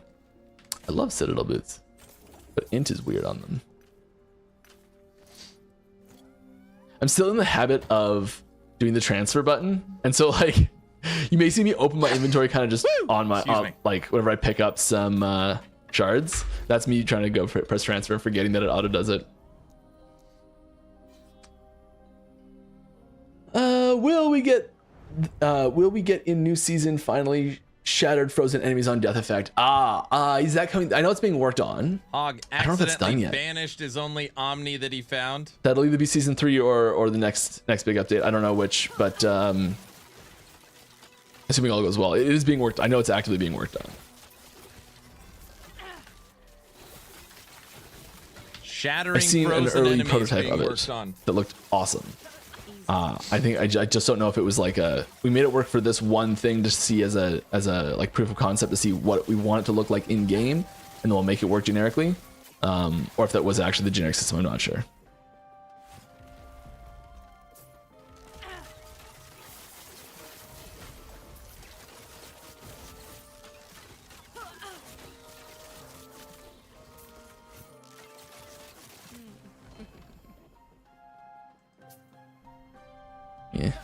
Yeah, we're not doing spears. Should Weaver imprints start working as soon as they are imprinted? I'm not sure if it's a bug or really bad luck, but it feels like newly imprinted items only drop in echoes that respond or replaced in the cemetery after the imprint has been made. Thank you all from HG for making this amazing game. You're welcome. I absolutely love it. Can't stop playing. That's wonderful. That you love it, but you should definitely take breaks in general. The imprint, if there's a restriction on the imprint timing, it would only be on opening the actual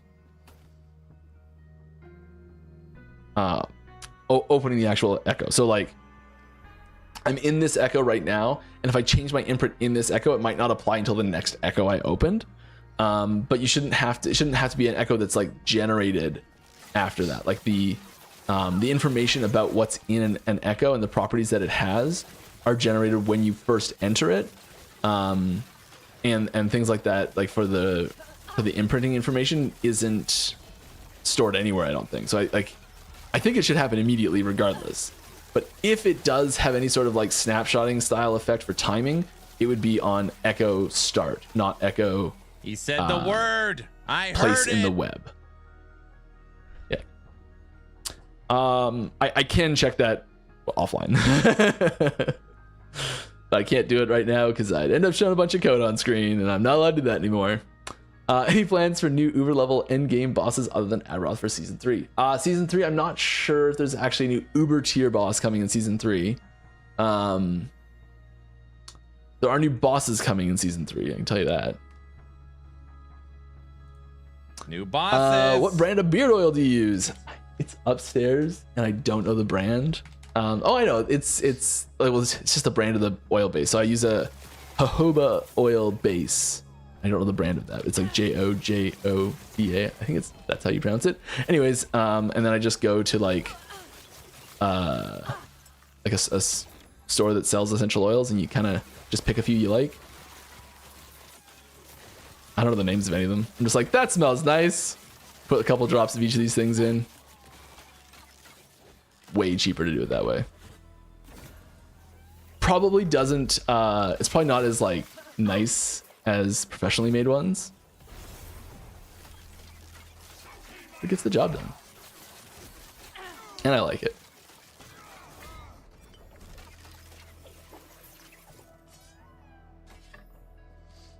Alright. What am I supposed to do with my lizard tail? It seems like it has no use. I'm sorry, I don't understand the question. Do it use with what? You don't have it used for what? I'm confused. That doesn't look like anything to me. You are now on Unity 2022, are working your way towards 2025, or how does that go? Well, Unity's actually back to their original number naming scheme. So the new version of Unity is actually called Unity 6 now. And so we went from like Unity 1, 2, 3, 4, 5. Then we jumped to, I think, 2016?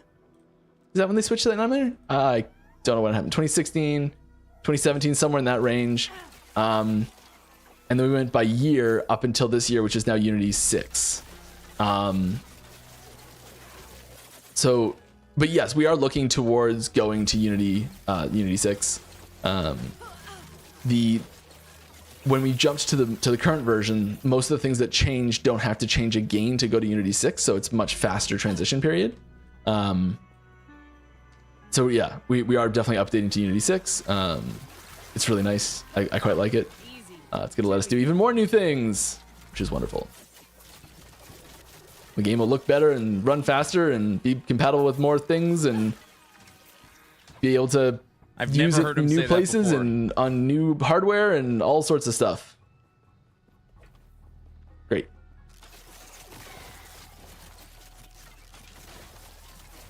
I don't have an ETA when that'll happen though, so but it'll be way faster than last time, because last time took almost a year. Oh, hello, how you doing?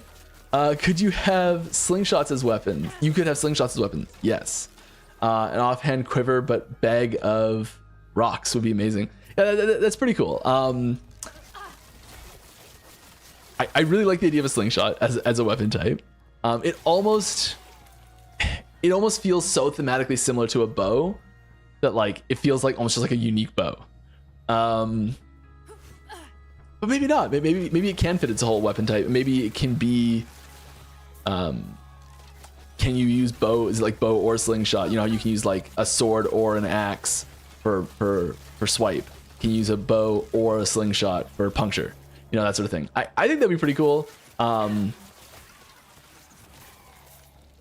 think crossbows are probably higher on the list than slingshots or something like that. But I love the idea. There's a game, one of my favorite games of all time. Dark Cloud for the PlayStation 2, must be PlayStation 2, had the second character the first character you unlock after your starting character use slingshots, and one of their upgraded slingshots was Steve, who talked to you and was quite sassy. Or Super Steve was sassy, yeah. Oh man, I love that game. So yeah, I got a soft spot for slingshots.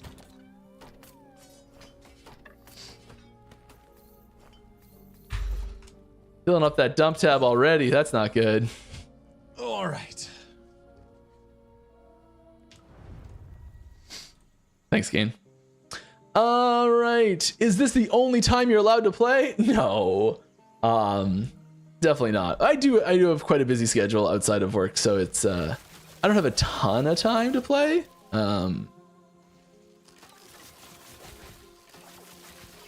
I was playing last night though.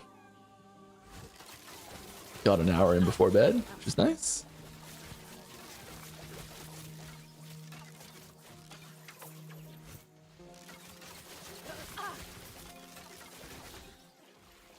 But I do like, I'll spend. It's kind of like, does it count as playing if I'm like, okay, I'm gonna test this node that I'm implementing, and like it'll take 20 minutes to test it and make sure it's working in all these different scenarios. Like, does that count as playing? Not really. Game's technically running.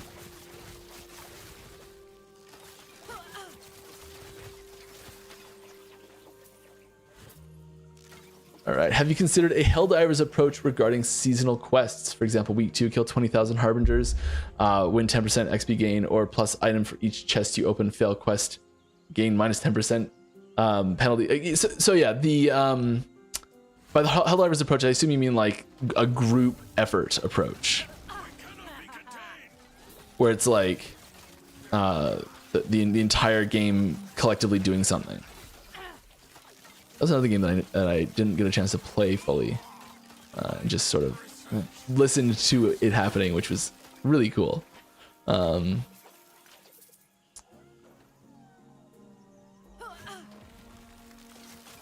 was going on when that launched? Something was going on when that was launching. I think we were launching.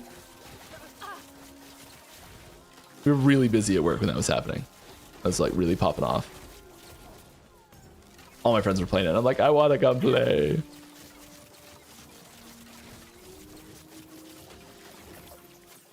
But as for like group quest things like that, like server wide quests, I would love to do that. I think it'd be awesome. Planet Side, that was another one that did stuff like that. Tried that for a little bit. Guild Wars 2 did some stuff kind of like that as well, in like the world PvP stuff. Kinda.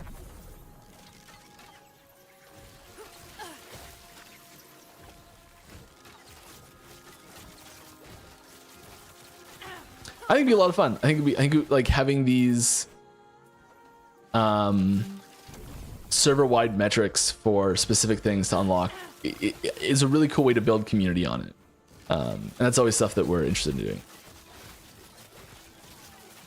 So love the idea.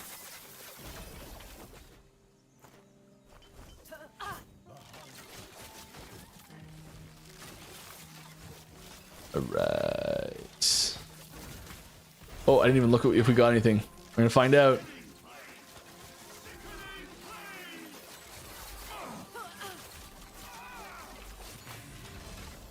Boots. 2. We'll take them. Yes, please. Thank you.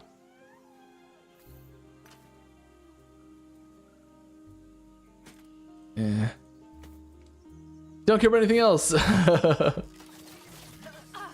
But we will take those boots and be happy for them.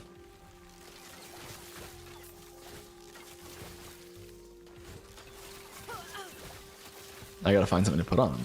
I could probably just put my boots on them, really. Find something better than that. Well, what do we want on there? Oh, I just looked over and saw the stream on time delay and thought something was attacking me and got quite scared for a moment. Oh, let's find out what we're doing. What do we put on those boots? We're looking for... Yeah, I just moved speed. That's what I thought. Classic. Any plans to implement parental stash categories? I see what you're saying. I love what's being done with the to differentiate my COF stuff, or better highlight when searching, plus maybe an equipable regex. I heard that question earlier. Yes, if you've got ideas for things you'd like to see in stash updates, that is definitely information we're taking. Suggestions channels are very open for things like that right now. The parental categories, the categories really don't have much info in them right now. We could expand them. All the information is actually in the tabs, and the categories kind of populate. Like the categories don't know what's in them. The categories just know they exist and what order they're in, and then the tabs know Deal, what were you expecting? which category they're in and where they sit in that category. Every Friday. So the categories are kind of dumb right now, for lack of a better term. Like it's a good idea, but like they don't. They take think for live themselves. questions from the community. Oh, come on. I think that there's definitely room for more power in the category level stuff. Oh, nice. Don't actually want that as like I've got something similar already.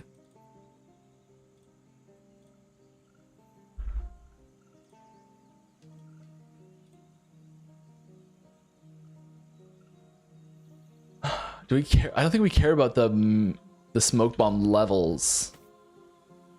And we could probably roll this mana into something better. You're falling asleep? Please? You can ask a question. Or not. Right now. You can ask a question to Mike, senior developer and co-founder of VHG, and he will answer your question live on stream. Hey, we'll take that. That's pretty cool. Be like asking a question to Jonathan Rogers, some flat health on this or and in a something? few minutes you get it directly answered. I don't think you're giving him enough credit. It's pretty cool. Yeah, just 2-1. I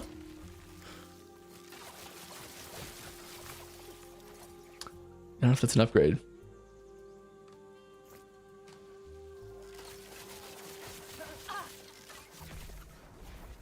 Okay.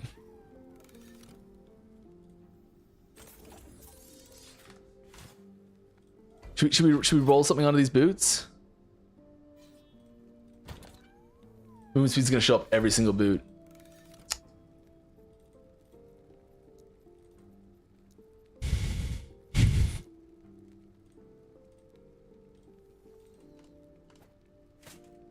There's a is that 7? That is 7. That's a high T7.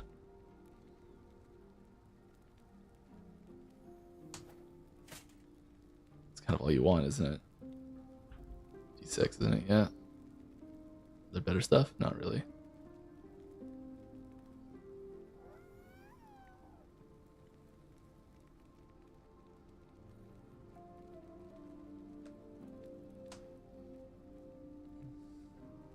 Except I'd rather not interact with Jonathan Rogers. Could Come re-roll that. on. Maybe get some better stuff on it. Vitality. Oh, jeez. High-res. Sure.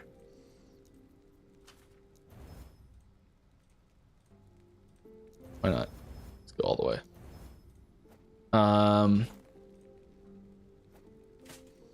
Let's get. Sorry. I feel like I should be answering questions while I'm doing this instead of just playing. I get zoned in sometimes. All right.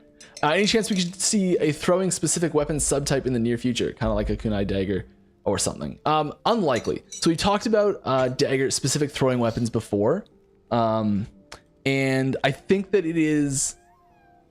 So all the throwing abilities are balanced around throwing weapons not being a thing. So if we were to add throwing weapons into the game, we would have to rebalance all those. So it's not a. I think that one of the misconceptions with this request frequently is that it is a hey, if I get this, it's just gonna be. There's not gonna be a nerf on the back end as well. So it's it would be a give and take if we added something like this. And I think that it gives throwing abilities the ability to be a hybrid damage option a lot easier if there's not a specific focus damage weapon type for it. If that makes any sense.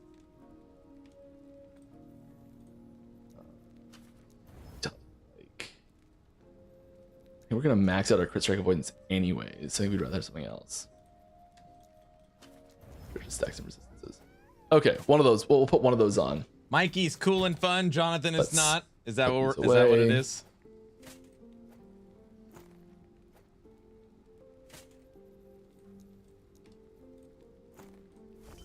No room. No room for anything. Ah, but I need room. Who's the joker that made this algorithm, huh? It was me. I'm an idiot.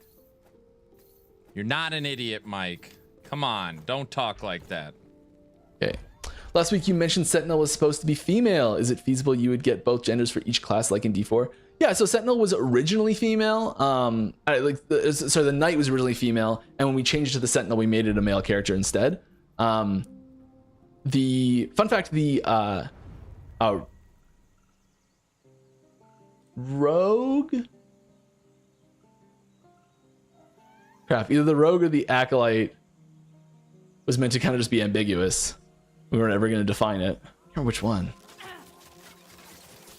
But yes, we do plan on having eventually the goal, long-term goal is to have like character customization options, including gender is one of those things. Because it's something that we know that is really important to a lot of players. It's like, it's interesting. Like, try and figure out which gender this class is right now. It's almost impossible, you know? Like, if there was an alternate gender version of this character, I don't think you'd be able to tell which was which. Like, they would just look exactly the same. But at the same time, for the people that it is important for, it is really important for. And we do want to get that into the game. So that is important. ETA, nah, I don't know. I'm sorry. It's gonna be a while still, probably. We've been talking about it for a long time. This is one of those things for me. It's like you are missing passives and skills. But yeah, it's something we are hoping to do. Core game components. We'd really like to. Being able to select male or female. I understand it's important to one of those people, things that but it has so like knock-on effects for new content in the future. So like have. it makes making more stuff for the game slower, which sucks. Bingo. Bingo.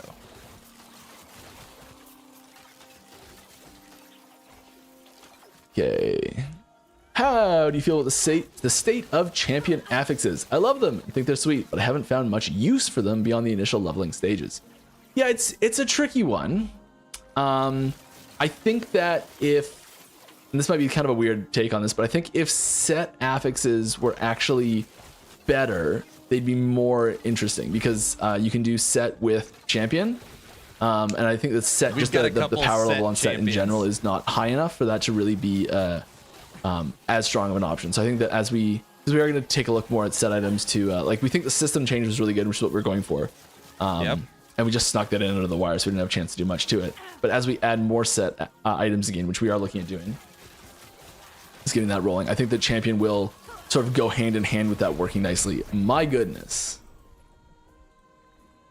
I popped. It's fine. Fine. We're going to keep going through there.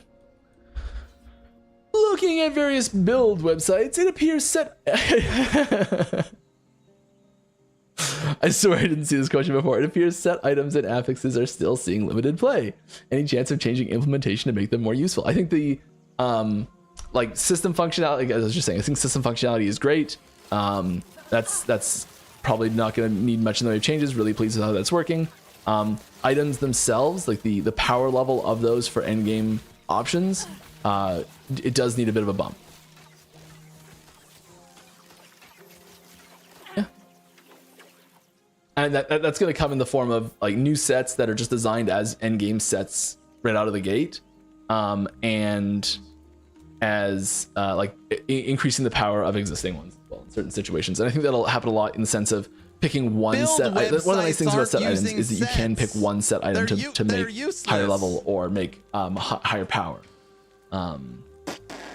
And the whole set, part of the set is still useful at the start of the game, and then as you get to end game, you can actually use the set affixes from the lower tier ones with the high tier one. Useless. All right, Ziggity making his own PoE game. What do you think about it? I did not know he was making his own PoE game. Cool. Like, that's awesome. More games is better. Like his own league?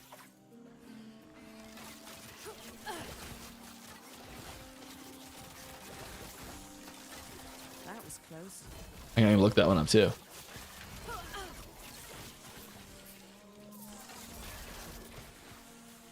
His own like Ziggy D is making an action RPG. All right. Is that what you're saying? We don't know. If anyone has more details on it, I'm interested. Let me know. I'd be happy to hear. If you were to make LE2 someday, oh, I'd love to. So there's so many things that I'd love to do for like a hypothetical someday LE2. Because there's certain things that we did at the start when we were designing LE1 that kind of not really paint us into a corner, but like it's the they're so ingrained in the like DNA of the game that it's hard to change.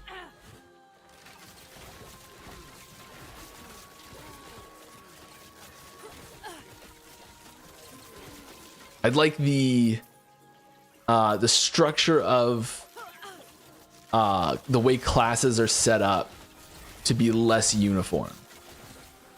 So like, I should read the rest of this question. Is there something you would do completely differently from the start compared to LE1? Yes. Okay, that's the question. Great. Yes, I would. And to be clear, this is Mike's fantasy, nothing more. Okay, there's literally no anything about this from this is developer hat off. This is Mike hat on. I would love to see classes be less uniform. So like, we see that there's like all the classes unlock abilities through character level and then through their passives. Oh, Mike. Unlock character through their character level and passives, and then through like these ones and how they unlock skills is sort of uniform for every class, right? And the spread on what those are is kind of uniform for every class. I'd love to see some classes maybe get their abilities from like which weapon type is equipped, or I don't know, just like different ways of interacting with the systems. Maybe there's one class that doesn't have any mastery at all, or one class that picks from other masteries, or one, you know, like where the way that the like the structure of the class itself isn't so uniform. That's something that I'd love to see. I think it'd be a lot harder to balance, and there's a little bit more time and more complexity in the tutorialization. I don't know if it adds that much depth, but I'd really like to see something like that. I'm training to be like this guy, to talk a lot of things and not say anything at the same time. I think really it would leave hard, room actually. for more extreme You can't class talk about features. anything for the future while answering That's what I'm questions. getting at. So like It's tough. It's very tough. Yeah, like basically these rings right here, these like passive bonuses, I think those could be more unique and more interesting if there was more distinction between the classes in general.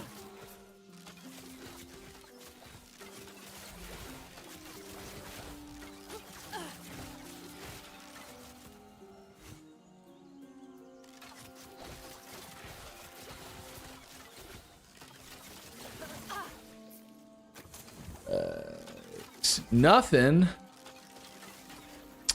Shenanigans. All right. Oh, we're a little bit behind here. I should pick up the pace of question answering. We were a little slow at the start, so I was taking my time, and I got caught up in the plan of the game. All right, because I would love some more magic-ish base types. Would fans or chakrams work? Yeah, fans I think is more likely. The whole like, I think that fits kind of in the rogue theming more than anything. And chakrams are already part of shurikens. If you don't know, there's shurikens and chakram right here. So I would love to see more weapon types in general. And it's funny, we were talking about like different throwing options in abilities recently, and it's hard to pick out unique ones. And there's some funny options that I hope we make it to MTX later. The deadliest of all throwing weapons, as wielded by many a grandmothers.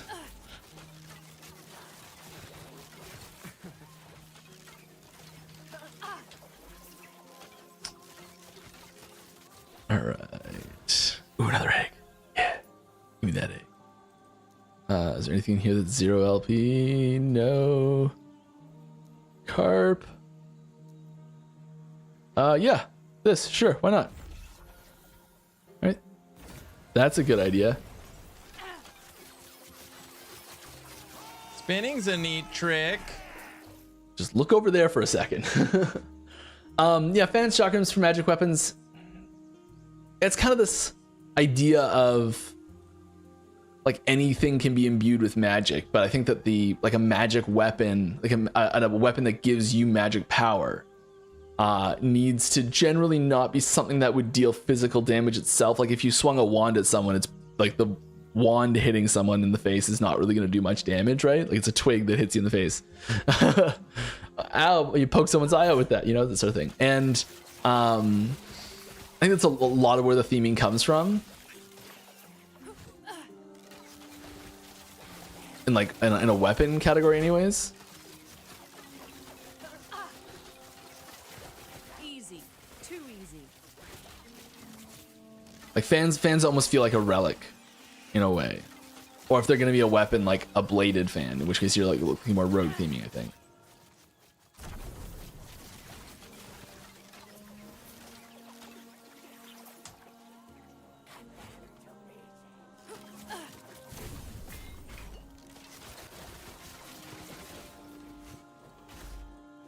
Okay, more questions. Hey Mike, as always, you're amazing. Aw, thank you. Flattery will get you everywhere. let me answer this question especially good for you. ARPGs are very goal oriented, and I probably should have read the question before promising that, shouldn't I? ARPGs are very goal oriented, and as a player, you should have a goal every time you log in. Getting spicy on screen.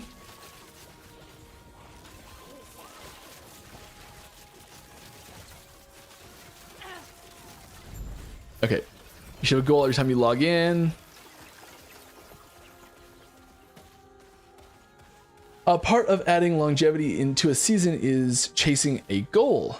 We have a loot filter. Do you think it would be possible to have some sort of customizable quest marker as well? Like a checklist players maybe already have on the side or in their mind where the game could also track them and their progress, I assume. I think that's like... I think that's a cool idea. So like basically a way you could have custom quest entries. Essentially is what we're talking about here. Hotkeys. Like being able to add custom things in here so you could like track the individual things through pinning them. Is essentially what we're talking about. I think that's a cool idea. I think there's assigning those on controller without is tough. You'd have to have like specific ones that you could like templates that you could pick from.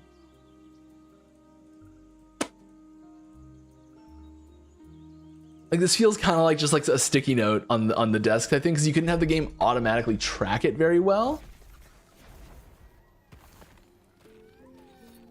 But we do like to build in tools that you are getting from elsewhere into the actual game itself. I think it's a cool idea. I don't know how we would implement it.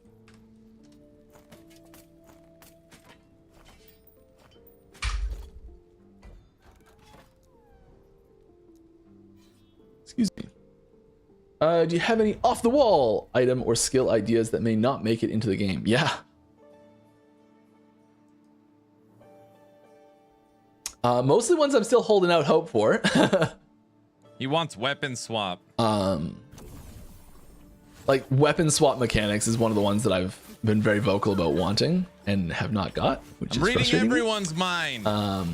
Back tying into the like what I would do in LE2, one of the classes that I would have would be like having it be very like different class mechanics. I feel like having one of them be focused around having many different weapon loadouts simultaneously would be really great. Have like 3 options, 4 options. Kind of go wild with it. Already. No, like there's a different sword for every situation. No, I just guessed that I know what he's gonna say. Wait, no. I think that'd be a ton of fun.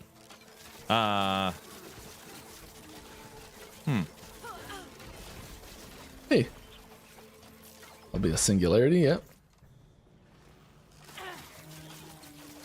This is my first time playing LE Leagues. The game feels great. Love it. The only thing that's bothering me is that you guys have put chains on build creation. Oh, like, I see what this is. Like, you're saying there's like restrictions on, like character customization? I think that's what it's asking for.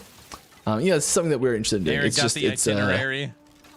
It's a heavy production requirement thing that doesn't change gameplay that much.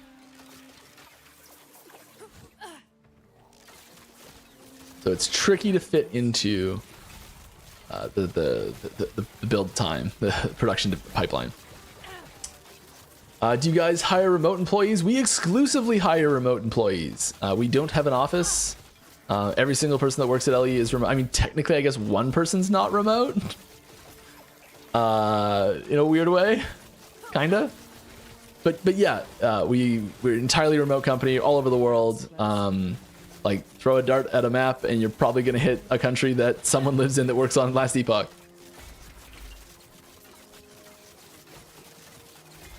Ooh.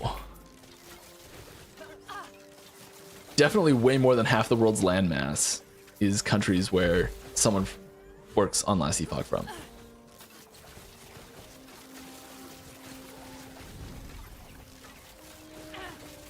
Mostly because we've got the big three.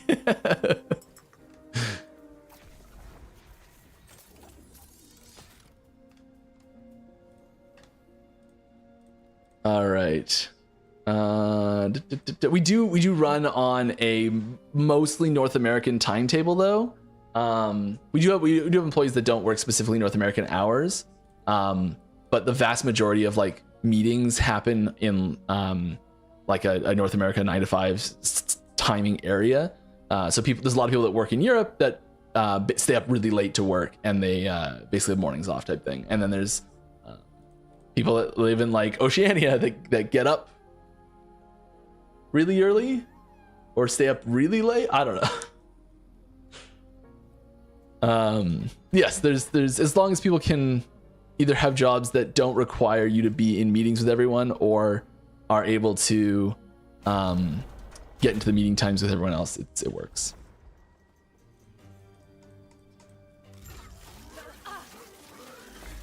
Oh my goodness me. Okay, let's actually take this seriously because I think it's not going to go well otherwise.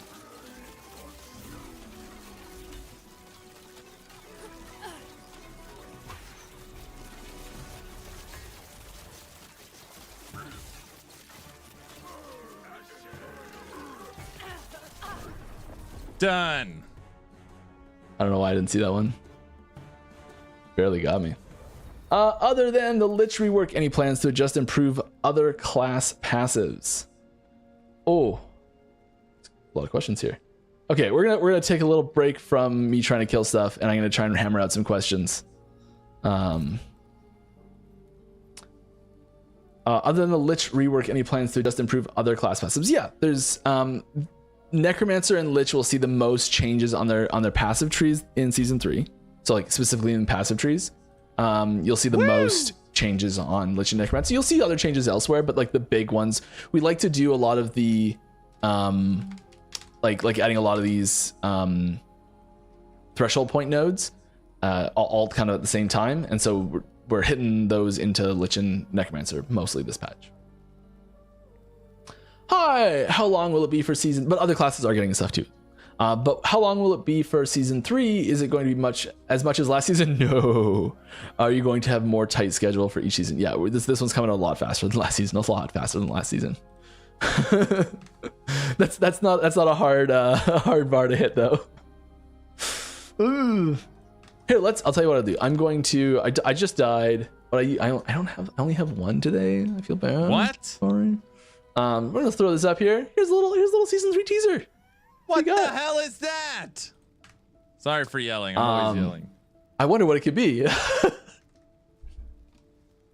Void?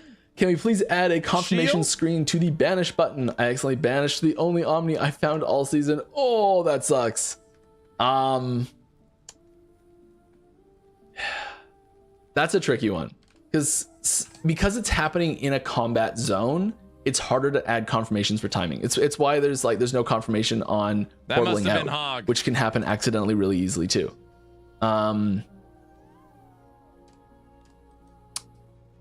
I think it would be nice to have that option. It's tricky. We have so many game options on how things function, and every time we add one more, it makes it just increases that complexity a little bit in the systems. And yeah, I think having an undo option would be like having a way to having a way to get back at banished might be better. Okay, looking at this shield, it's purple though. Like something like, oh, I banished the last one. There's like an altar you can go to that just like undoes the banishment or something. It's Lich and Necro, but why'd they make it purple? Will season 3 have a seasonal mechanic? Also, Barbarian when? Yeah, there's seasonal stuff coming. Not in the same. This question is tough to answer because seasonal mechanic can mean a few things. This shield. I don't think that there's. It depends on the definition of seasonal mechanic. Yes, there's new mechanics coming this season. There are things that are probably going to stick around long term, so they're not going to go away at the end of the season. I understand the strictest definition of a seasonal mechanic, probably not. This shield's give damage but there's going to reduction be to Necromancer lots of new based stuff on to how many do. golems they control. Yeah. So, like, yes, but it won't meet all the criteria for being a seasonal mechanic, I guess. It's hard to explain. Also, Barbarian when? No information. Sorry. Would love to do it soon. It's a Barbarian Ranger are the two that I'm like, which one do I want more? I don't know. And they both kind of fit in that same like extra mastery. Maybe that's the thing. Like, remember saying like having asymmetric classes and how they function. Maybe one of them can have like 8 masteries. You know. This is our pie in the sky Mike's last Epoch 2. Is it a bug that the stash doesn't always open to the last tab viewed? If not, how is the tab shown on the stash open determined? I actually know this. I would say it is not a bug because it's working exactly how it was coded. It was just coded kind of naively. It opens the, and I can say like, Okay, I just want to say, actually, let me. I can make fun of myself. It's okay. Let me move myself over here so you can see my face. See my face. It is the last tab that you have edited. The last tab you have edited is what it opens.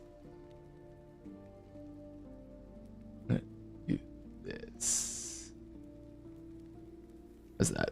Cool. It's the exciting parts. So if we go in here and we opened up to this the last stash tab we made, which is this one. So if we come in here to season 1, let's edit this. We're not going to actually change anything. We'll go to 11 and close it. We open, we're on 1. Go to 4, close it, open, we're on 1. If we edit 6 and don't even change anything, let's go to 10, close it, we're on 6 still. Even go to another one. Oh my still on 6. So it's the last one you've edited. If you want to pick a tab to be the one that's going to be open when you open the stash again, just right click on it and click confirm. And then the next time you open the stash tab, it'll be on that tab.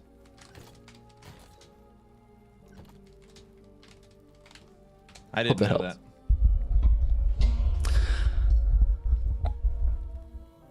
And apparently it resets if you relog, which makes sense.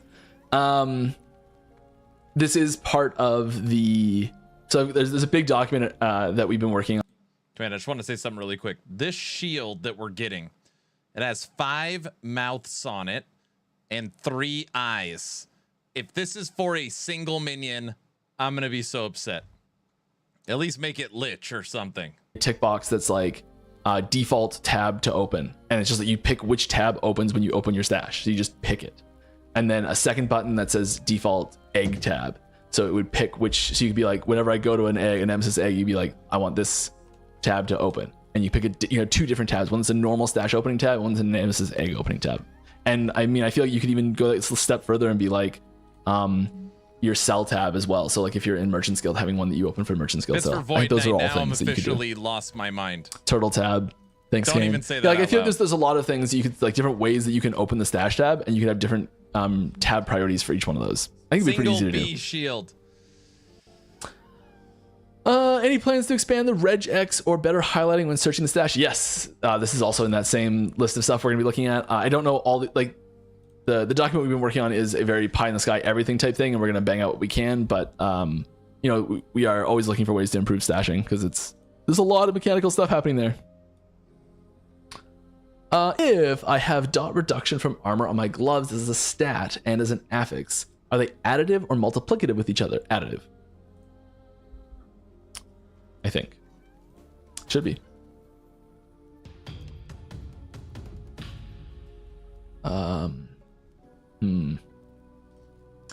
Reduced damage over time, or applies to. Armor applies. Kane's confirming additive max to 100. Yeah, that makes sense.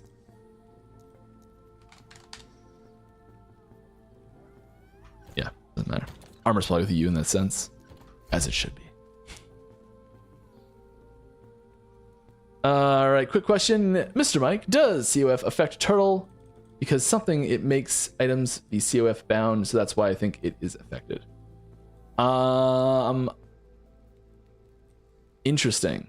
I would have said no, but the fact that it does tag it, usually it only tags it if it's done something to it. If it's tagged, yeah, it must have affected it in some way. That's one I'll have to look up, I'm sorry. In the recent PoE 2 interview with Jonathan, he spoke about how different games calculating the angle and direction at which skills would fire, saying that he assumed everyone did it by measuring from the feet of the character. After doing some research, he found that different games did it differently and said that LE measures from the knees of the character. Is there a specific reason for that? I did not know it was from the knees. Are we sure that's from the knees? That's cool. That is what he said. If you'd asked me where it measured from, I would say it either measures from 1.1 meters off the ground, which is our standard vertical offset for ability targeting, or it measures from the ground at 0. So either y equals 0 or y equals 1.1. That's where I think all the measurements happen from. And 1.1 is basically the height that the where the bow is. This one's at 1.1. You can see that's the height where the Heartseeker line is starting when I'm doing on the side here like this. That's 1.1.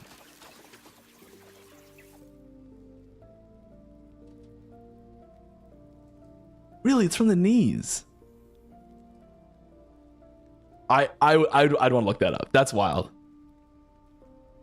Cause yeah, like this, the offset we use, the vertical offset we use is 1.1 for everything. It's either 0 or 1.1. That's an actual like constant in the code that you could just call like vertical offset, and it's the same constant no matter what everywhere. Anyways, I'm gonna check that out. I'm gonna see where that is.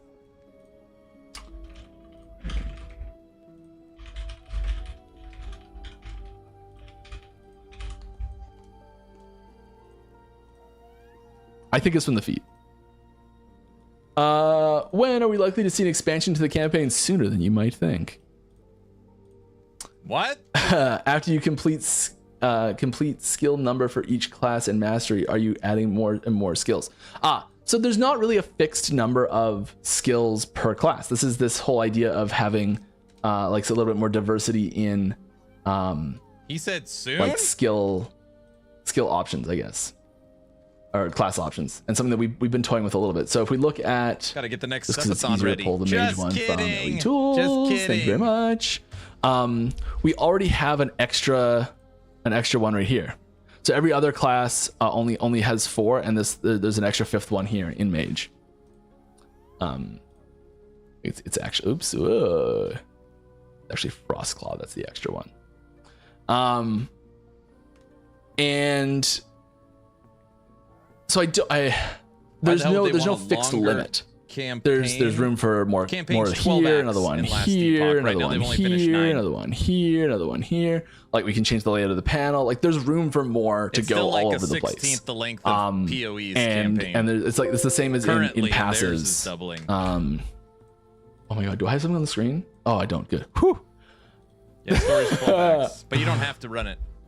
I thought I messed up. There, it's fine though. Like there's room to put more of these, and one behind the thing that's there to the right. But there's room for more abilities to go here, and we could bring them up into the tree as well if we wanted to. So it is designed so that there's room for more, and I don't want you to think that there's a limit on how many we can put in. We are going to keep adding more and more and more. Would it be possible to add a multiplayer revival system? When you die in multiplayer and re-enter the map by teleporting to a player, all the loot on the ground disappears and doesn't follow you to the monolith chest area. It would be nice to recover items if an ally survives the encounter. I agree, it would be really nice. And we basically have something similar already for your companions when they get downed. And that's the sort of thing that we are definitely interested in doing. I don't have a... I don't think this is some people are interested in doing this. Revive multiplayer like we probably don't have any specific plans to do this at the moment.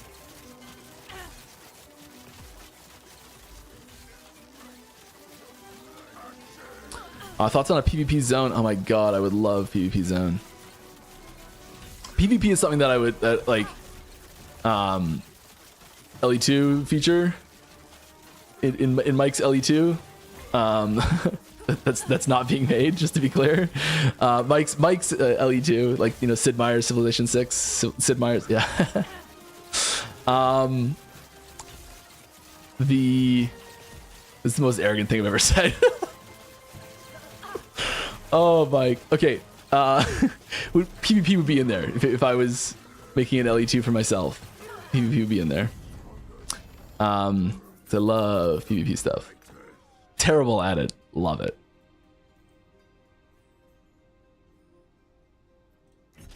Oh no. Change. Keep current. If I want to play a story-driven game, I would just. We want fire damage out of this. Hack and slash ARPG. Thoughts on the PvP zone? Scaled damage down. People will look forward to building PvP builds like D2 and D4. Yeah, I think that there's tons of fun like for auto PvP. Battlers. There's a lot of abilities that we'd have to change how they function. Like snap freeze could not exist in PvP the way it is now. And you know, there's almost some stuff like having special armor types that you can wear in PvP only, that it's like crazy strong defense or something like that, that only applies to player damage or only wearable in a PvP zone or something like that. Kind of take the WoW route with it. But yeah, I'd love to do it. I think it's fantastic. It's not something we're actively working on, but some of the most fun we've ever had in last Epoch in early multiplayer development was when we didn't have the alignment system functioning in multiplayer and you could kill each other. That was a ton of fun. A ton of fun. Yes.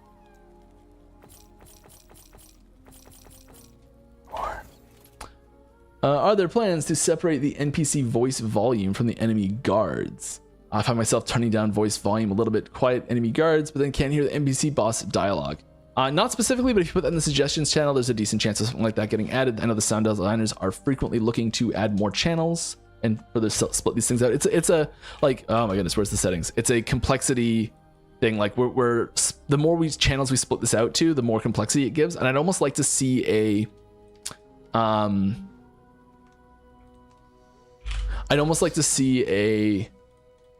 like advanced option where, like, I don't know, there's like a voice volume, and then if you tick like advanced, it like splits it into like 3 different types of voice volumes, or like player voice volume and NPC voice volume and enemy voice volume or something like that. And like, it's one of those, it's another one of those, like, all the suggestions and all the option ideas are great, and we can add too many and it becomes an issue because the complexity of interacting with it as a player isn't necessarily worth the benefit you get from that granularity.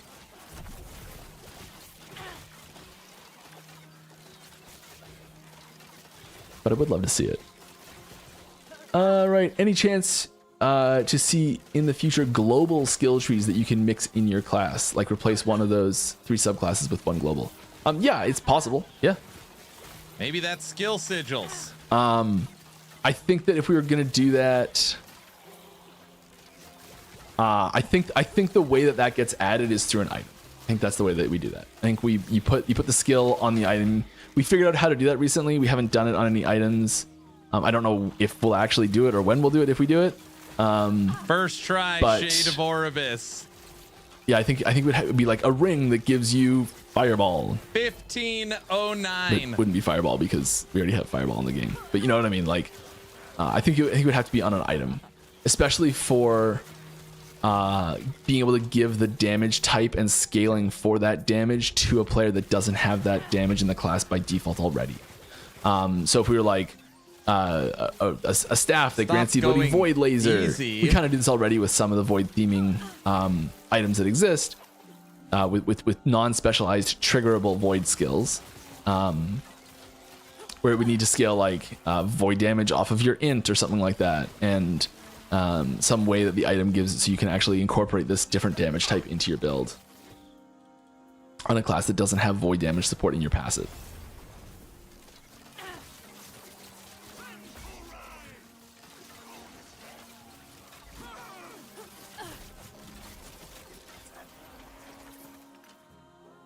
Get back here. Get back here. Ooh, no.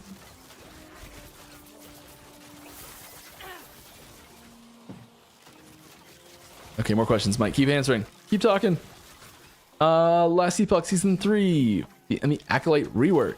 More Lich Necromancer adjustments. Do you personally envision the Acolyte to be more of a Dark Wizard, Blood and Bones, or Necromancer, or something completely new? Maybe Voodoo?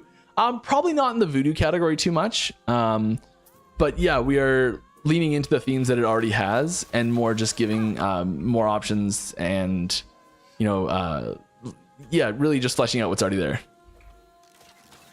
as far as theming goes. You finally give into a meta build. I'm just updating my Echo Rive build. This is like my 4th iteration. I had a question. Working on Echo Rive. It's always been good. I sanded the season, but the Exalted drops have surely changed. I dropped less than before in Season 1, and Uber Aberoth is much too hard. There should be an in-between for Season 3. Yeah, any RNG system like this, it's always possible to have the average chance to receive items go up and have individual players' amount of items that they get go down.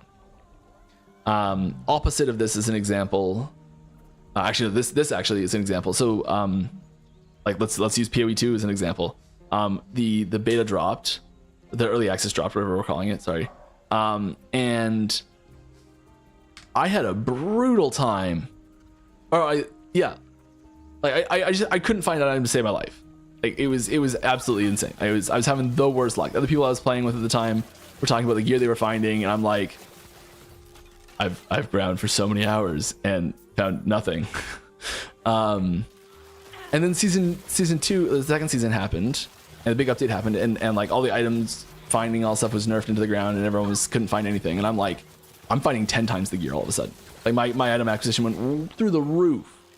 So just completely opposite of what everyone else was experiencing, the difference. So I think that there's room for it to happen both ways, and I'm sorry if you're having less item drops this time. The average item drop rate my Echo definitely Rive went up is at 1500 from right now. Season 1 to Season 2.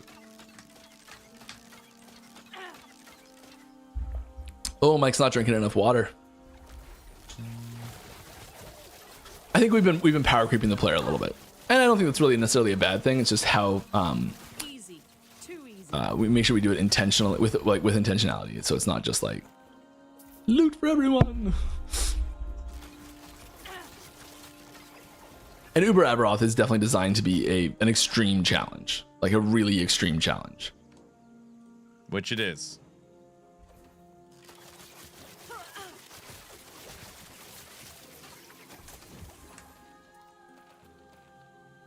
And it might be too extreme. I don't know. And we are looking at adding more bosses. All right. Can we have visual ground cues for flamethrower, poison, spit, etc. abilities for Shades of Orbis? The regular mobs with those abilities have them. Good idea. I don't see why not. Drop it in the suggestions channel on our Discord. Sure, that's something we can look into. At least. I want to go for that. Great loot for a rogue. That's me. Any plans for Last Epoch on Linux? We have a Proton build, and we did have a native build for quite a while. And I think we were just getting way worse performance than on the Proton build in general, so we pulled the native one so that people who were playing wouldn't accidentally get the worst version. But I know that's not been true for everyone, and so like some people have been asking for the Linux one to come back. It is possible. I don't think there's any specific plans for it, but yeah, if you're looking for it, suggestions channel. It does, like, the more versions we are maintaining, you know, it's more work. Updates go out slower. So it's this give and take of having these extra versions or not, but it is probably a positive thing to have it, I think, overall.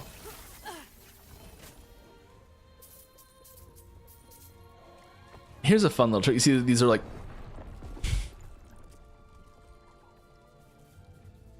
You were saying? Trying to talk about stuff, and well, they're here properly now. Grumble, grumble, grumble.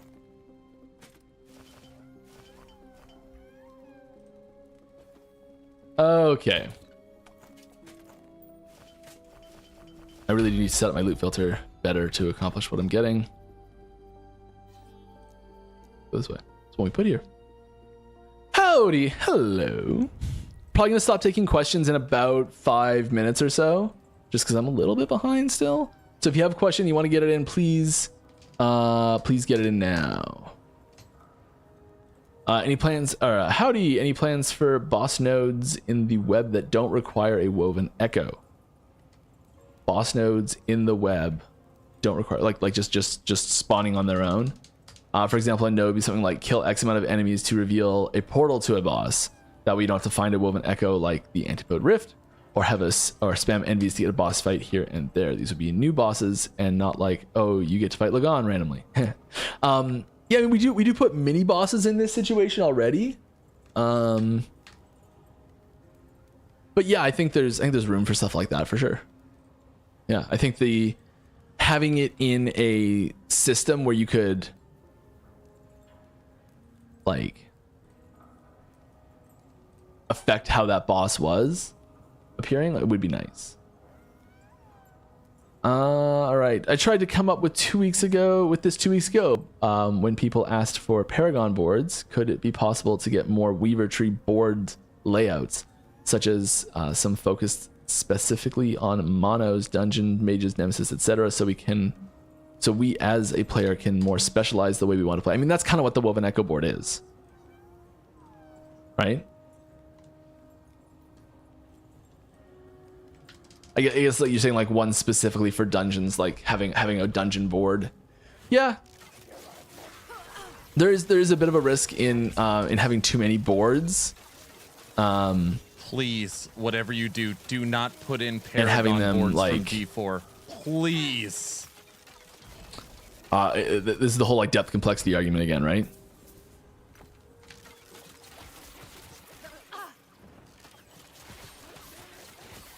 I think there's probably room for it. I kind of like it being in one place. I don't know. That's definitely like nothing to do with a Paragon system, is it? Be real here. I have not played Diablo 4 much. Oh. Maybe they changed it significantly to be where that is more what it is like in Diablo 4.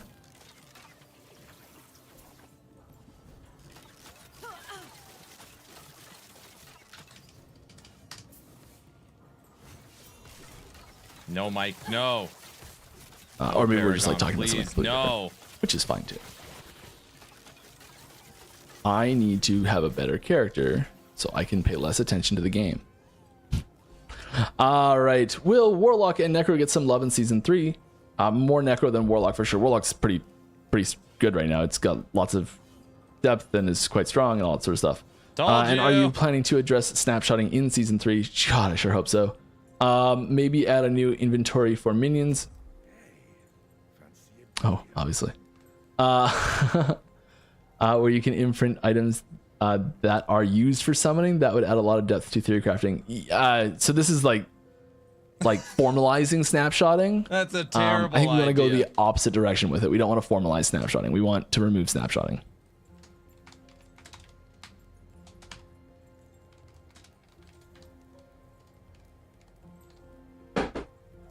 So that's the idea you're suggesting there is basically take minion stats off of gear completely and putting a minion gear set in place, which is kind of like the theming on that is much more manifest armor than necromancer minions, big time. And like I've considered, we've definitely discussed having that specifically as an option. Like we're not doing this, but we've discussed having like I know this isn't the right tree, but in the skill tree for manifest armor, having like a gear set where you can like build it in there. Like we've talked about doing that. So I think there's room for mechanics like that in the weird world where the classes are even differenter than they are now, type thing. Yes, right, differenter. Let's go for a amulet. I love they're trying to nuke snapshotting. Oh man, that makes me so happy. Chest. Still sweet. Not what we're looking for. Oh, that's nice actually. Cool. That's what we're using. We're going to be using.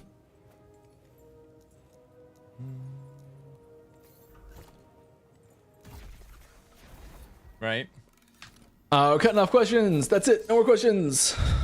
Questions done. But I will be answering the stockpile of 26 questions that I have waiting for me here. So lots of questions to be answered still. I'll get through as many of them as I can. What is snapshotting? Snapshotting is currently if you have gear on that says increased minion damage, and you summon a minion, that minion gets increased damage. And then if you take that item off, that minion keeps its stats, so you can then put gear on that helps you as a player instead.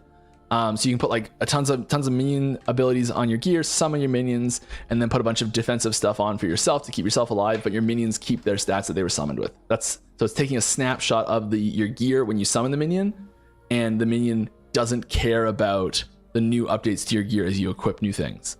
It's really bad. We don't want it. We're trying to get rid of it. We've been trying to get rid of it for years. There's like the Falcon. The Falcon doesn't snapshot. It does, but we have lots of tricks that we do in the Falcon to make the snapshotting not work on the Falcon. And we want to extend that so that every class minion doesn't snapshot. Woo! Sorry. All right. And the obvious question is, every time I mention this, you got to buff minions to compensate for it, because they're only functional at all because of snapshotting right now. And yes, we know this. Has a 4 LP red ring ever dropped? I don't know. I really would. If someone said it did, I would be like, all right, video proof in online mode with streaming witnesses, or it didn't happen type thing. You know, that's how rare that is. Oh, all right. Hey, Mike and Kate. Just want to say that the cycle is wonderful. Thank you. I don't think I've ever played an LE update that much. And to Mike specifically, thanks for answering all my questions on Discord. I've been asking a lot of them, and I appreciate the time you spend on there a lot. Oh, you're welcome. I'm sorry. I've been pretty bad about it lately. Actually, I've not been answering questions as well as I should be. So big thank you to Justin and Cyborg for stepping in and answering a bunch of those for me. Appreciate those, and the other mods that are on there as well, doing a great job. Really appreciate y'all. I believe it. All right. I believe it. Next question. Last Epoch. I'd love to be able to see my custom loot filter colors as borders around the item in the inventory. Yeah, that would be nice. It doesn't. We tried. It doesn't work. Is the short answer. We might be able to in the future, but we don't have a way of doing it easily. Maybe an option to sort by loot filter rule. Would you consider adding something like this? Yeah, we've tried both of these, and basically we don't have a way to do it performantly enough, and the stash and inventory just lag out completely, and it's really terrible. Is the short answer as to why not?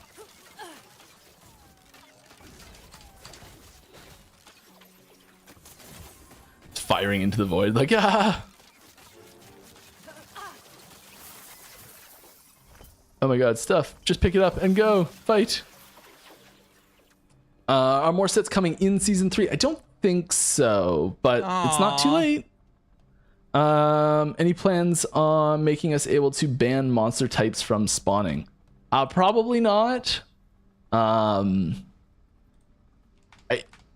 of interesting. I'm gonna say no.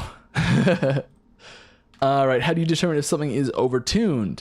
Is the metric player-based percentage of people playing X mastery or the game-based corruption levels reached, for example? It has to do, but those are both contributing factors, but neither of them are like explicit factors. So if there's no hard fast rule of like, okay, if X percentage of players are playing this build, therefore it is overtuned and needs to be nerfed. You know, and there's no like this build has managed to reach this corruption and therefore is overtuned and needs to be nerfed. Like there's no hard explicit numbers there. I think that frequently the most powerful thing is the most popular thing. I think that's kind of a natural thing to happen because players want to play the most powerful thing. Like efficiency is kind of the name of the game here, and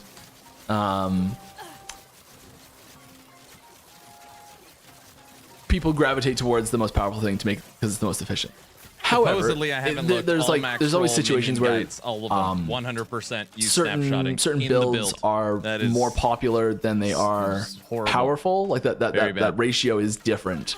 Each ability based on like how strong the theming is, how fun the gameplay is. So like there's reasons why that wouldn't line up directly, and so we don't have hard fast rules about it. I think extreme outliers are cases to be looked at, and design figures out the best way to handle those outliers. Because having something be dramatically overplayed or like popularly played may not have anything to do with it being overpowered. It could just be really fun and people just like it. And making something worse because people just like it and it's fun, that's a bad idea, you know? Hot takes by Mike. Making things worse that people find fun is bad. Oh no. Sorry.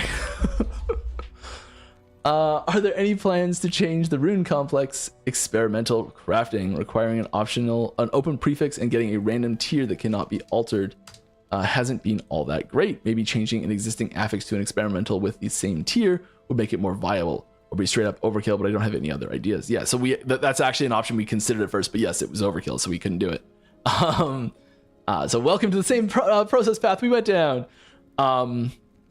There's probably room for some adjustments there. I don't know what a good one is. I'm sorry.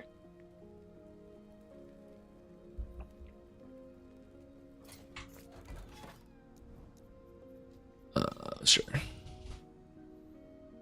What determines a build's success for EHG? What level does it have to be capable of for you to consider it to be successful, overtuned, undertuned? Yeah, this is again, there's not like a hard line rule here.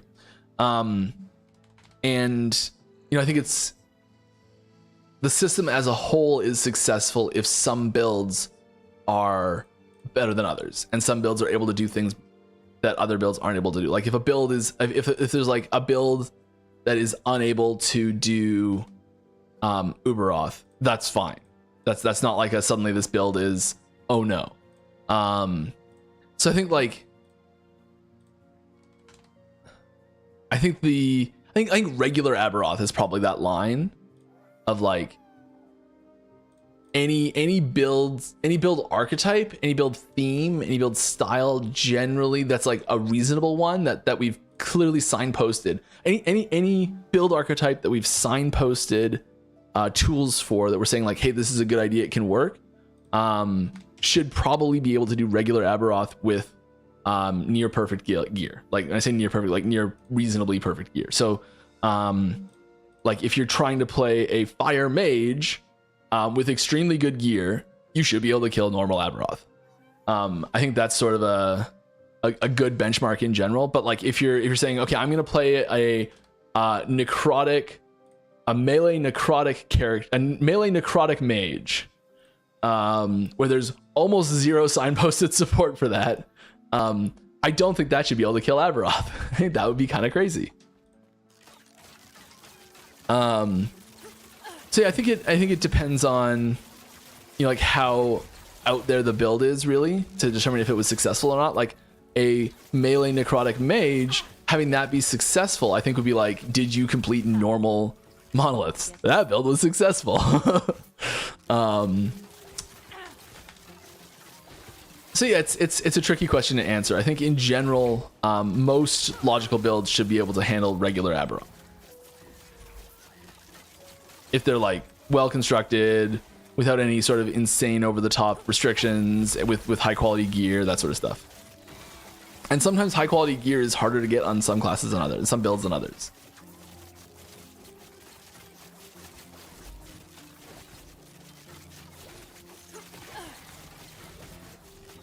So like certain builds will also, I think that's another thing that should be clarified as well. Certain builds will be able to hit that minimum threshold for gear to be able to complete content much faster than others. And smoothing that out is something we do try to do in balancing quite a bit.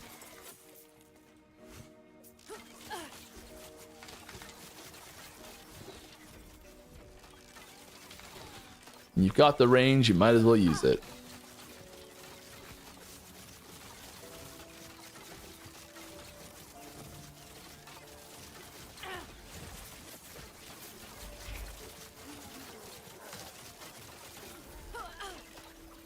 Yes, welcome. Welcome. Done, Amber. We're out. Almost 41 days we made it. Oh my goodness, no. Okay, we're good. We're good. It's fine. No one panic. No one freak out. It's fine. All right. I love crafting this game. I think you totally nailed it. Question. Are any new crafting mechanics or runes or glyphs coming? Yes. And what do you think about glyph which can protect certain affixes when you are crafting? Protect certain affixes.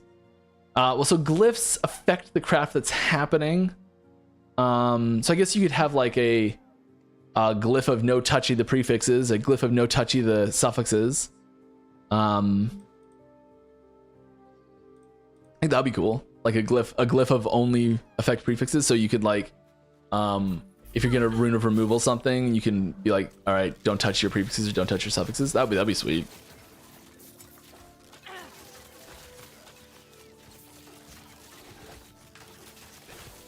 Who is this You young man could even have like a streaming don't without touch a the prefixes beard? if I it feel like I'm is gonna back in critical the 80s. success or something. I look like a different person, huh? People are like, you went from an old But you wise, don't want it grumpy to man increase to the. punk I kid. guess the only time that really matters is when you've got a glyph in already.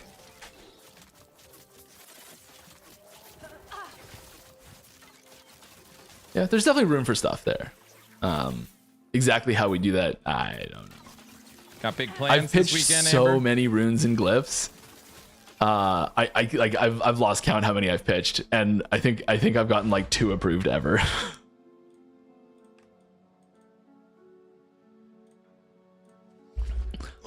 Is there any plans to add more reforged affixes for each set pieces?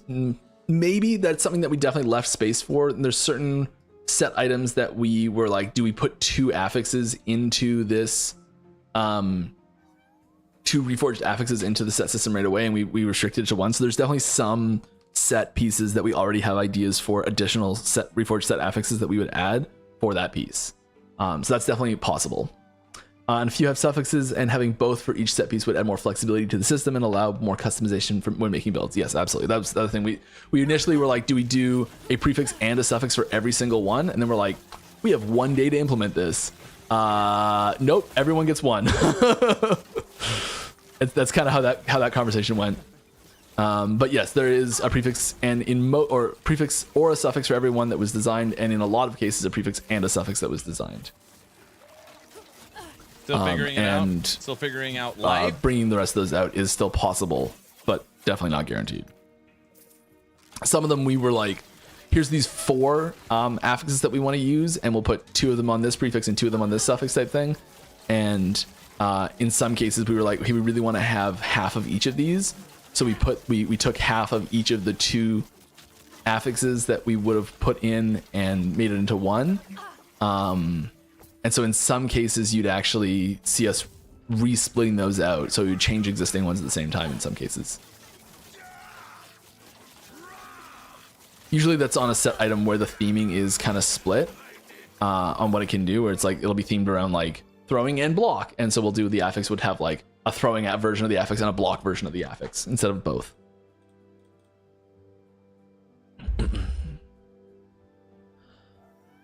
All right, thoughts on adding a skill that scales with strength that allows you to pick up a mob and jump, slam it into the ground, dealing more damage and AoE based on the size of the mob used.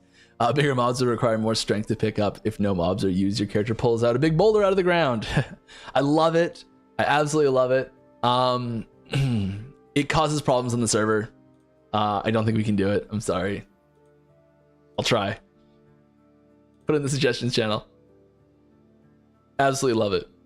You can do it, Mike. You can't really do it to bosses either, because there's a lot of the movement is scripted for bosses that you can't really put that in. And as soon as an ability is not really functional against a boss, it kind of loses a lot of its momentum in the design discussions. Aww.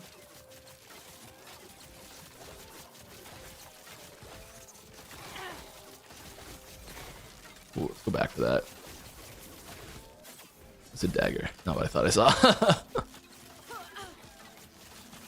All right, any interest in adding a private league system that would be able to restart within seasons? Yeah, it'd be great.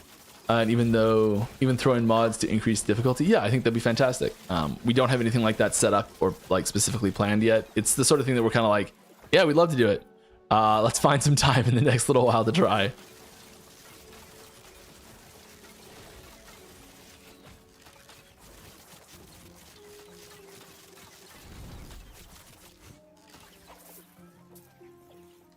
Did it really drop like nothing? Ah, that's frustrating. Like nothing. Well, Whole lot of nada. Any plans to let us complete our builds with full LP and T7 in average time of 2 to 3 months before next season? Because I feel the meaning of LP equals long play, but it's a huge non-enjoyable loophole. I mean, okay, so I think they meant to be like loot hole. I mean, loophole seems weird. Anyways, I think this is an expectations thing. So one of the primary functions of the legendary system in general is to increase the variety, increase the viability of low tier unique items into endgame. And if the expectation is that any unique can have high amounts of LP with high T7 affixes slammed onto it, it's kind of a disconnect in the like player expectations and the game expectations, and I guess that's more on us to clarify better what's like expected to be possible. I keep every time this type of conversation comes up, I always ask the question and I always get the same answer, which like I understand that it's kind of like me not getting this, and I still don't understand why, and it's I don't know why I don't know why. Anyone can help me, I'd love it. Is that like if we were to set a hard limit on these items, say like, okay, this item it's functionally impossible to get over 2 LP on this unique, so let's just make it actually impossible to get over 2 LP on the unique. Does that solve the system? And the answer I invariably get is no, it doesn't. And I don't understand why it doesn't solve the system, because it makes the perfect item the 2 LP version. Like it's the perfect item. There's no way to get any higher than it. And because that seems like that's the general goal, is to get perfect gear. Because and so if you make perfect RPGs, possible there's instead of always functionally the chance. impossible, but There's technically possible, you hit the lotto and get the 3 LP does red that, ring. I would think it would solve the problem. It's the chance.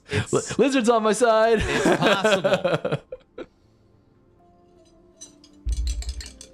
That person Lizard, said I think you're the first person that's agreed with me on this one. 4 LP with high Probably T7s not actually for nothing. But it feels that way sometimes.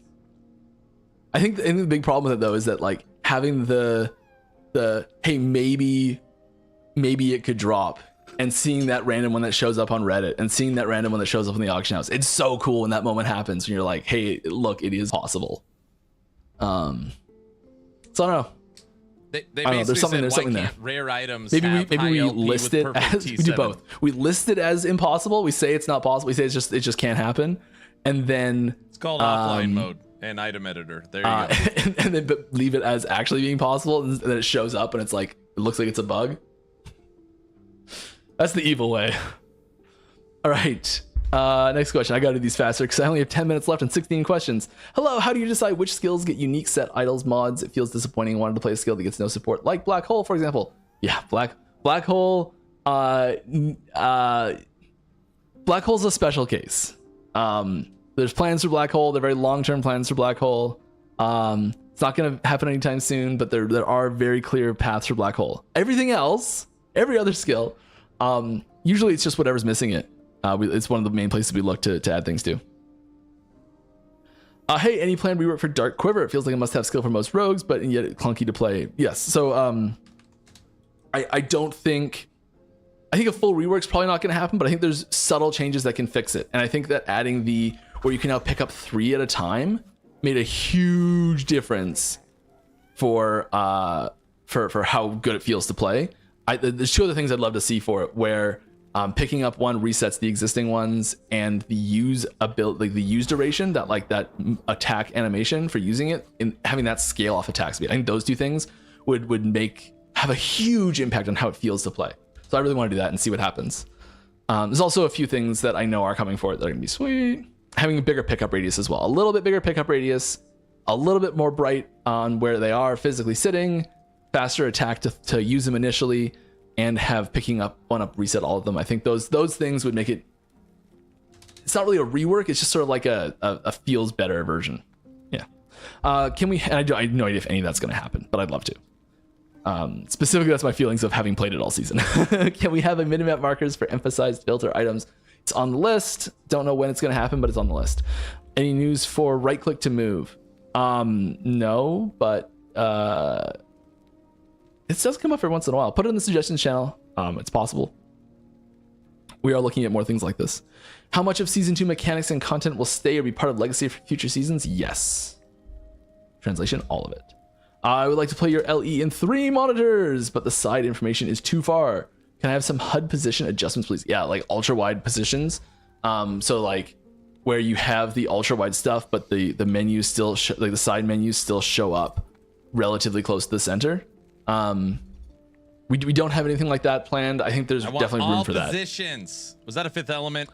Another question, is there any information on other elements are converted complete or partial? Love the game, glad you're staying healthy. Also Plants vs Zombie mode. I mean, there's literally a Plants vs Zombie inspired Echo.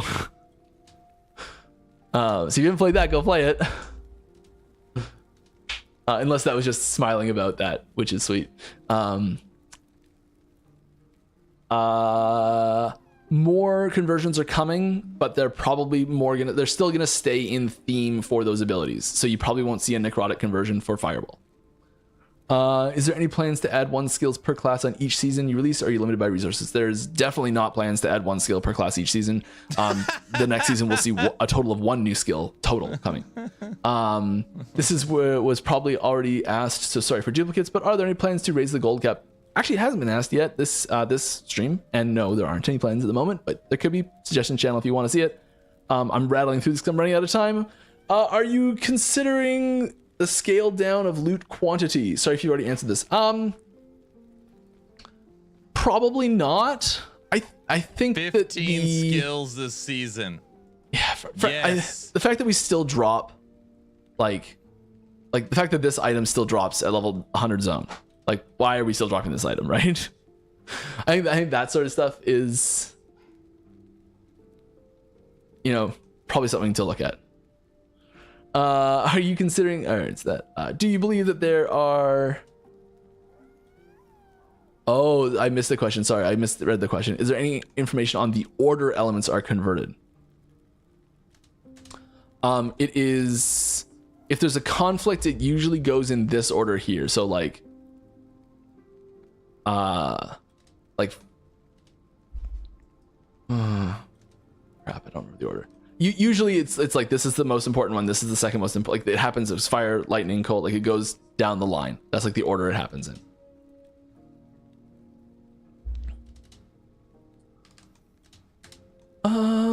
We are done taking new questions. I'm seeing new questions show up in chat. I'm sorry, I'm probably not going to get to them. I'll do my best. Do you believe that there could be a way to manipulate bases in any way? Say converting from hide gloves low tier to an eternal gauntlet high tier. We've talked about doing this. It does fundamentally change the items quite a lot. And it's we've intentionally steered away from this. We don't have any plans to do it. It's not impossible. So far, I've been playing Rogue. Wondrous choice. And it's rough trying to climb higher corruption when getting mobbed. And a single hit is guaranteed stun lock, especially with multiple champs. In my opinion, defense-centric gameplay is more fun by letting us interact with the game rather than nuking packs, screen clearing them to survive. Any thoughts? Yeah, I think yes. no rebuttal, so to speak. They should give us. There are tools that you can in your build crafting that you can go for to help alleviate this issue, like getting higher defenses in your stats. Like you might be leaning too much into a glass cannon type build, which is causing you to get stun locked and not be able to take hits. There are ways you can, if stun specifically is the big problem for you, there are ways you can get the ability to not be stunned. It should be impossible to be stun locked, like just in general, like right out of the gate. It should be impossible to be stun locked. Because like characters, it's like you like every character has like a built-in stun lock prevention on them. Yeah. All right. Hello. Any plan to I assume to buff the half wave reach of arena key memory, or have a third arena key? Oh, just like a stronger starting point for the arena waves. Probably not. We don't have any plans for that. It is technically possible. We could put any number there we want. Thoughts on scaling potion pickup range with their drop chance? Ooh, probably not scaling with the drop chance. I think that's one of those things that kind of has to be static. That range. I could be wrong on that. Using items with potion synergy feels clunky at the moment. Yeah, it's. I could see increasing it slightly. I think we did just increase it. So the last question was here. Will you consider weapon swapping? I've been banging that drum for years. Not gonna happen. I'm sorry. I really am sorry. Cyborg, too late with your weekly reminder for the character sheet rework. I saw it. It's reminded. Consider myself reminded. Cap LP, having LP uncapped is a huge bait for new players. Also hinders theory crafting. We must have indicator. Hey, this unique has 0 of 2 LP or 2 of 2 LP, and people will instantly know how good it is. I mean, right now it still is. They're all of 4. I don't know. I think this is the big question: is having the what if scenario worth having the possibly mismatched expectations? I don't know. A year ago I would have said absolutely yes. Now I'm like, I don't know, maybe not. Will LE have the same 3-4 month content cycle like PO1 had? PW1 had? That's the plan. That's what we used to do. We're trying to get back to it. Season 3 is looking great. There you go. On timing, I can't tell you exactly when yet, but definitely dramatically better than last time. Any chances to make it so that when we have a single minion, it could be huge, like 500% size increase, blot out the sun with your minion? I mean, we do have options for that already. And usually when we have large minions that get multiple versions of them, it reduces their size. So it's not an issue. Like twin golems, for example. And then A-bomb being an example of the gigantic single minion. Yeah, when we have like individual like armies that combine into a single minion, we usually have that size go up quite a bit as well. Skeleton Mage is not that big. And we have size increases, so like companions have the things where it's like you can only get one minion, but it's larger. So yeah, we do this, definitely do this. Maybe not to that extreme, but it's possible to make them bigger too. A couple more from chat. New magical weapon suggestion: elemental spirits as a weapon. That's interesting. Okay, I like this. Like it's a spirit, like that you're like manipulating a spirit in your hand that's like channeling magic through type thing. Something like that. That could be cool. But the size we currently have is not enough. We need bigger. Okay, yeah, I understand. You want bigger is always better, right? All right. Any more questions here trickling in? We got 1 minute left. Are there any plans to make an aura bot or full support build? He's not We second do in try to command. make options for No. support characters. He's a And if you co-founder. wanted to play a full support character, we try and give you those tools. Like there's quite a few options Second you in can do command already is in Paladin, boards and behind Judd. I'd say Warlock's probably a great option with all the curse stuff. So we do try and have support things. I played a support rogue once. That was a lot of fun. You like give it you're like crit debuffing, giving out haste to your party, things like that. Giving out dust shrouds. That's a lot of fun. Has there been any plans for changing older/outdated uniques that have been power crept significantly? Easy example would be Apathy's mod versus the new World Splitter. I think there's World Splitter something to be isn't said new. for It having came these out stepping last stone season. options still in the game, and I do really like those where you're like, okay, well, as I'm working towards getting my World Splitter, I use my Apathy's mod in the meantime type thing. But yeah, there's especially when they're mechanically unique and the situations they like are build enabling, especially in that situation, yes. And sometimes that just I've got looks my like own turning down item, their I'm just LPL waiting to get in a there. little bit, Orange's so you can will. get higher LP easier. Like 10x better on Scorpion and turns your Scorpion All orange. right, we are at time. I had a great stream. I hope y'all did too. Where are we at? Thanks, Mike. Well, so I will be back same time, same place next week. Happy to answer more of your questions. I hope you had fun. I know I did. One tiny teaser. It's better than no teasers. Come on, let's not count our blessings that we got one teaser. Scorpion Army. Orange. When you take Orange's will, baby scorpions are the same size. Baby scorpions are upgraded to teenage scorpions and are 5 times the size. And also have a 5x multiplier. Huh? With that? They could actually do something like that for sure. For sure. Okay, everybody. During that time, what have I done? Oh, buddy. Maxed out resistances. Got over 5,000 health. Added 2,000 armor. Boosted endurance threshold, and 100% crit avoidance. Shopping. Reduced bonus. 100% crit avoidance. Boosted endurance. Boosted armor. Boosted resistances. Boosted health. And we pushed up 2 extra shades. We're now at 1567.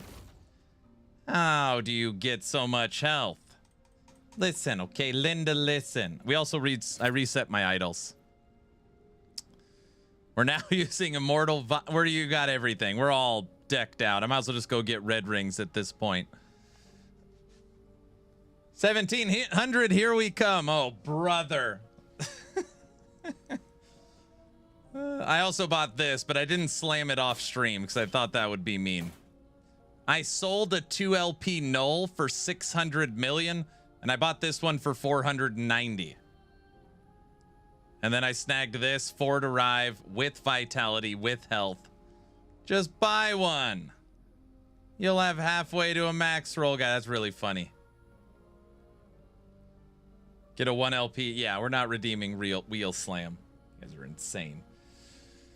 Yeah, we just did a little upgrading. Just a little upgrading. But we are definitely in, like, oh crap, everything can murder us range. 1500. 1567 corruption. 1567.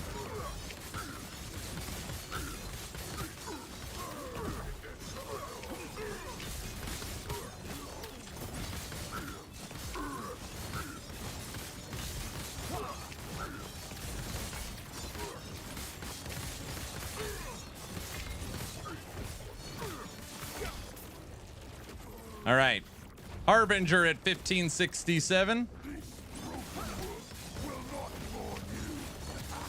I guess it's our weird goal today to see what we can do corruption-wise.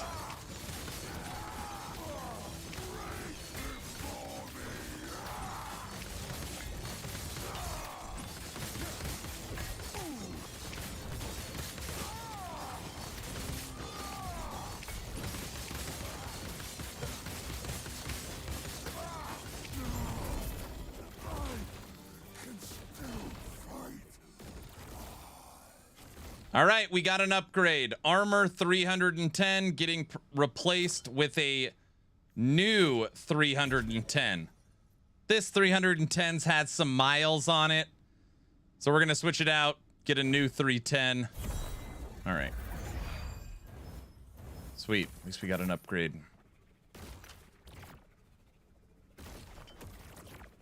Huge upgrade. That was a nice chat, wasn't it?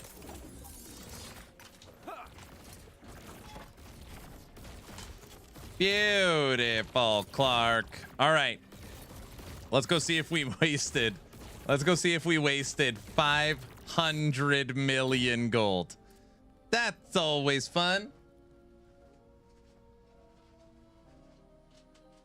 You know what they say, guys? Can't take it with you, you know? Guys.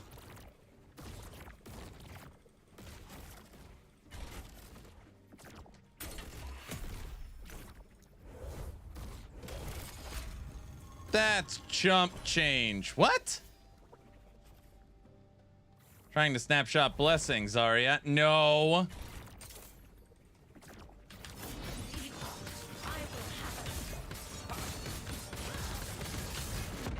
This is T4.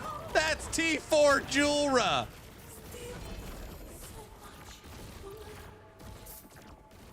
It's just pixels. Okay. 2 LP null. We want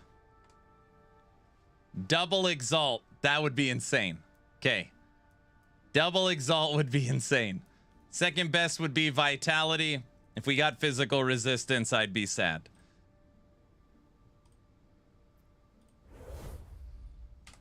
Come on. Double exalt. Double exalt. Double exalt. It's going to be physical resistance. I can already feel it. Oh! Oh.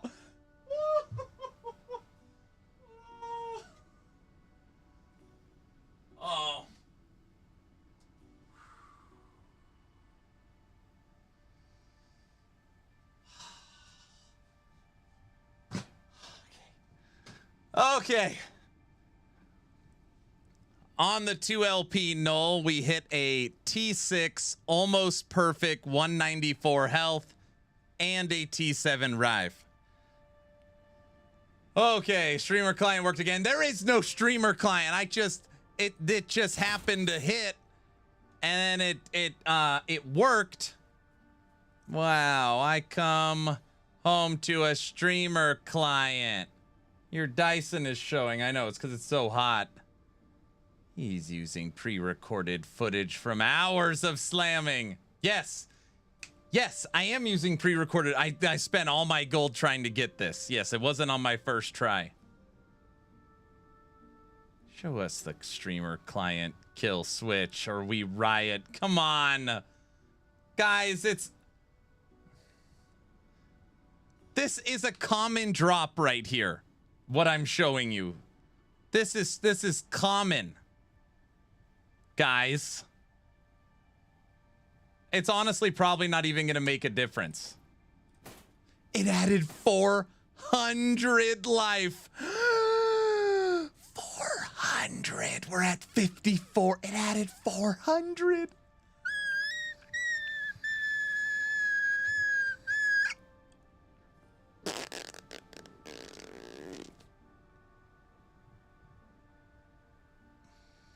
That's unethical. What? No. Someone clip that. Clip what? Look at this baby man squealing. Yeah, I'm clipping that. Come on, guys. Come on.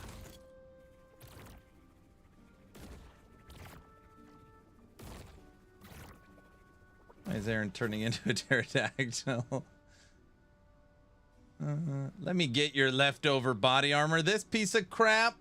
No, that's left on the ground. All right. Time for Uber. Oh, brother. Okay. 9,000 armor, maxed resistances, 5,400 life, awesome endurance, maxed crit avoidance, tons of leech. Let's check damage.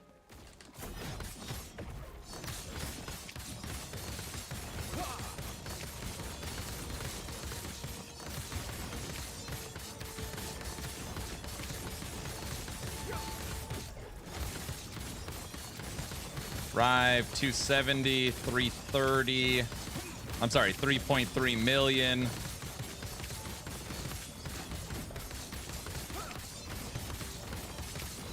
Two 4, 2 6, 2 6.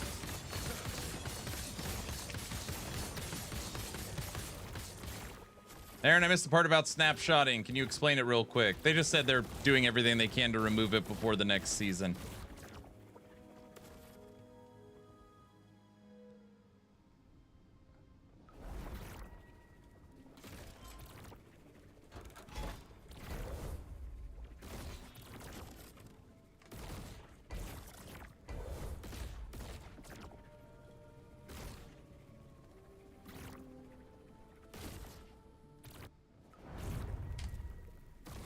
Oh, I didn't even put back the 4 points.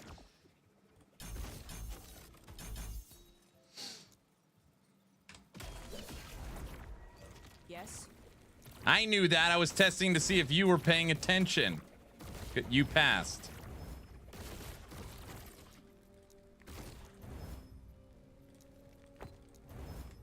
Take care.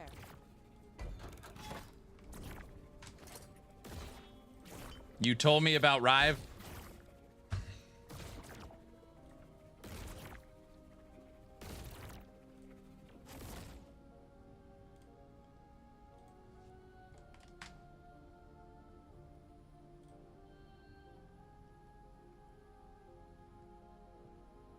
You want to know when I put out my Unstoppable Paladin version 1?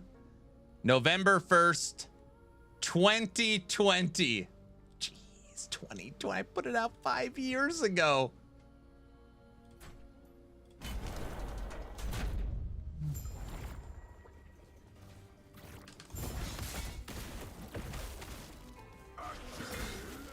What in the hell?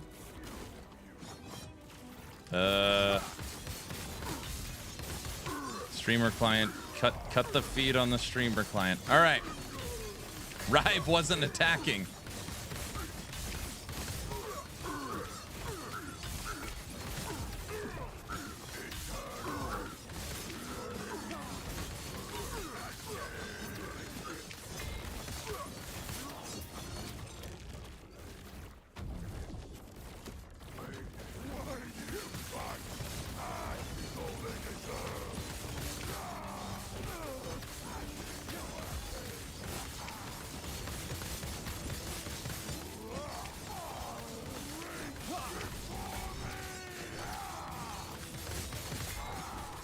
We need some of these bugged stun idols. Where are those at, you know?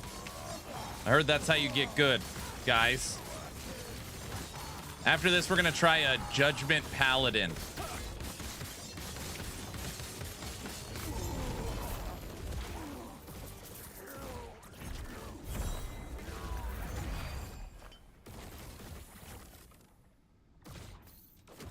He's farming the meta. What?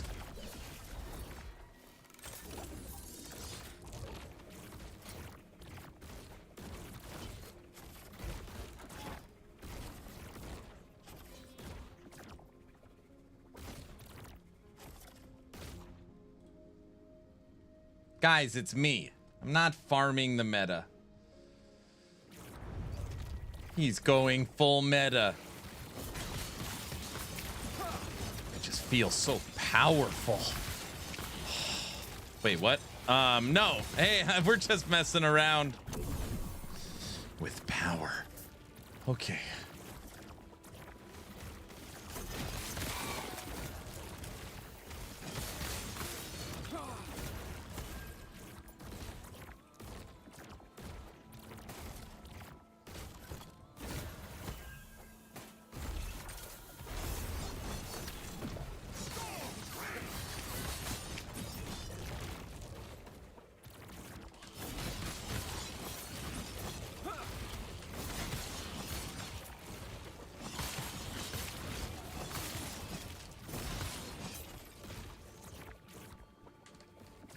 Next, we don't even have any red rings.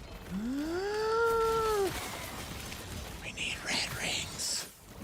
How much gold do we have left? What do you need? I've got like 3 billion gold. How much is a red ring? Can I get one?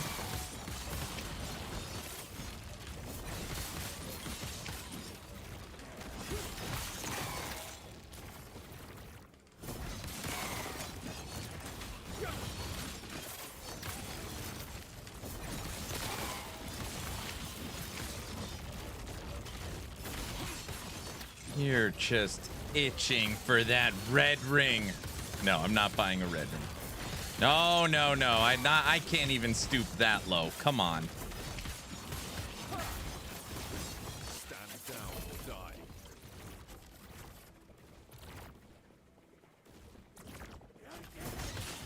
No.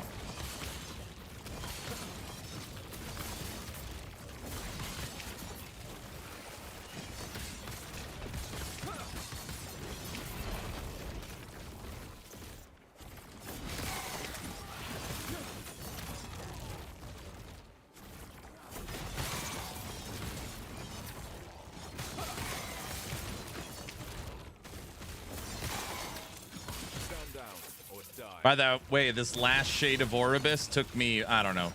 He killed me 12 times before I finally got him. So just know that we are, we're kind of at the banging your head into the wall phase of this build.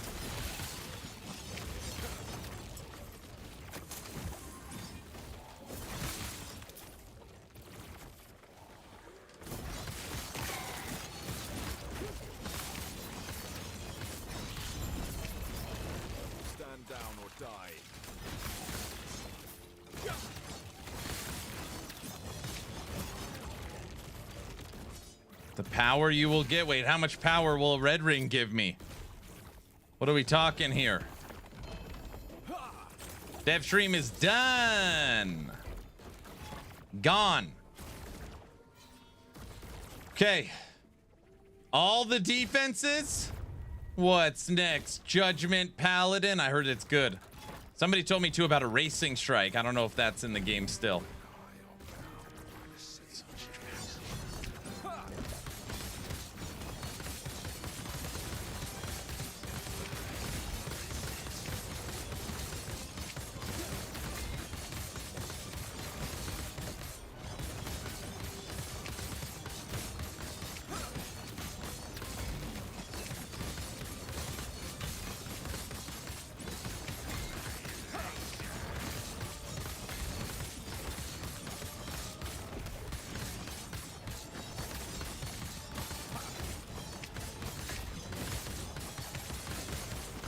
He's almost killed us like 10 times.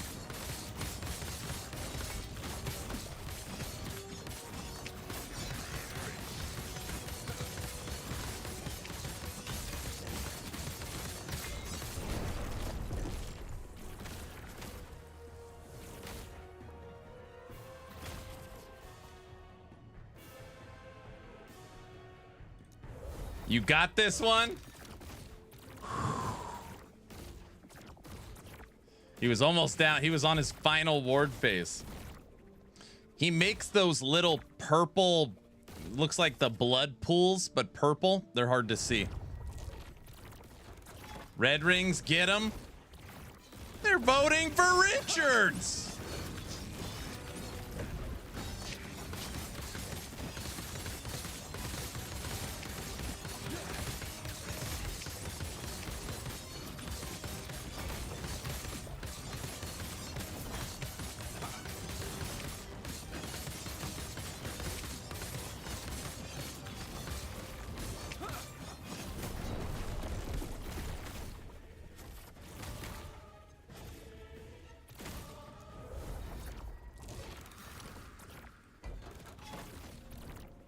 I dropped a 2 LP red ring, but it's MG flagged. You mean tagged?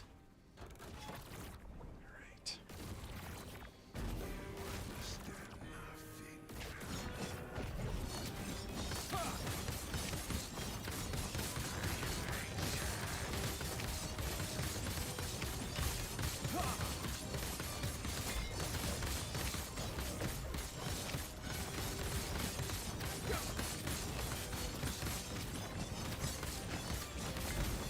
Those stupid things.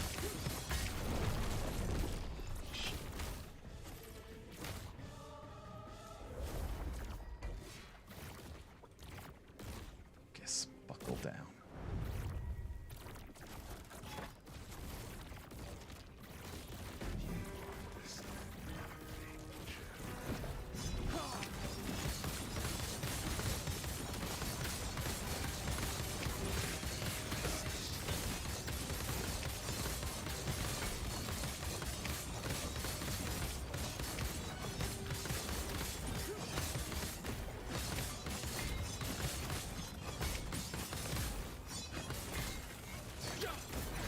I don't know how to get away from him.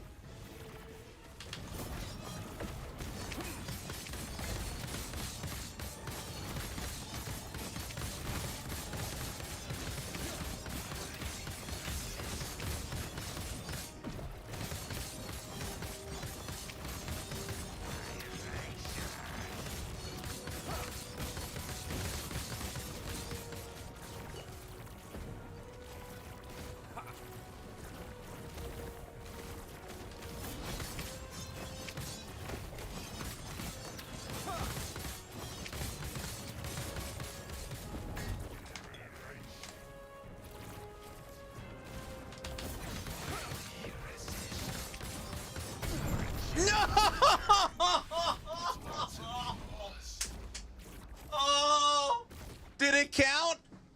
Did it count?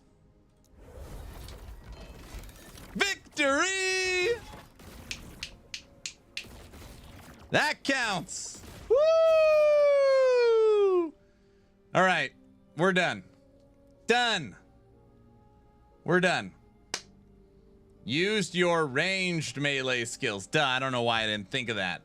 I should have just started shooting him. Holy smokies. Aaron, what did you start at? We started at 500. Then we went to 980, and then we slowly worked our way up. We're at 1625. 1625? Oh, only 1625. Yeah, it's highest ever. Yeah.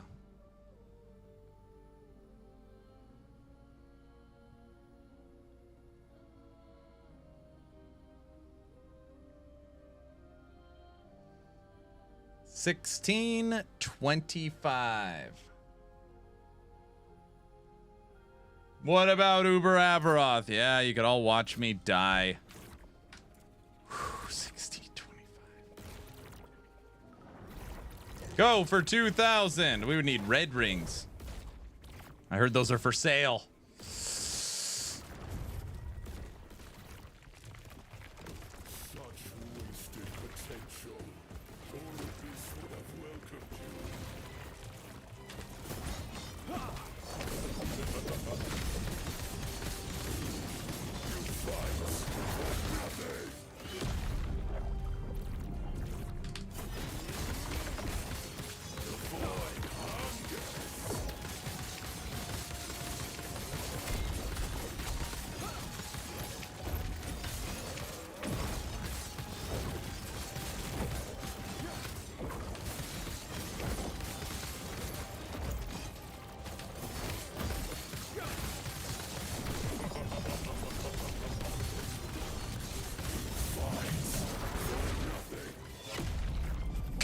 Uber Avaroth. We got this, right, guys? Guys?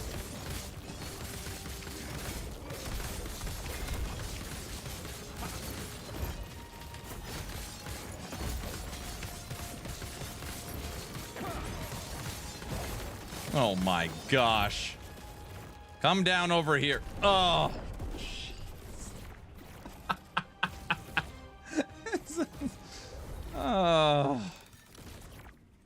You've literally just have to make a build where you could stand in all that crap.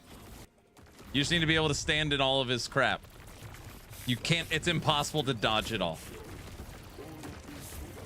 Maybe not impossible, but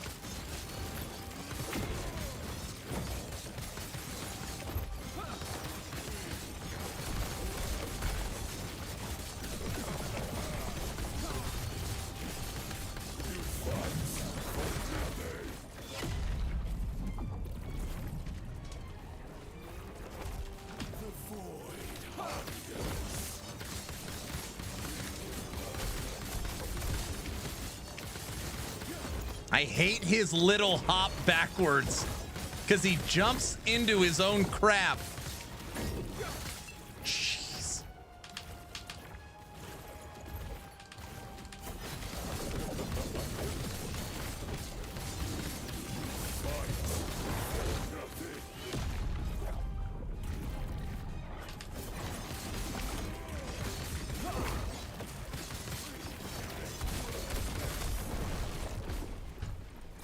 He jumps into his own crap. Yeah, I've seen that move with my dogs.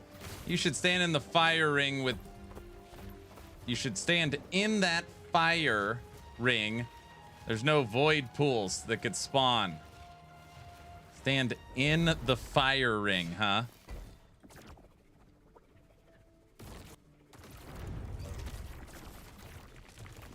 Such wasted potential.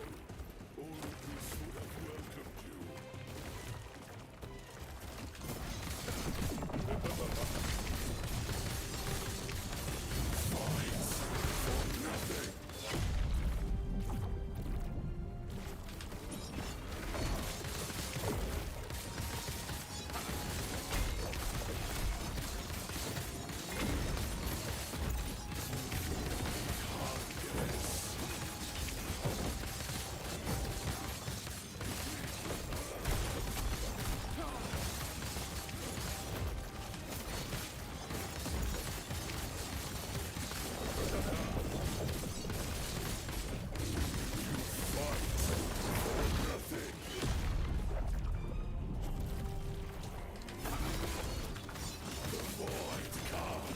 Stand in the fire. This should be good.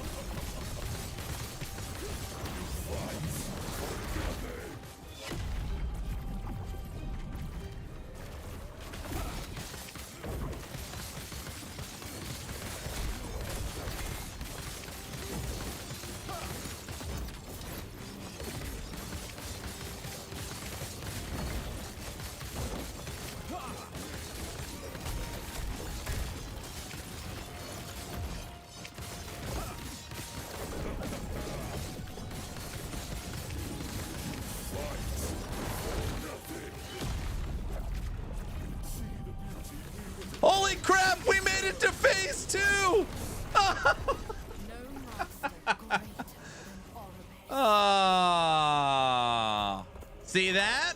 We made it to phase 2. Guys, that counts. That counts.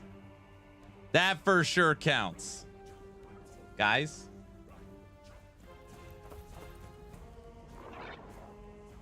How long before he gives it? That does. That does. I can't get him under 80. See? Yeah, it was looking good.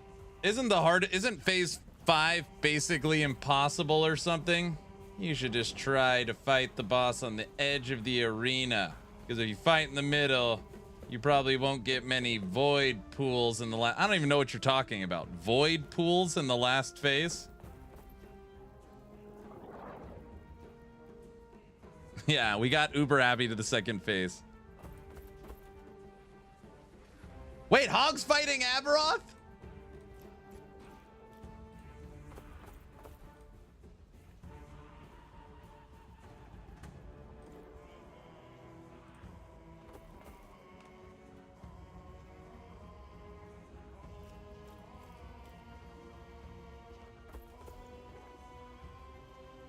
Has he ever fought Aberoth before? He just beat the last Harbinger.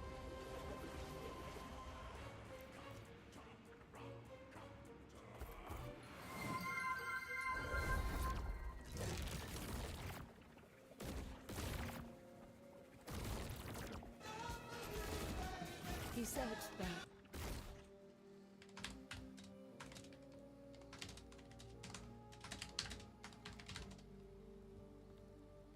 Do you think I am worthy of that?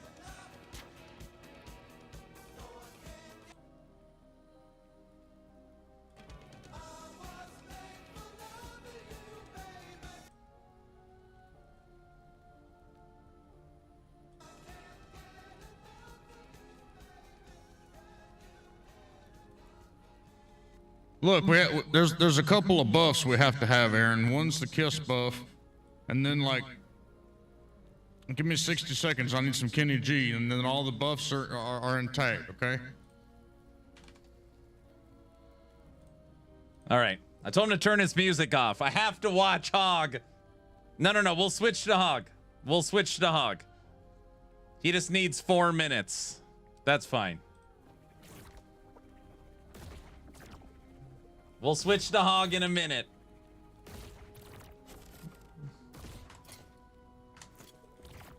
Hog's first attempt at regular Aberoth.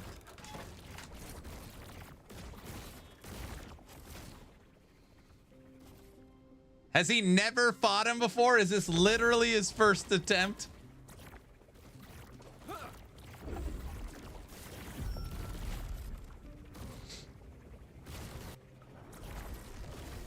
ultimate of oblivion.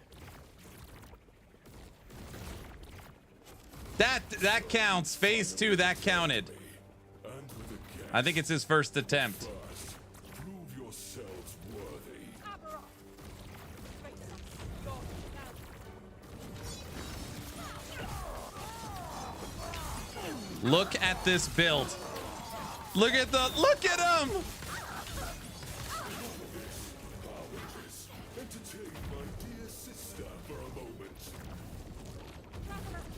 Don't worry about me. Such wasted potential. All peace would have welcomed you.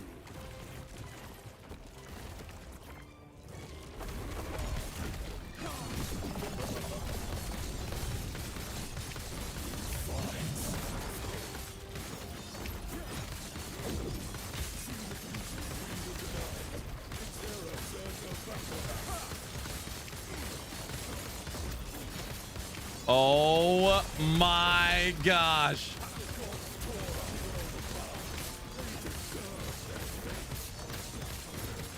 No.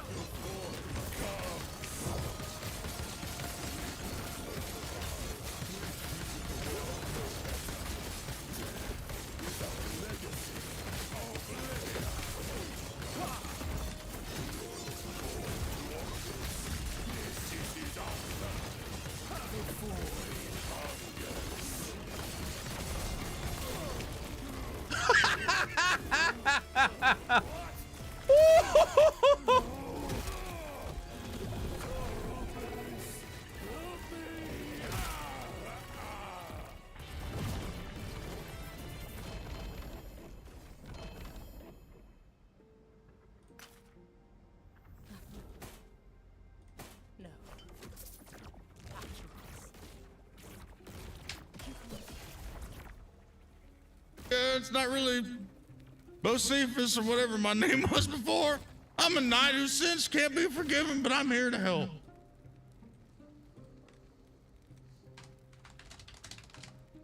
I feel chipped. You could have just told me this from the beginning, lady, and I'd have still done everything. But instead, you had to lie and deceive. I don't care if you're. I don't care what sins you have. I'd have still help. Aaron, this lady lied to me this whole time. What? Kind of thrown for a loop right now. I don't even know what the hell he's talking about. Some lore crap? Everybody, this is Hog's first attempt ever at Wait a minute. Aberoth. This is your brother? I love Hog. I don't know if he makes it past the bodyguards. I don't know. I didn't see the last fight. Did he crush the 300 corruption Harbinger? Did he crush it? Yeah, I'm stalling. Don't even. I'll call myself out about it. I'm stalling. All right, here we go.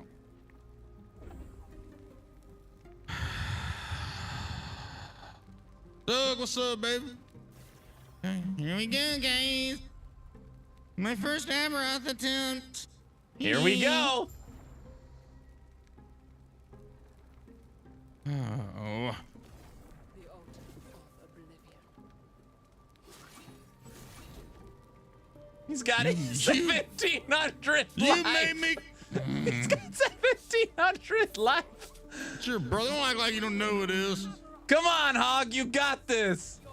Oh, for You got God's this. sake. Sick. Hell yeah, my two favorite beasts. He's got this. His damage looks great. Does this, bitch?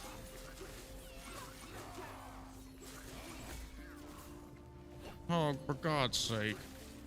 Choke, choke, choke. Come on. Come Choke. on. Get him. Get him.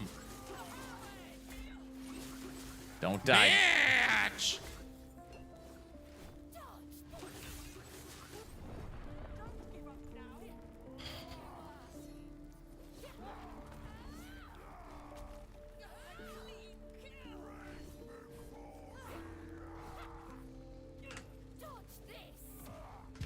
Okay. I might need to make a little adjustment. It's okay. You got this.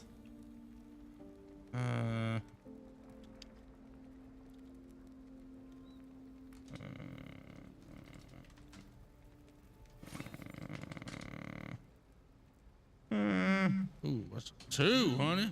I got a 2. Technically, he did not die to Aberoth. That is true. Shit out of here. That's true. What are you doing, Hog? Get your ass over there. Okay, here we go. I'm gonna lose all the eyes before I even get to Aberoth. The altar of oblivion. He's got it. Hate you. Get out of here. You don't do shit anyway. What does she do? Get! Why is he burning all of his mana? But first, prove yourselves worthy. How do I not prove myself worthy through working my way through all of this stuff?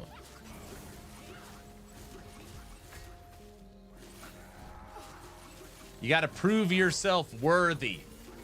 Ow!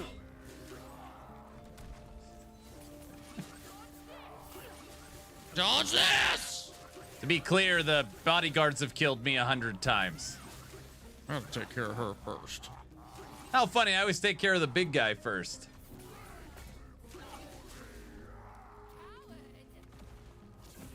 You're the coward hiding behind the big beast?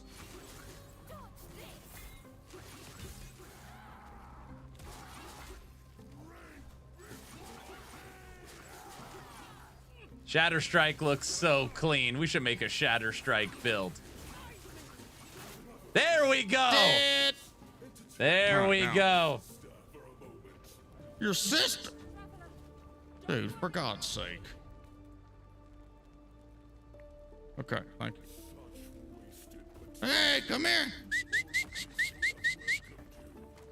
Hey.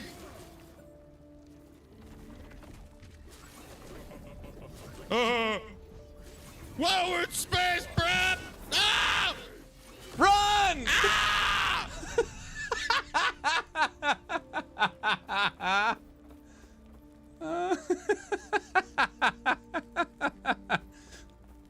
I got shot. That escalated quickly. Okay. I got shot. Chad. Why did this happen? I love that he went in blind. Oh man, that I'm is trying so to great. Rose running.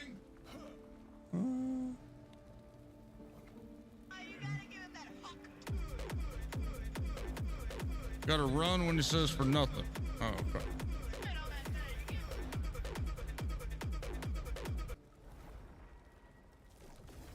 Oh, great. Here we go. This run looks exactly my first run. I didn't even move. I just stood there. I was like, I'm Why'd going you in even blind. Come in here with me. You're useless. Get out of here. Literally, he You're like goes, Kelly bam, from I'm dead. Precinct. Literally dead.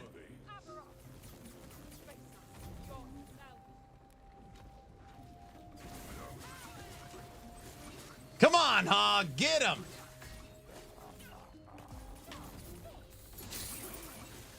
Ooh.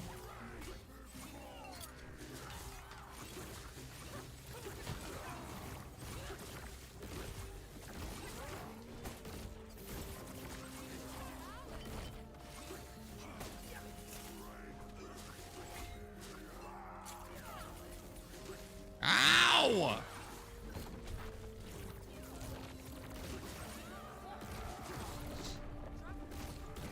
He's about to just go ballistic. How did I die from that? I was behind him.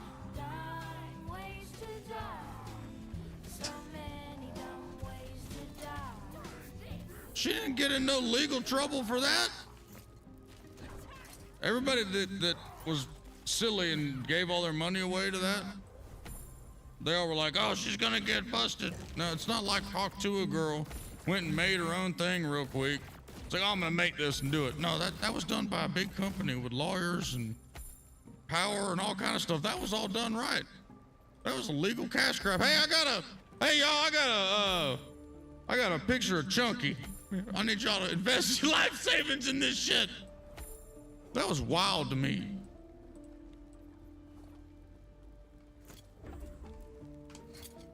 Come on, Hog. Yeah, this is, I don't understand the point of having to prove myself again after Is that rain? After I've proven myself killing 12 of these things. Now you gotta kill the same one you killed, but 2 of them. So you finally return to me, and with a guest. But first, prove yourself. Don't believe too much, Agent. Face us yourself.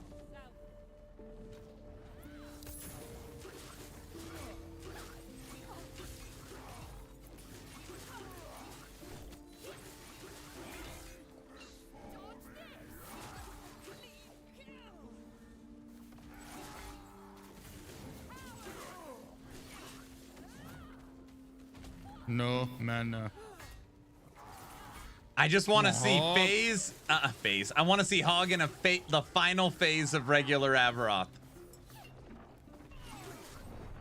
I need more mana, Yodelay, yeah! Why? Because I do! I reckon I can do that yet. It hurts me inside. She takes that damn blade and sticks it in me. Jeez. I don't think he's ready. Why it does that to me? It hurts me.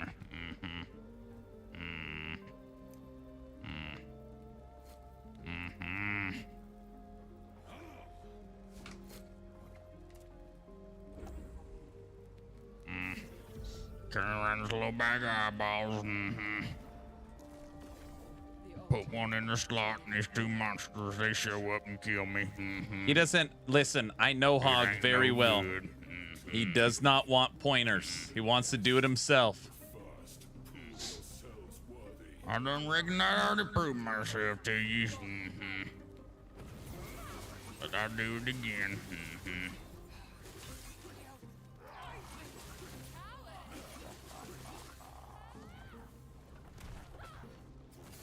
Uber Avaroth, you don't have to fight them anymore.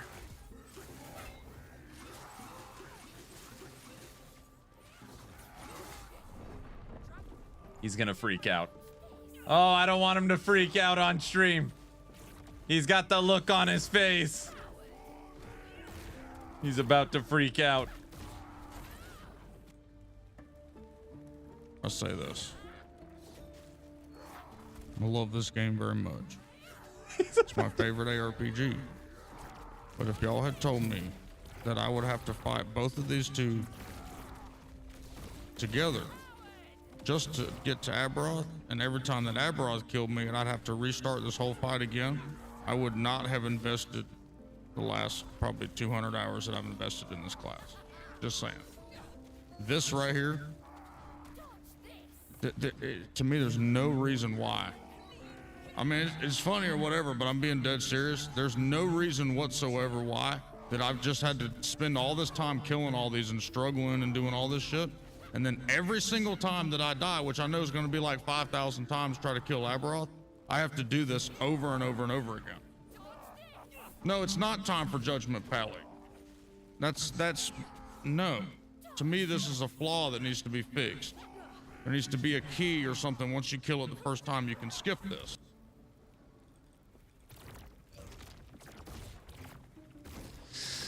He brings up an interesting point, right? You've already killed all of the Harbingers. Should you just now get to go fight Aberoth?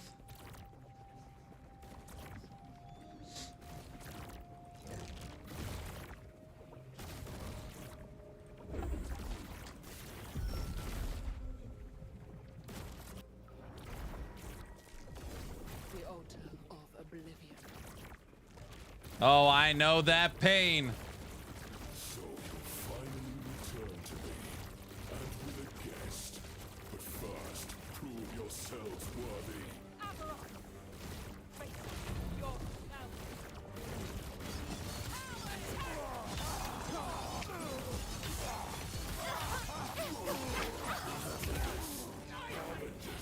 Entertain my dear sister for a moment.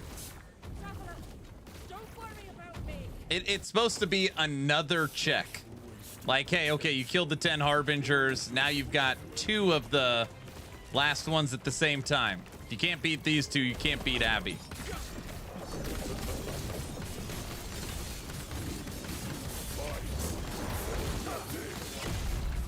I waited till the last second to see if we could stun him out.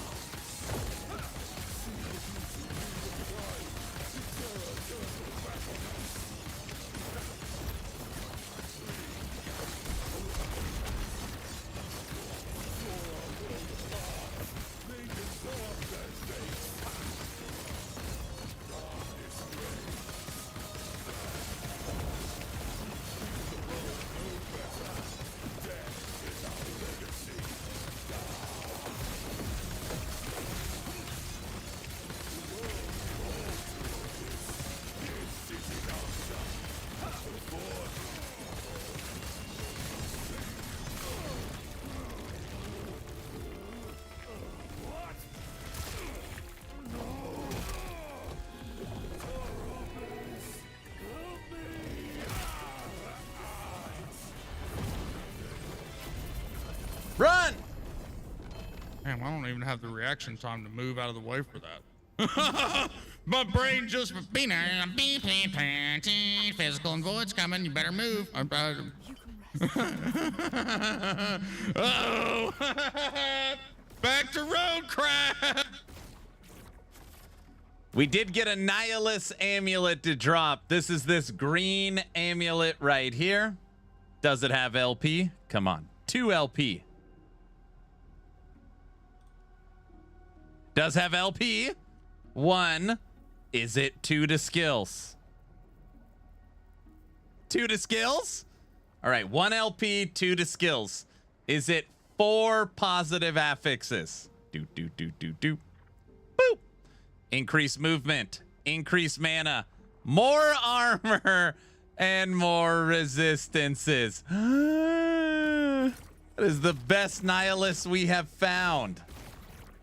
Positive movement, positive mana, 14% more armor, 10 to all res, and it has 10 and 12 to mana.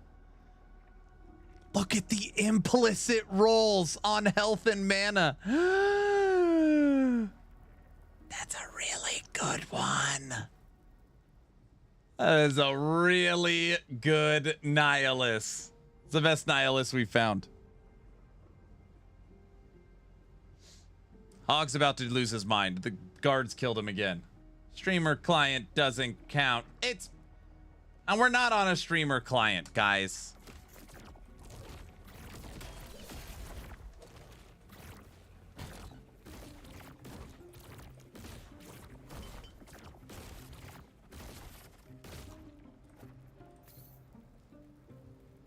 That is a nice Nihilus amulet. Right. That's nicer than the Nihilus I'm using. More resistance.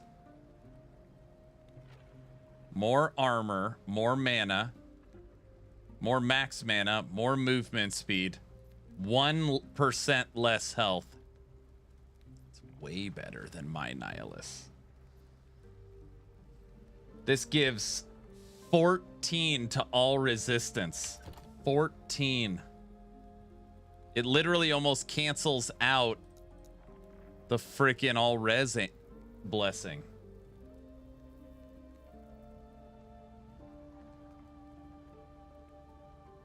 He might use up all his eyeballs.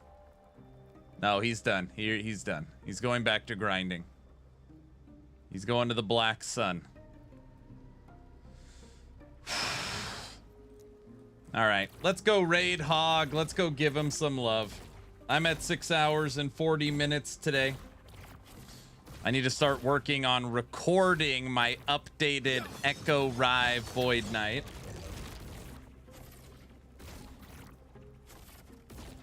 This poor man. He gave it his best. He gave it his best. First Aberoth attempt. Go fishing with Hog. I know, right?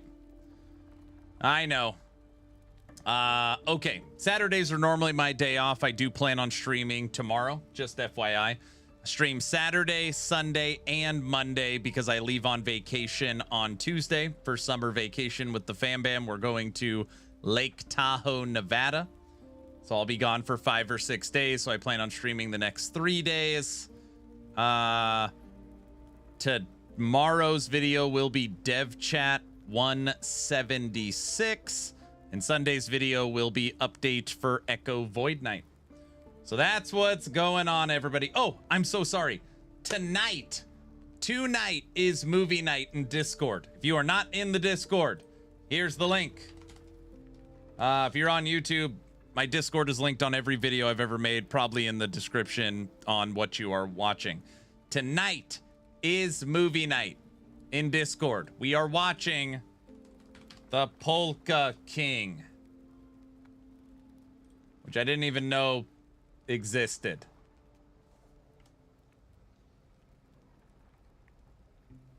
There's a movie called The Polka King, and somehow in the trailer there's somebody dressed as a bear as well.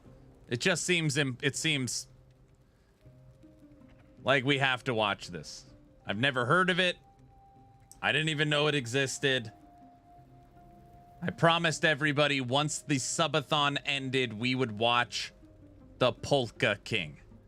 So Polka King starts in 2 hours and 6 minutes. 2 hours and 6 minutes on Discord. It's actually not even that old. This movie is 7 years old. Look, there's someone in a bear suit. What are the odds of this? A movie called The Polka King with someone in a bear suit. I can't believe it. I can't believe it. So tonight, join Discord. We'll be watching The Polka King. All right, everybody, I'm done. I'll see you all tomorrow. Hope you have a fantastic Friday night. If you need anything, hit me up on Discord. All right, everyone. See ya. Bye.